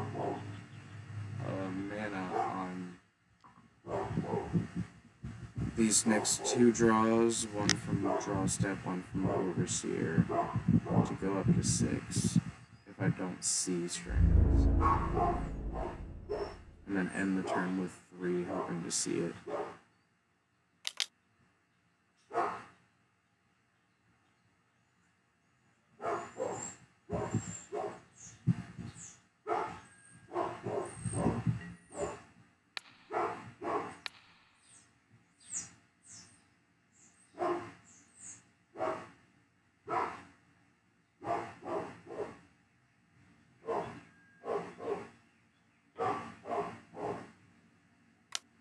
these kind of feel like nothing when I position them correctly. It's very interesting.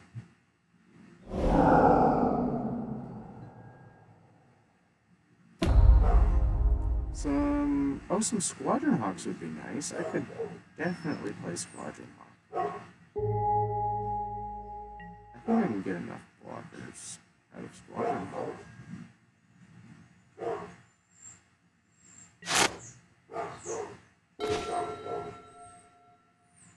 I have 5 mana. That was kinda also if I got a land. I have 5 mana, so I should probably Squadron Hawk, and then maybe I can overload my hand, and in these next 2 cards from the Monarch and Inspiring Overseer, I get Prismatic Strands and then toss it. But the margins are slim, and they just keep sending Palisandals at me.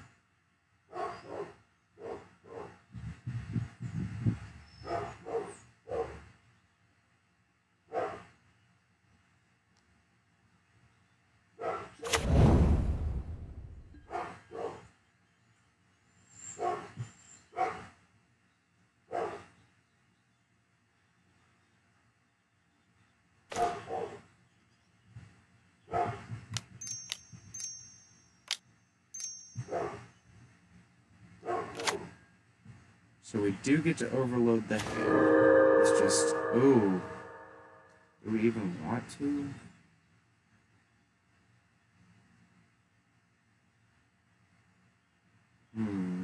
Not more than I want to hit a land drop, honestly. And especially when I gain 2 life off of it. And swing in for the 3 life here. Lose the 2 from the Serrated Scorpion if he blocks. Oh wait, he can't block. I love this sword. It's just so great.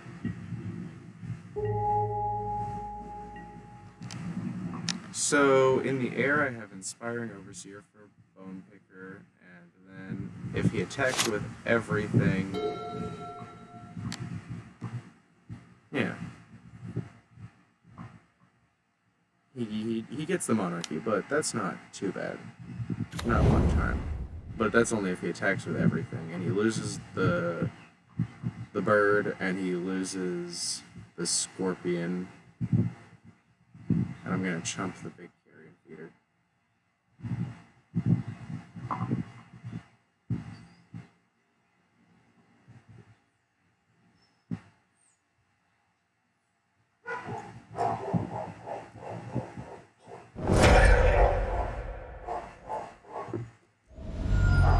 That's good to see. Now he has 3 attackers. And I have blockers for all. Very good to see indeed.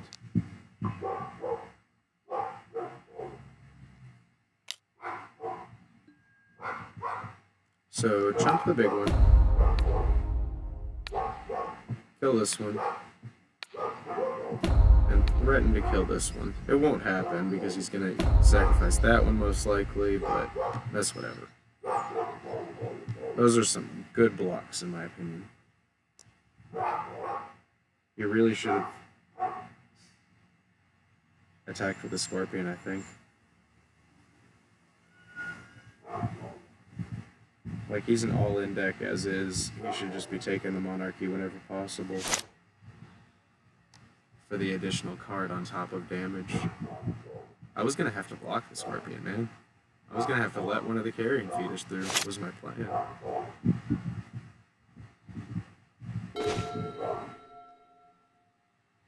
Oh, see, now this is obscene.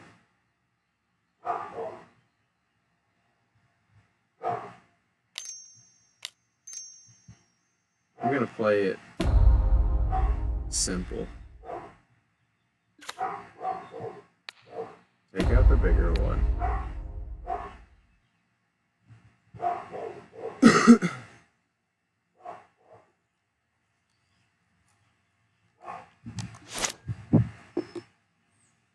Yes.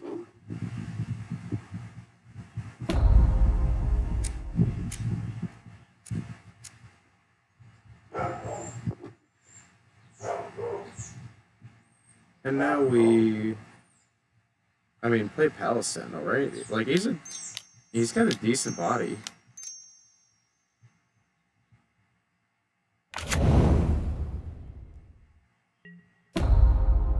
I think he'll be able to hold the Greatsword incredibly well.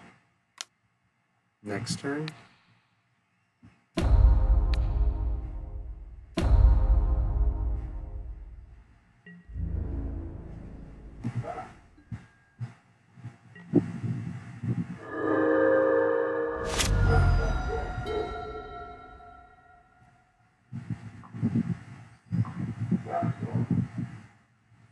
As is, I can double block his guy, so he has to play something in order to attack in. And then if he plays anything, I'll just chump it to keep the monarchy, I think.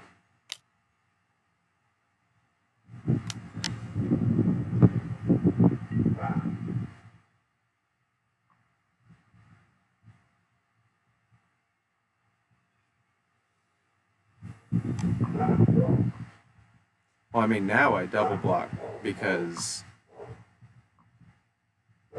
I kind of want him to sacrifice that to kill one of my guys and keep his. Right? Like trading a Palace Sentinel for a bird there. I'm worried about saying the name. Yeah, double block for sure.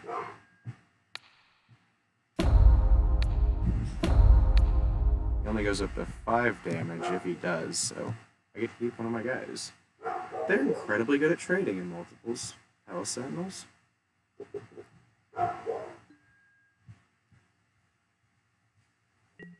Like a really big Thraben Inspector. Double Inspector.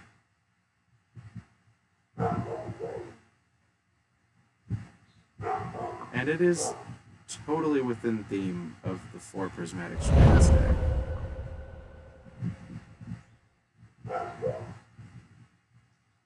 I have so many chump blockers, man. I'm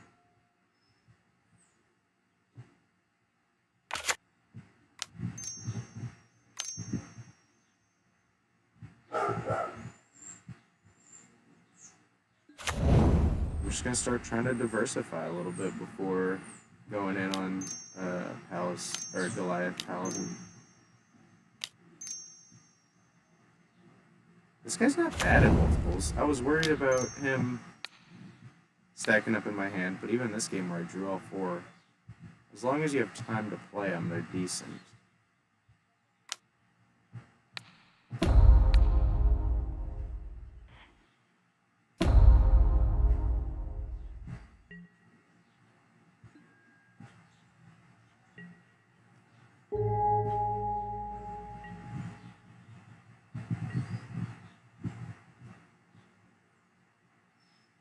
And I can burn through cards really fast, so the monarchy is kind of fitting.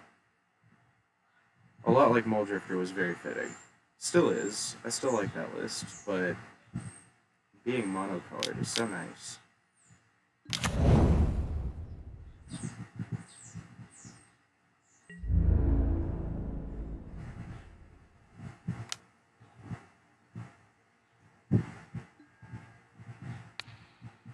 And I like Great Sword of Tyr, like, telling him, like, no, I control a lot of the trades. It's very powerful. It's a very, very good card.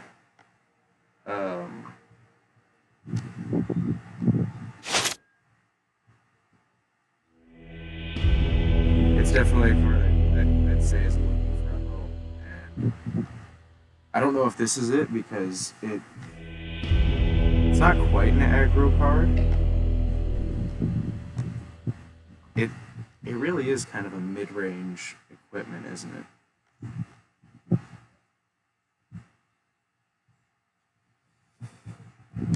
I wanted to try blue with it as well. I love Sacred Cat, man. You can see I'm a big fan for gaining 2 life, and Great Sword of Tyr and Sacred Cat does that. It doesn't do it on the defensive, So in the situation where I'm blocking 5/5s with cats, I'm just gaining the 1, preventing the 5, not gaining 2, so... But maybe if I can get a cat down early, I can get one up to like 6, and then it's contesting their guys, but they always have removal. It was so weird playing that one Demir match earlier where he just let me get my cat that big.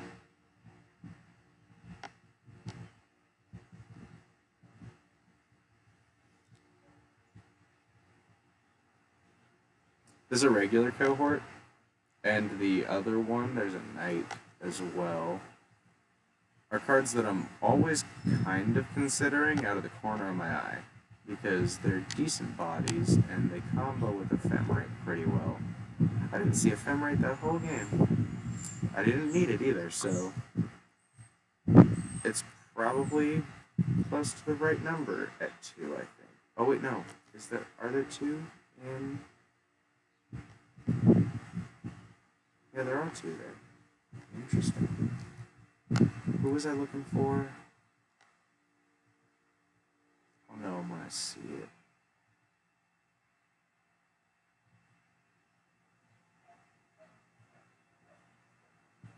I think the issue is that I don't know the card's name.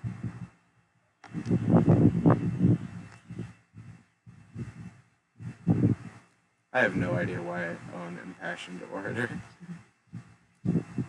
I think I got it before... I don't know. I think I got it before Lunark Veteran came out, but... There's enough sisters, you don't need to pay 2 mana for one.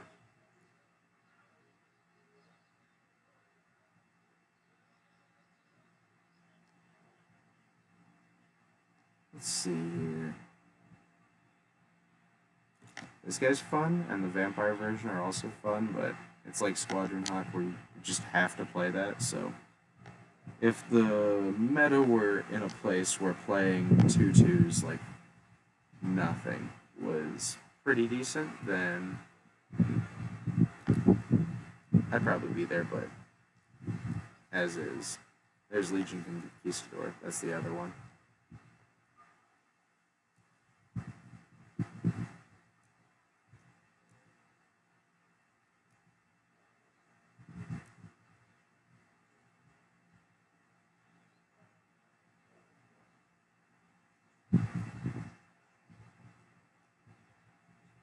What is this guy's name? Do I even own him, I wonder? Maybe I just don't own him. The 4 mana, I think it's a knight with vigilance, and I think that's why I like the knight over the changeling, because it makes a token with vigilance as well. But it's a 4/4 that makes a 2/2. It is a 2/2 and it makes a 2/2. And in my mind that's pretty decent for like pushing forward and like making a board. Way better than making a soldier. There's a reason people like do not complain about cracking the experimental synthesizer. So I was thinking Ephemerate could land on that guy pretty decently. But him being at 4 mana means that it's that one or trying to figure out the Soul of Migration, because Soul of Migration is probably the right card for this list, but figuring it out is the hard part for me because it is so expensive. It's a lot like Ambush Paratrooper was, except you don't have the ability to pay for it whenever. It's kind of just like Mole Drifter on 5, except you don't draw 6 cards if they don't have removal. And if they do have removal, you get 2 birds. So, and if they have Counterspell, you get nothing. It's rough. And there might be a world in which I don't play Ephemerate, and instead I play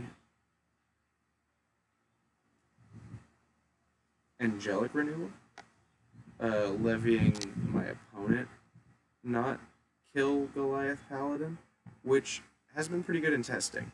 I've tried it out before with 4 Ephemerates, so it was a little bit overloaded, but it did work out pretty well in a way where they didn't throw removal at Goliath Paladin. So I can make him pretty massive with the Forge tokens, and if I pulled one out with the Throne of the Dead 3, they wouldn't kill that one either because it'll just come right back because I'm holding on to my Angelic Renewals for the best possible target, and only I know that, so I can just let him kill Thraben Inspector, let him kill Inspiring Overseer, but if I've got nothing better, I'll bring Inspiring Overseer right back, just annoy the removal a little bit, while also gaining card advantage with the creatures specifically, where a card like Benevolent Bodyguard would only protect the creatures, Angelic Renewal draws cards and maybe pulls through the dungeon and maybe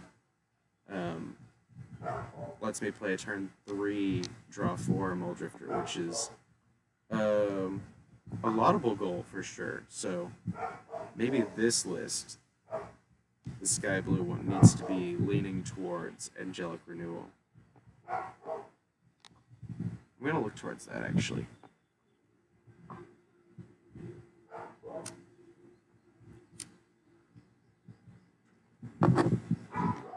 Let's ditch Ephemerate.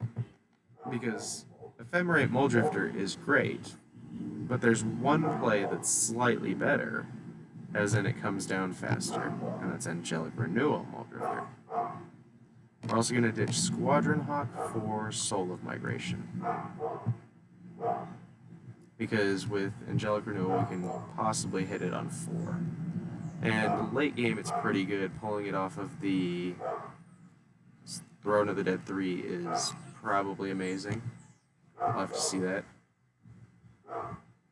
Okay. Let's go down to 3 of those, and let's cut a Greatsword of Tier. I was thinking cut them entirely.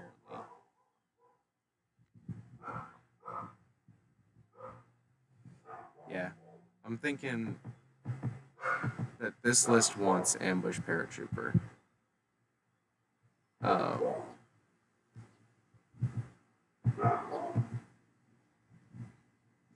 At 3. This list wants Ambush Paratrooper at 3. I was going to cut an Inspiring Overseer for another one, but 3 is a good number for Paratrooper. I do want it early against blue, so that's why I was leaning towards 4, and with this one just trading in the blue matchup, I do think that's probably better. Without Ephemerate, though, these guys are a little bit more of an oddball set. So I gotta kind of focus on Angelic Renewal and really lean on the heavy value plays from it and try and not revive Inspiring Overseer. It's gonna be hard because I'm silly and impatient. So, just a thing to keep in mind.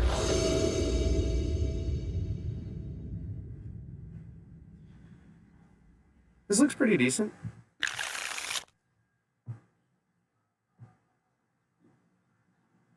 Alright, it's fair.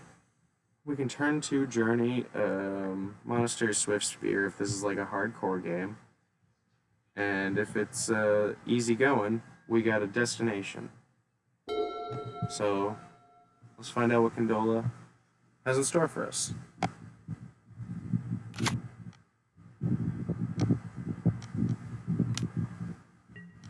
I like Lunarch Veteran. So I'm going to be on the lookout for unicorns. If he plays black mana, Blood Priest, and if he plays green mana, in addition to black, because that's that one's payoff, the green-black one. But both of those are a stretch. Unicorn is like, hey, let's see a unicorn.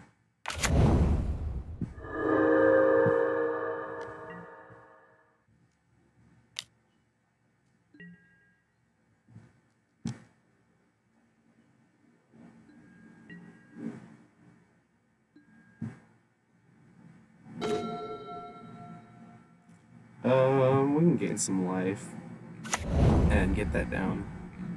Ooh, choking. Before we start playing Azurius Chancery and effectively gain more life through the Chancery. And I think I'm willing to trade the dog for the Lunarch Veteran because the backside of Lunarch Veteran is definitely worse in their deck than the front side. So I'm hoping that means he doesn't attack with it as well. But that's on him. And the next turn, when I've got 2 doggies, I'll try and threaten to trade for the trade 1 for Threat Inspector.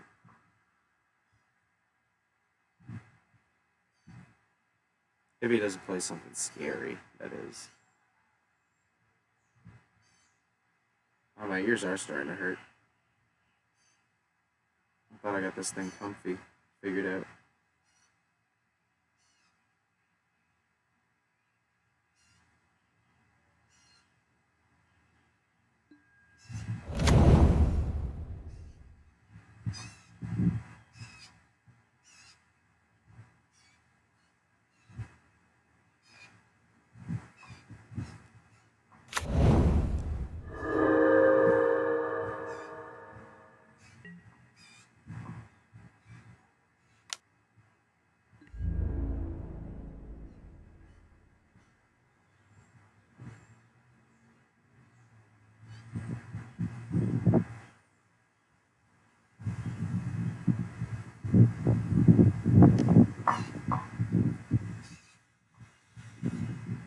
Like I thought, doesn't really want to trade the Lunarch Veteran.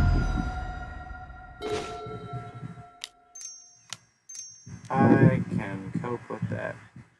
Did we start with 2 journeys, or did we get one off of the first Spirited Companion, I wonder? Because 2 journeys is pretty decent, especially with their lack of threats. Gold Drifter is going to be very nice. Same with Soul of Migration, but that's so far away at this point. Without some kind of accelerant like Angelic Renewal. Maybe I should be playing 2 Ephemerites in this list as well. Just to back up Angelic Renewal, even though Angelic Renewal is the main plan. Discard until I have 7. Jeez. Planes.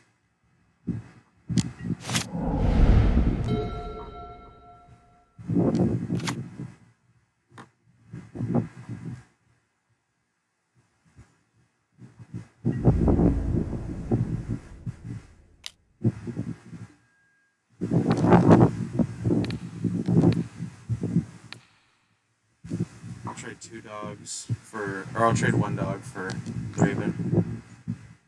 That's decent in my mind. Pretty equal.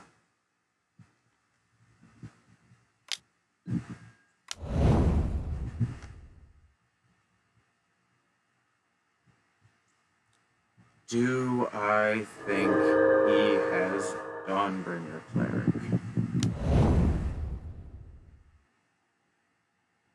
Maybe I should run Late to Dinner instead of Ephemerite, because it's like a backup plan where I can just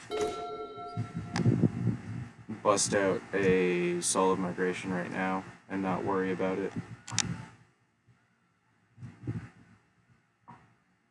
As is, I think I just want to journey the Skyfisher and play Moldrifter like normal next turn.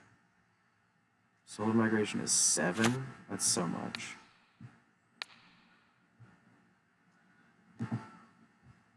And, you know, threaten to counter a spell. Ha ha ha ha. Counters spells. Hee hee hee. We definitely run counter spells.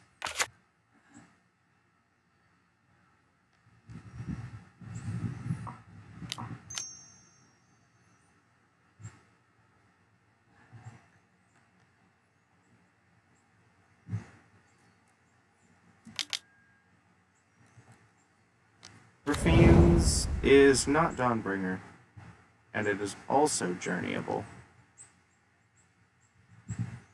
Immediately, though, I don't know. I was worried about the Skyfisher because of...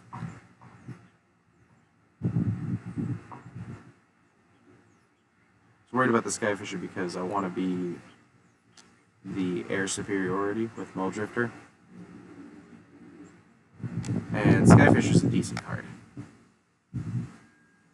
Oh, and this guy's a 2/1. That's relevant.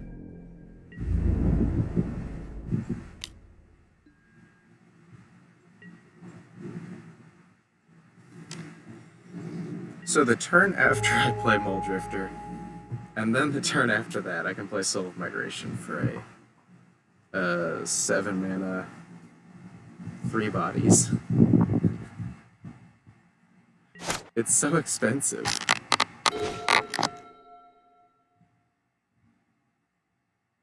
Well, at least I have something to do next turn now.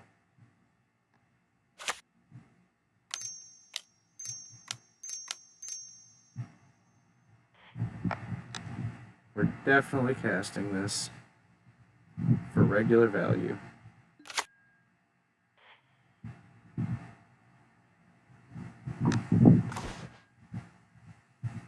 That's the thing about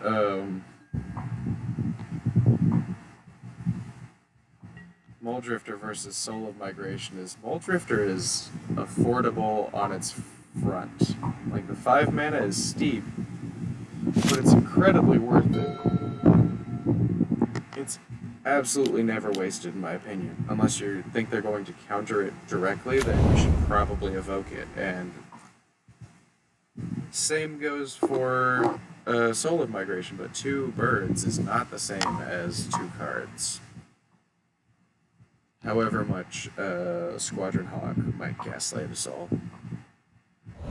Even still, in the Fairies matchup, I'd probably play a turn 4 Soul of Migration just to have 2 birds.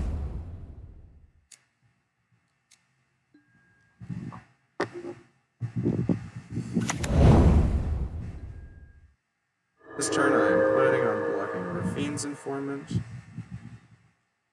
Maybe he'll let me get away with stealing his Lunarch Veteran on his turn after he attacks with it, and I ambush. It's an ambush, Jack!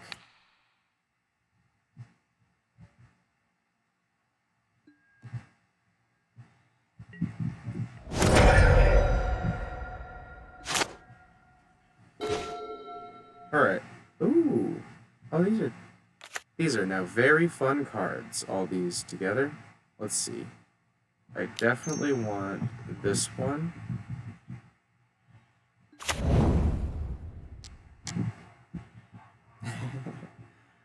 And I do it. 4 mana. Wow.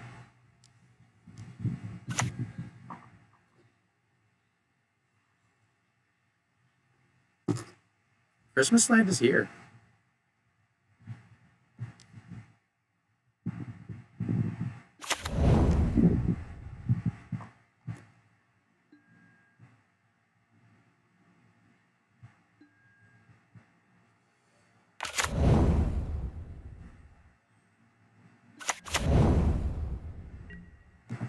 Well, that was a better turn 6 than I was anticipating.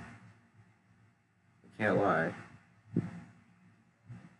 4 1/1 bird tokens is pretty similar to 2 cards.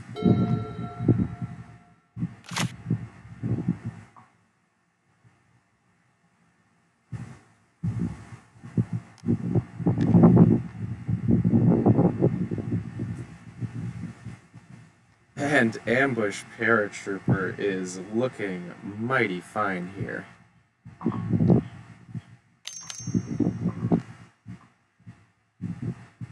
Does he have Strands up and ready? No, not up and ready.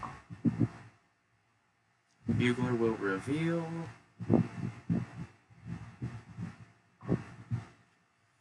Zone Squadron Hawks. I'm afraid, under the auspices of Ambush Paratrooper, and I don't know if that's the right way to use that word, they will be outranked.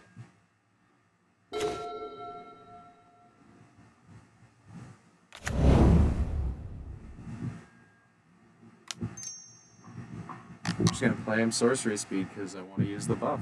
And I have the 5 mana. What an interesting turn 5 into 6. Or 6 into 7. I wonder how consistent that is to line up.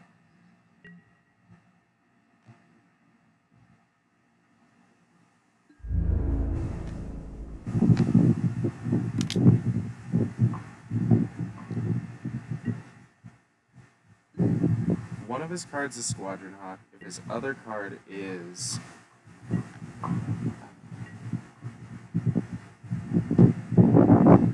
Guardian's Pledge, he will have 3, 6, 9 plus 4 is 13 damage, which I'm okay with taking.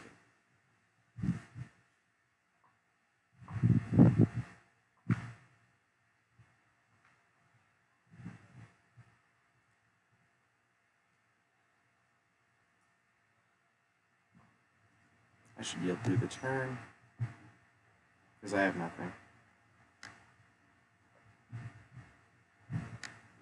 Even if I had something like Angelic Renewal, it would stop me. It would ask me yes or no.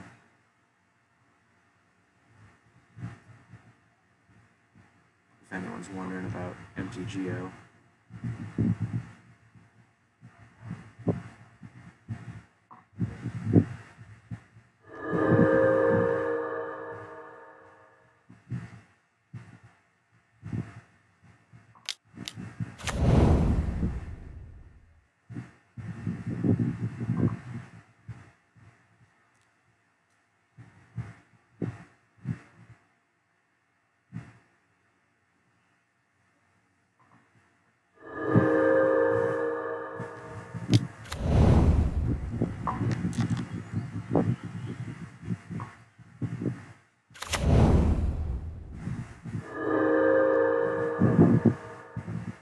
So now I think I want to hold back blockers with the superiority that is Ambush Paratrooper.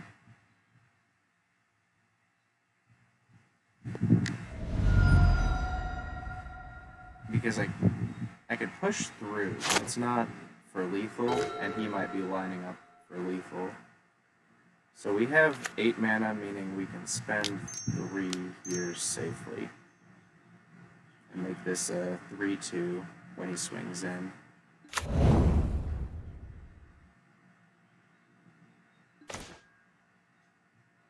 And that's even better.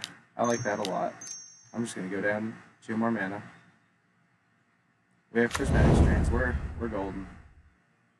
We should have attacked first, and then threatened to buff up our birds to get them through. As is, I'm going to attack with these guys because I need to keep pushing for damage somehow.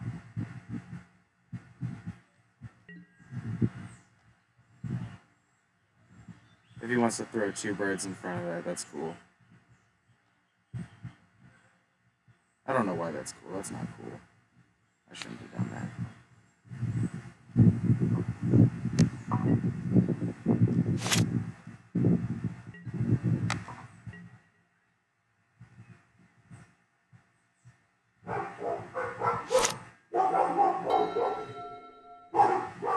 Yeah, that wasn't cool. That was my source of damage. That was so dumb.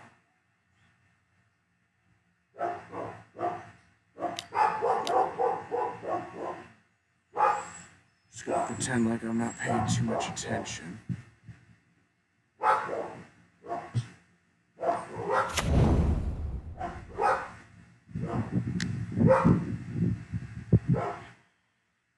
This guy, they should be always yields.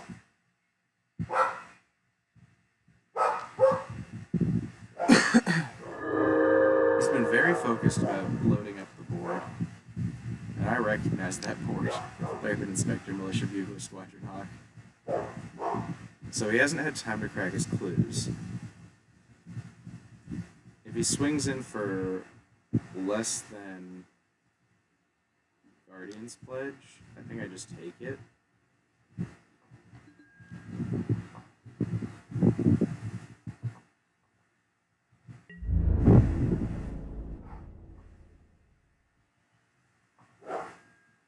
can have two.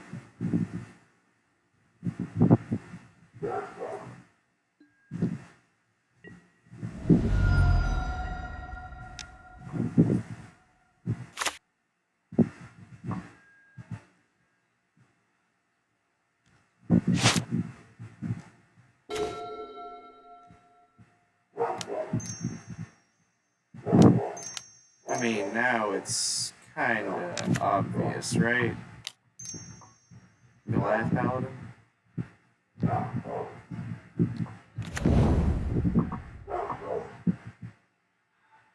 Kind of does it all. He has to have his own, and then we're still better positioned, I think. I'm going to grab another island, just because holding up 2 blue might be intimidating. And we're still waiting until next turn to play the Angelic Renewal, which does kind of suck, but at the same time.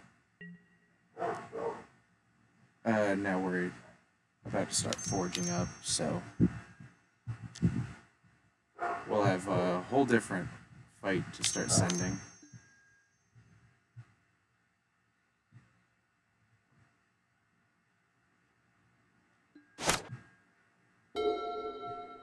If he can somehow get it from us, and there's no way with Prismatic Strands, but if he plays his own, maybe, we could have a hard time with his own Prismatic Strands.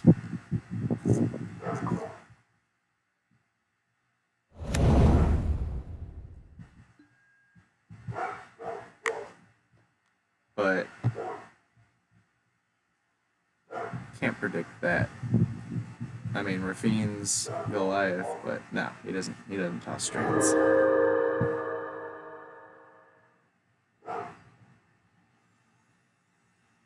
Put on a strong face, line up good blockers, that's all I can worry about. And then strands away any kind of problems.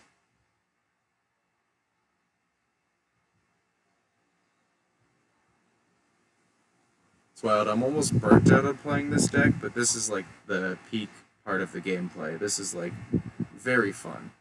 I like this part of the deck a lot. Playing at initiative.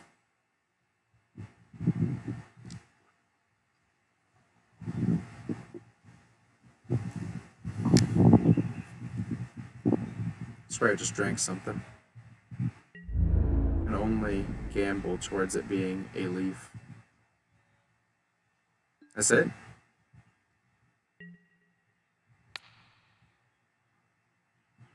What does he have, like...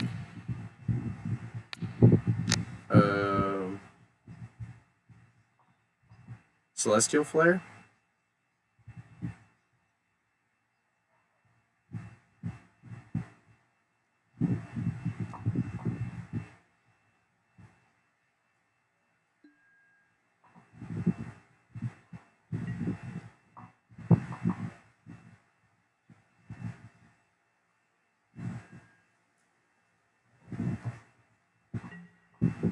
So I did not have to use strands there, which is ultimately the entire goal.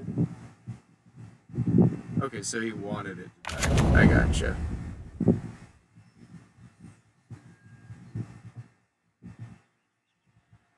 Well, I'm not too worried about that, I guess. Maybe I should forge up the Goliath Paladin, but I'll just play Angelic Renewal and then we'll try not to kill it. It's a pretty decent plan. They'll just keep chumping.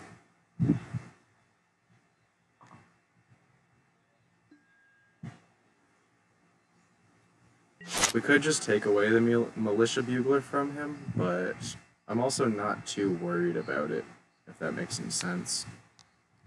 We're gonna buff up the Inspiring Overseer because it doesn't trade with anything, honestly.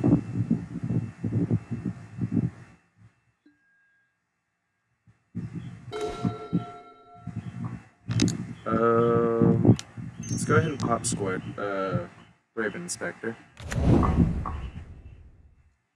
See what we get, kind of situation.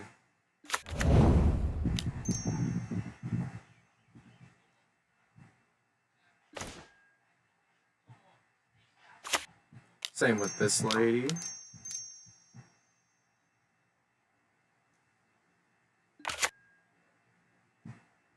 And I should not have played her because now I can't play Prismatic Strands and Angelic Renewal.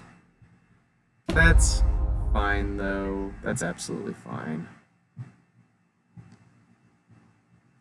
Since he might make me sacrifice an attacking or blocking creature.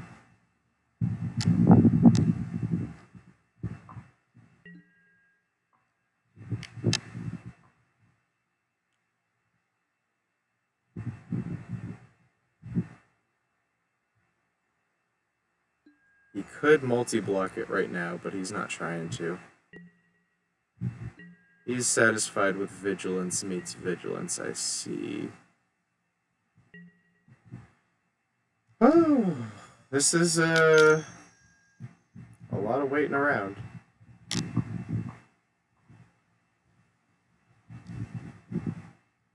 I'm guessing he's probably going to make me Strands this turn, though. There's no way he just attacks in with the 3-4. Trying 2 turns in a row just to get that guy to die was a little bit weird.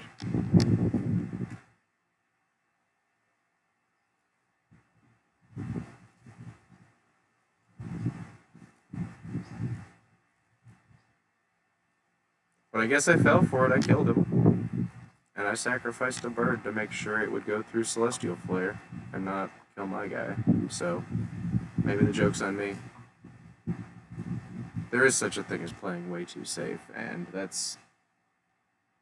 it's hard to walk that line between normal and too safe, but that's why they say greed is good. You gotta embrace greed at some point. Christmas land does exist. If you find yourself there, you have to take advantage.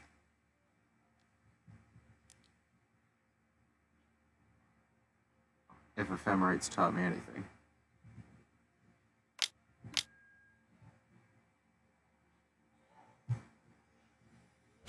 That's something I'll journey. What's he pick up?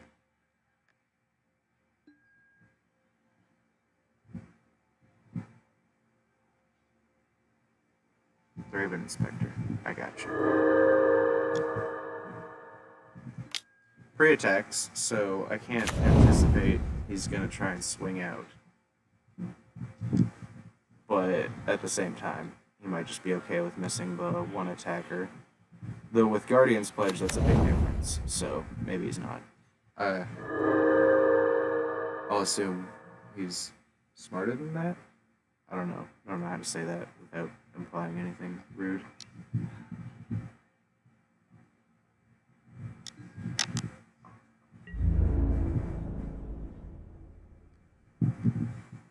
But here come the attackers, right?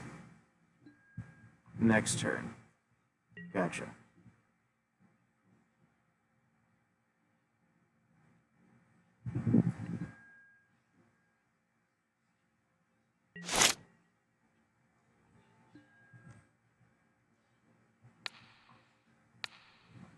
An ambush paratrooper would be a big deal. I really shouldn't have thrown mine away for no reason whatsoever. Let's play an Angelic Renewal and then attack in with the same guys. And if he makes me sacrifice one, it's the Goliath Paladin, because we can play another one and go into the Throne of the Dead 3.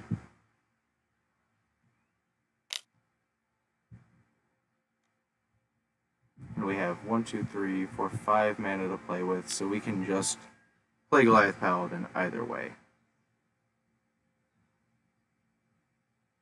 He's got decent blockers, but I do still have attackers.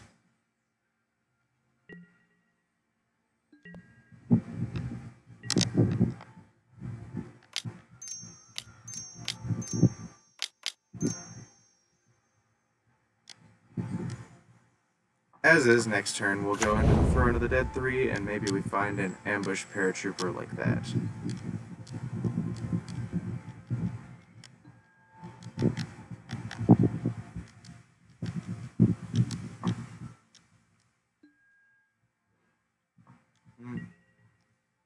Journey is so middling at this point, where Strands is doing all the hard work, that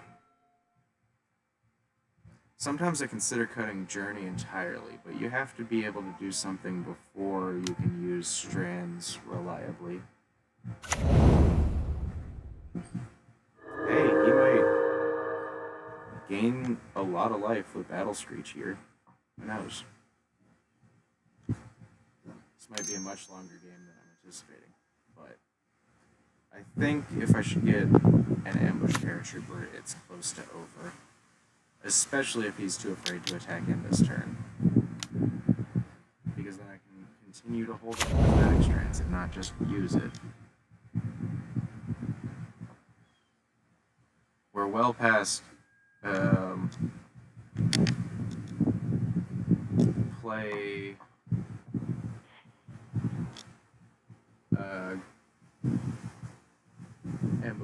ambusher and activate its ability even, so it's pretty good on the draw step. And then still hold up strands, I think, but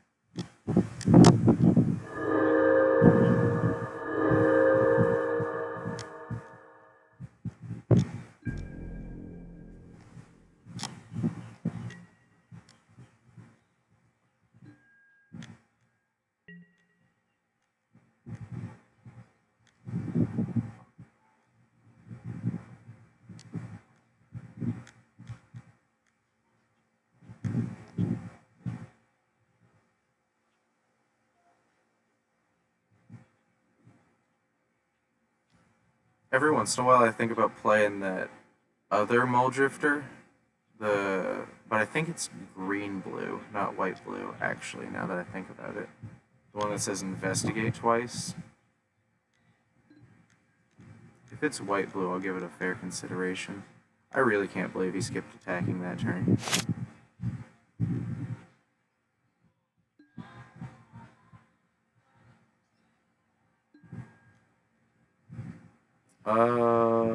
I mean, you don't turn down Mole Drifter as a 5/5 hexproof. That's pretty insane. Even if you just trust 3 lands. He didn't do that, but you know. We'll play second Angelic Renewal and we'll attack in with this Inspiring Overseer now. And if he kills it, we'll revive it with one of them. But we do have to get this game ended soon, so... While there's not really a use attacking in with the bird tokens, sending the whole team like this is nice. And if he's holding Guardian's Pledge for this like big blockers turn, we can strands that as well.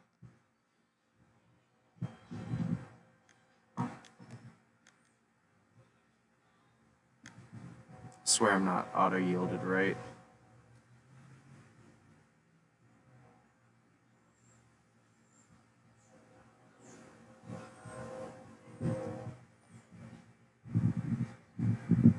So he's going for the multi-blocks, but it doesn't look like he's going to line up the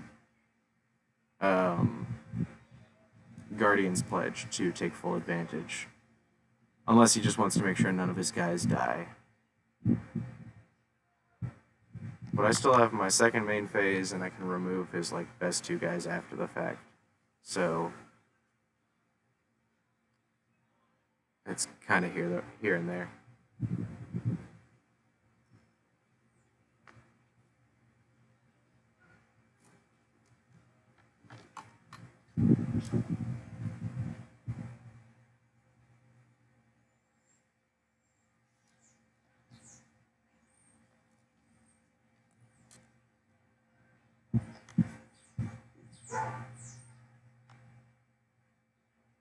This chair I'm sitting is barely a chair anymore, but it's kind of more comfortable as like a weird broken hammock.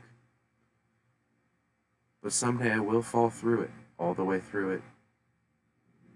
And hopefully by chance it'll be on camera. I set my beanie up weird this time.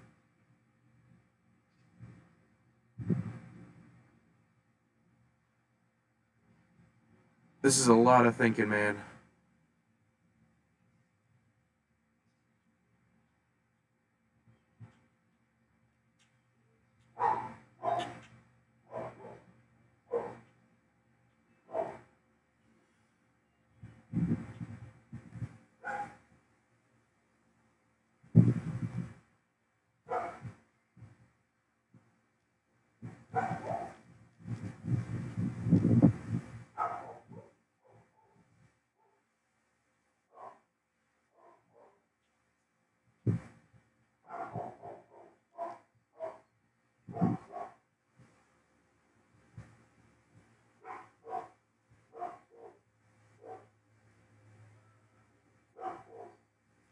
Did I lose internet?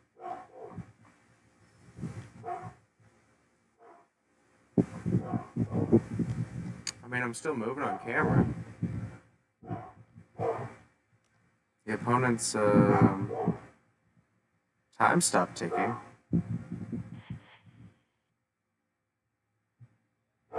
This says there's data going out. This says I have Wi-Fi. Is the opponent disconnected? I really did choose a good time to stand up, jeez. But I'll try and be polite and wait.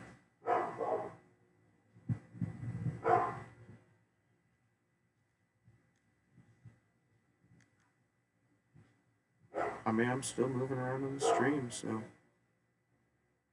everything looks alright.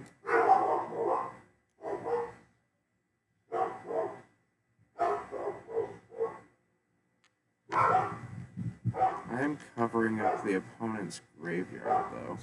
I should figure out a better place to put my head. Maybe up and to the right just a little bit. There. Hopefully that'll be right here.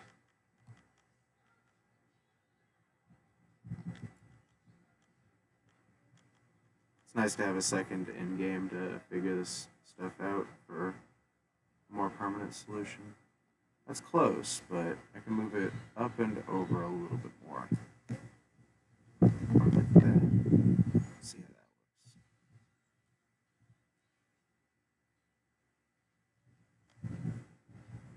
looks. Well, I don't know.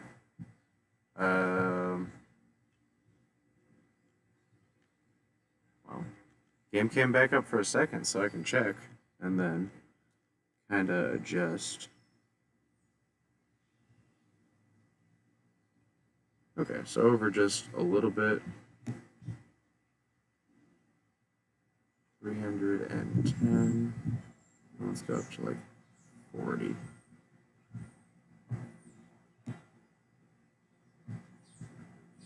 And hopefully that just looks better in the future for the purposes of in-game. I'll be sitting on the opponent's side. I'm usually rooting for the opponent. The past couple of streams, I was in like a sour mood. I was having like bad time with the audio. I like this mic a lot better. It's a lot more comfortable thinking about the, like, I was leaning down, holding my hand out in a way so that I wasn't blocking the microphone.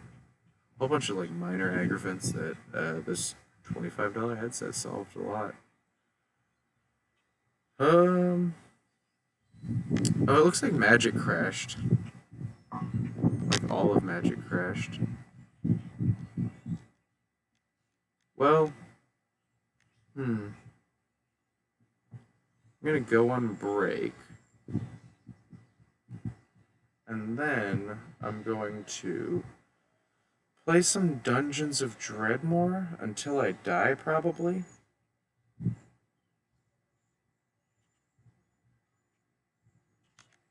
And I'm trying to imagine where my head's going to be in that game. This little face cam. And it's kind of just going to be in the way, but I'll try and look over it and be mindful of what data is it's obscuring, if anyone cares, and as if anyone cares. I'm pretending.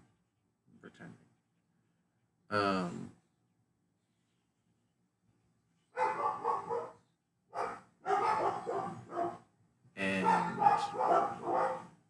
I'd like to keep my face in the same position for magic purposes, because Dwarf Fortress, it's not going to matter, and I don't think it matters that much, but I spotted that the opponent's graveyard was obscured, and I'm thinking, in the Dimir matchup, that was definitely relevant information, and they were casting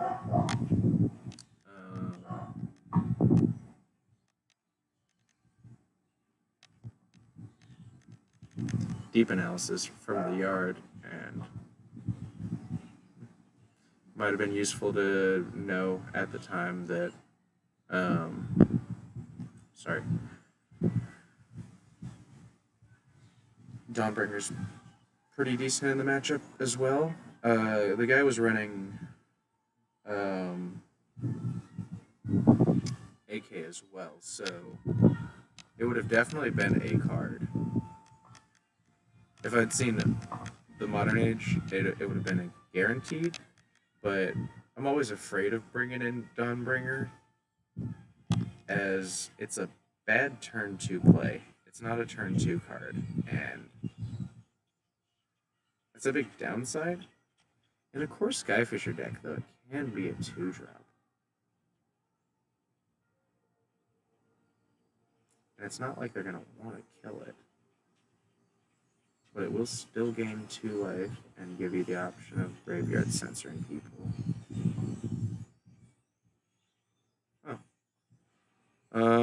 I'm always looking for a reason to play Core Skyfisher because I really believe in the card, but in the meta, it feels like the best use for it right now is Experimental Synthesizer, and if you're not doing that, you're kind of wasting the card.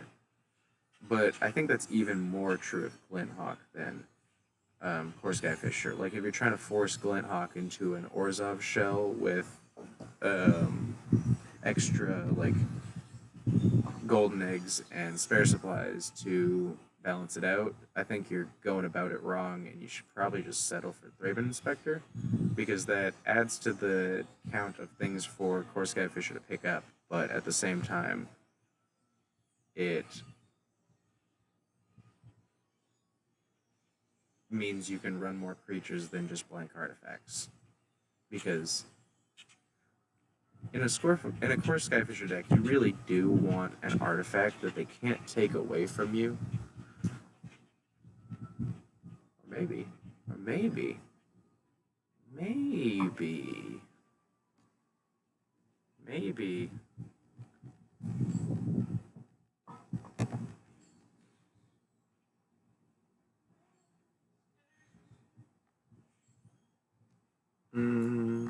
Selesnya.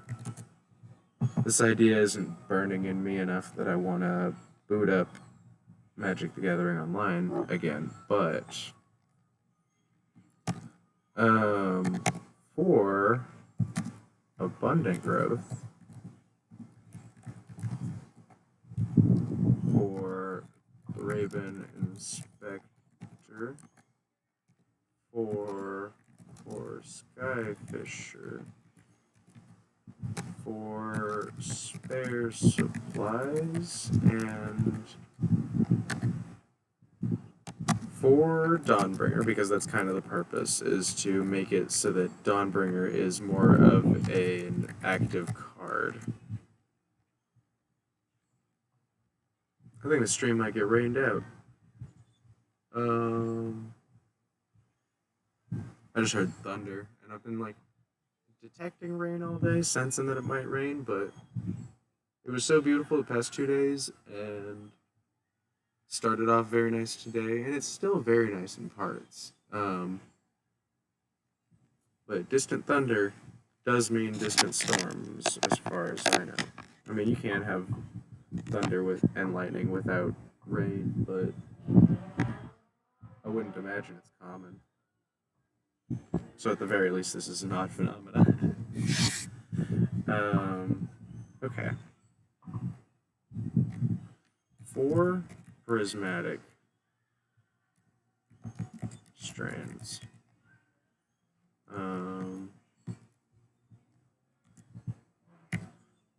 4 Journey to Nowhere.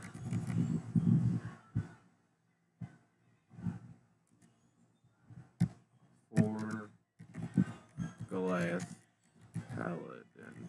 So, the Abundant Growth, Thraben Inspector, Core Skyfisher, and Spare Supplies are all supposed to take care of each other. Journey to Nowhere, Dawnbringer Cleric, Prismatic Strands, and Goliath Paladin are what we're trying to play. Dawnbringer is good. Dawnbringer is good. I just don't like it on a turn 2 play. I like the idea, though, of having access to it later for 4 mana with Core Skyfisher on the fly. There's a wasp right here next to me.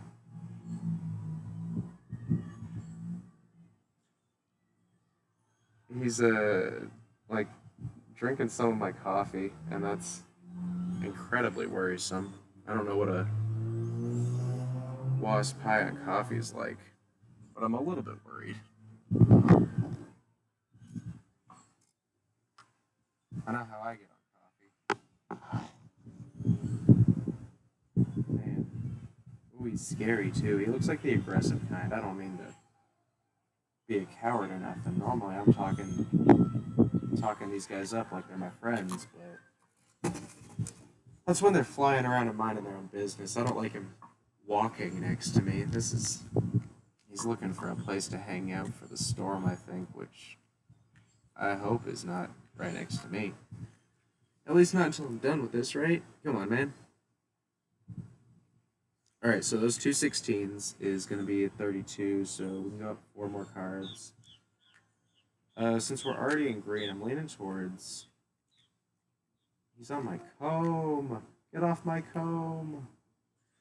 I'm leaning towards either Jewel Thief or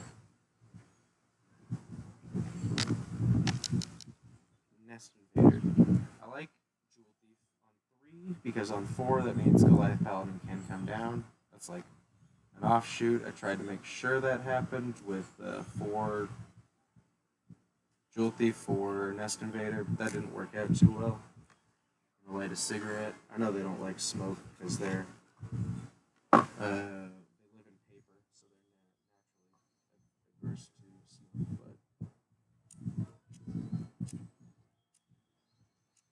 smoke, but I'm not sure it'll help in this wind, but it'll give me something to wave at. So 16 right there. With the abundant growth, we're already in green. That can be easily achieved with